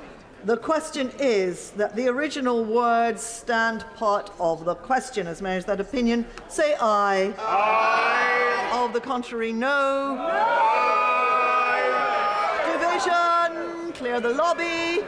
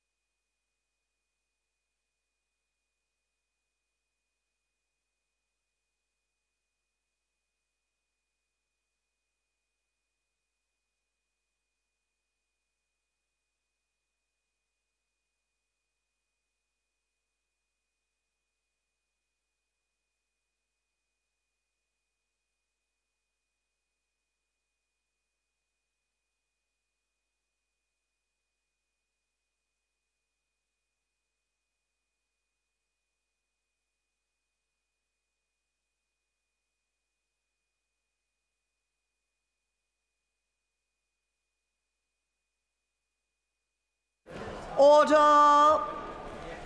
The question is that the original words stand part of the question. As many as that opinion say aye. Aye. Of the contrary, no. No. Tell us for the ayes, Lillian Greenwood and Jessica Morden. Tell us for the noes, Amanda Soloway and Mark Jenkinson.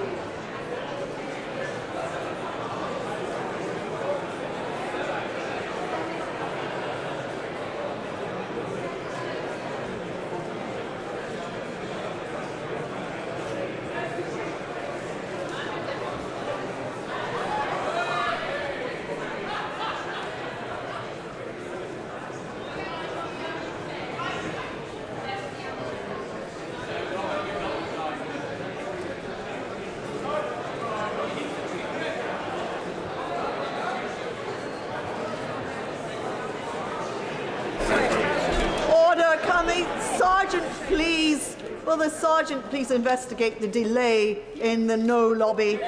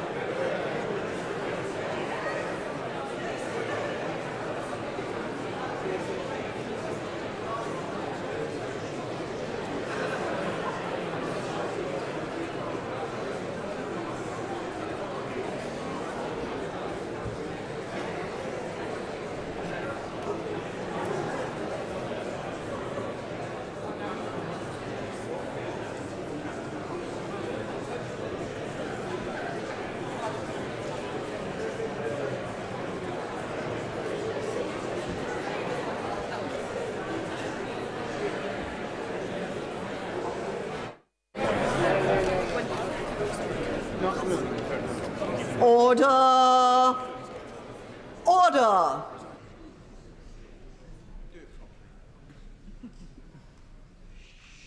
The ayes to the right, 230. The noes to the left, 326.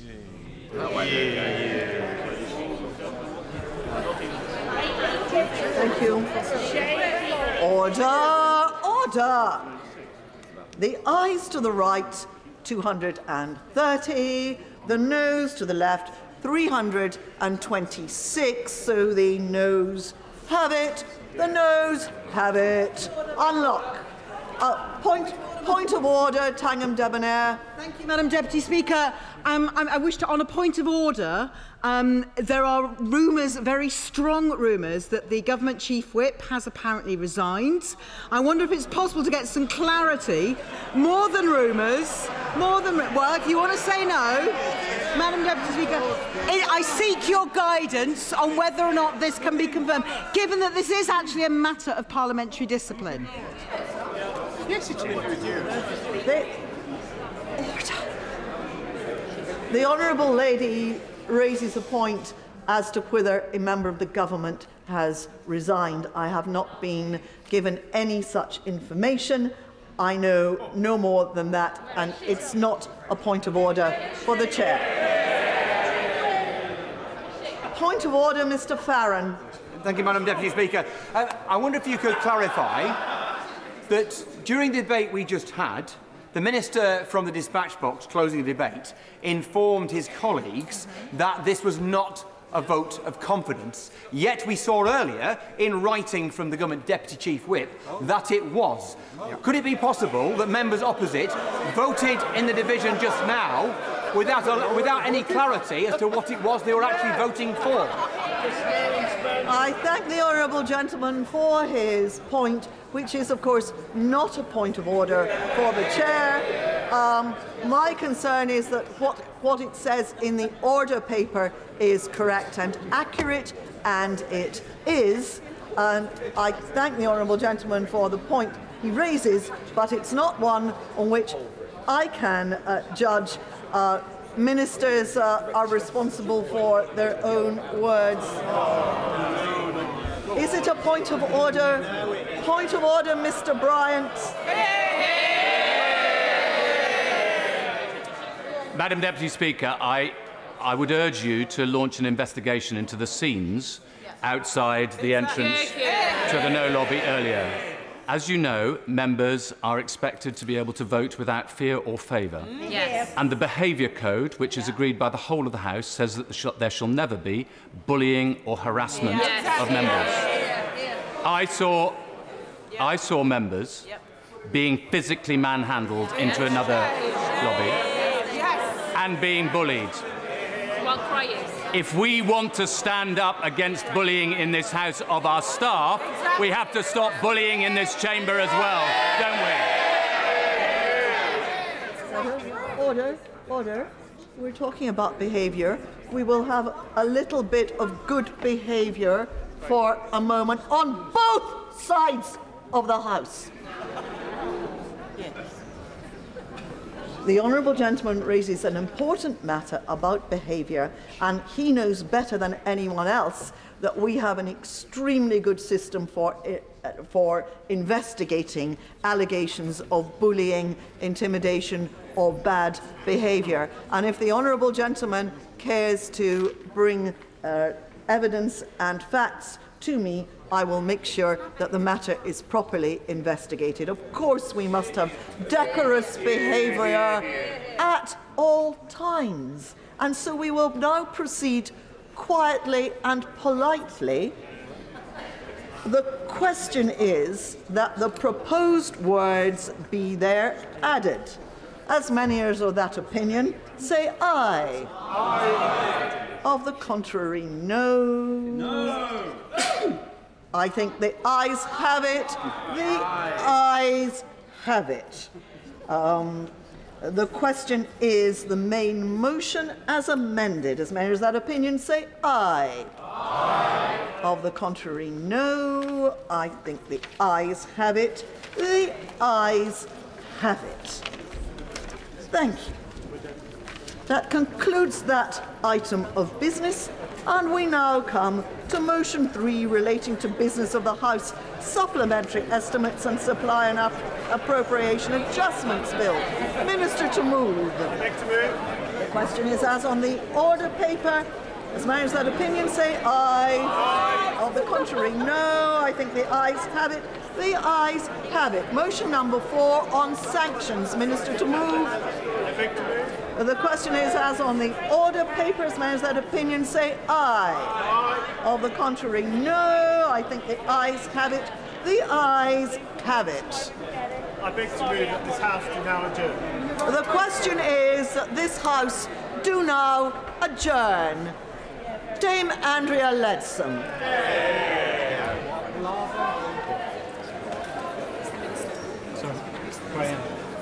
Order! Order! Surely honourable members will show some dignity and respect for the lady who's about to propose the adjournment debate. Leave quietly and quickly. That means all of you.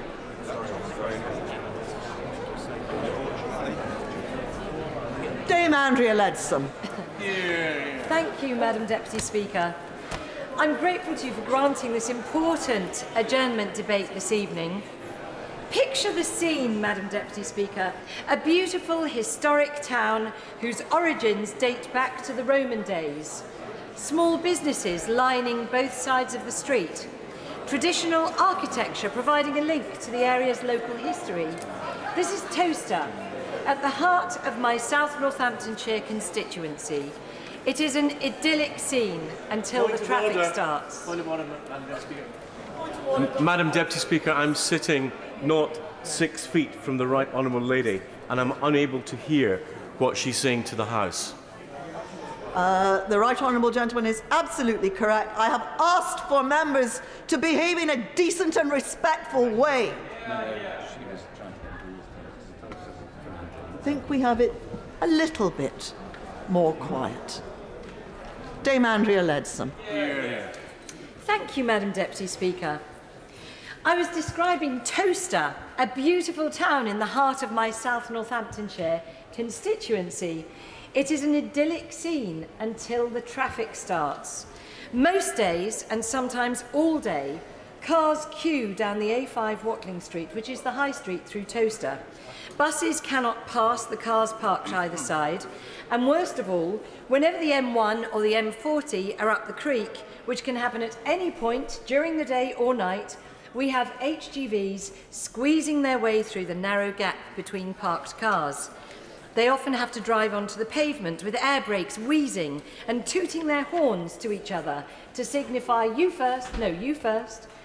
When my son was 12, I will never forget the day we were walking past the town hall where the pavement narrows to only 2 feet wide. He dropped a ball into the road and leant out to catch it just as an HGV came past. I grabbed him, but if I hadn't, that would have been the end of him. HGV drivers have little concern for busy families with pushchairs or elderly residents crossing the street with walking sticks. The only crossroads in the town is at the historic Saracen's Head pub, mentioned in Charles Dickens's Pickwick Papers. Back in the day, as a coaching inn, it would have been a beautiful stop-off point for travellers. But now, having a pint in its pub garden is akin to having a beer alongside several gallons of diesel fumes. This road is unbelievably unsuitable for the size and volume of traffic that is using it. And quite apart from the obvious dangers for cyclists and pedestrians, the traffic is having an appalling impact on Towster's air quality, noise levels and quality of life for residents. Now, Towster has been in need of a ring road for probably 50 years, and since becoming MP for South Northamptonshire in 2010, resolving this issue has been one of my main local priorities.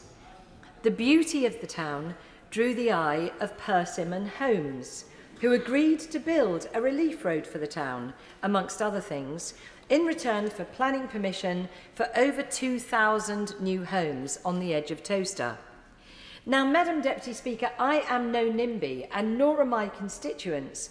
The new housing has been welcomed, and new residents are enjoying the lovely independent retail offer of Towster, as well as the stunning walks through parkland that used to belong to the Eastern Neston estate.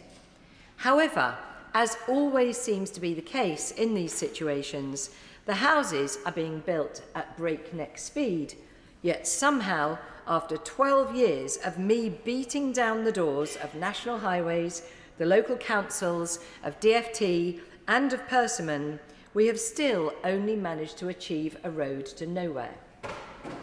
I have a meeting with them all together once a month, and although everyone is keen to get the job finished, you can imagine that the sparks occasionally fly. Now, the relief road will ultimately join the A5 with the A43 as a bypass to the town centre, and after years of negotiation, DFT have agreed that signage will push traffic out of the town and onto the relief road. And there is now a new consultation underway to improve the look and feel of Towster Town Centre and to put in place measures for traffic calming. So the future for Towster is promising, but this happy vision of the future is still probably the best part of 2 years or more away. In the meantime, the centre of Towster was declared an air quality management area as long ago as in September 2005, and since then pollution levels have got steadily far worse, and they are currently well below the target levels set by government. West Northamptonshire Council in fact wrote to all residents living on Watling Street and in the surrounding areas in March 2021 about air quality, reminding them that their properties fall within an air quality management area and that they may wish to reduce the amount of air pollution that they're exposed to. Well, I'm absolutely certain they all agree. One of the specific measures proposed by the council was to keep windows closed adjacent to the road during peak traffic periods and to ventilate homes as much as possible from windows away from the primary traffic route. Well, you can imagine how those residents felt about that advice, Madam Deputy Speaker. Quite rightly, many constituencies contacted me to ask why the help in the form of the relief road isn't being expedited. But they also wanted to know what we can do in the meantime to protect local people from the damage being done to their lungs. I'll be delighted. I thank the Right Honourable Lady for giving way. And on that particular point, levels of asthma, levels of chronic obstructive pulmonary disease are also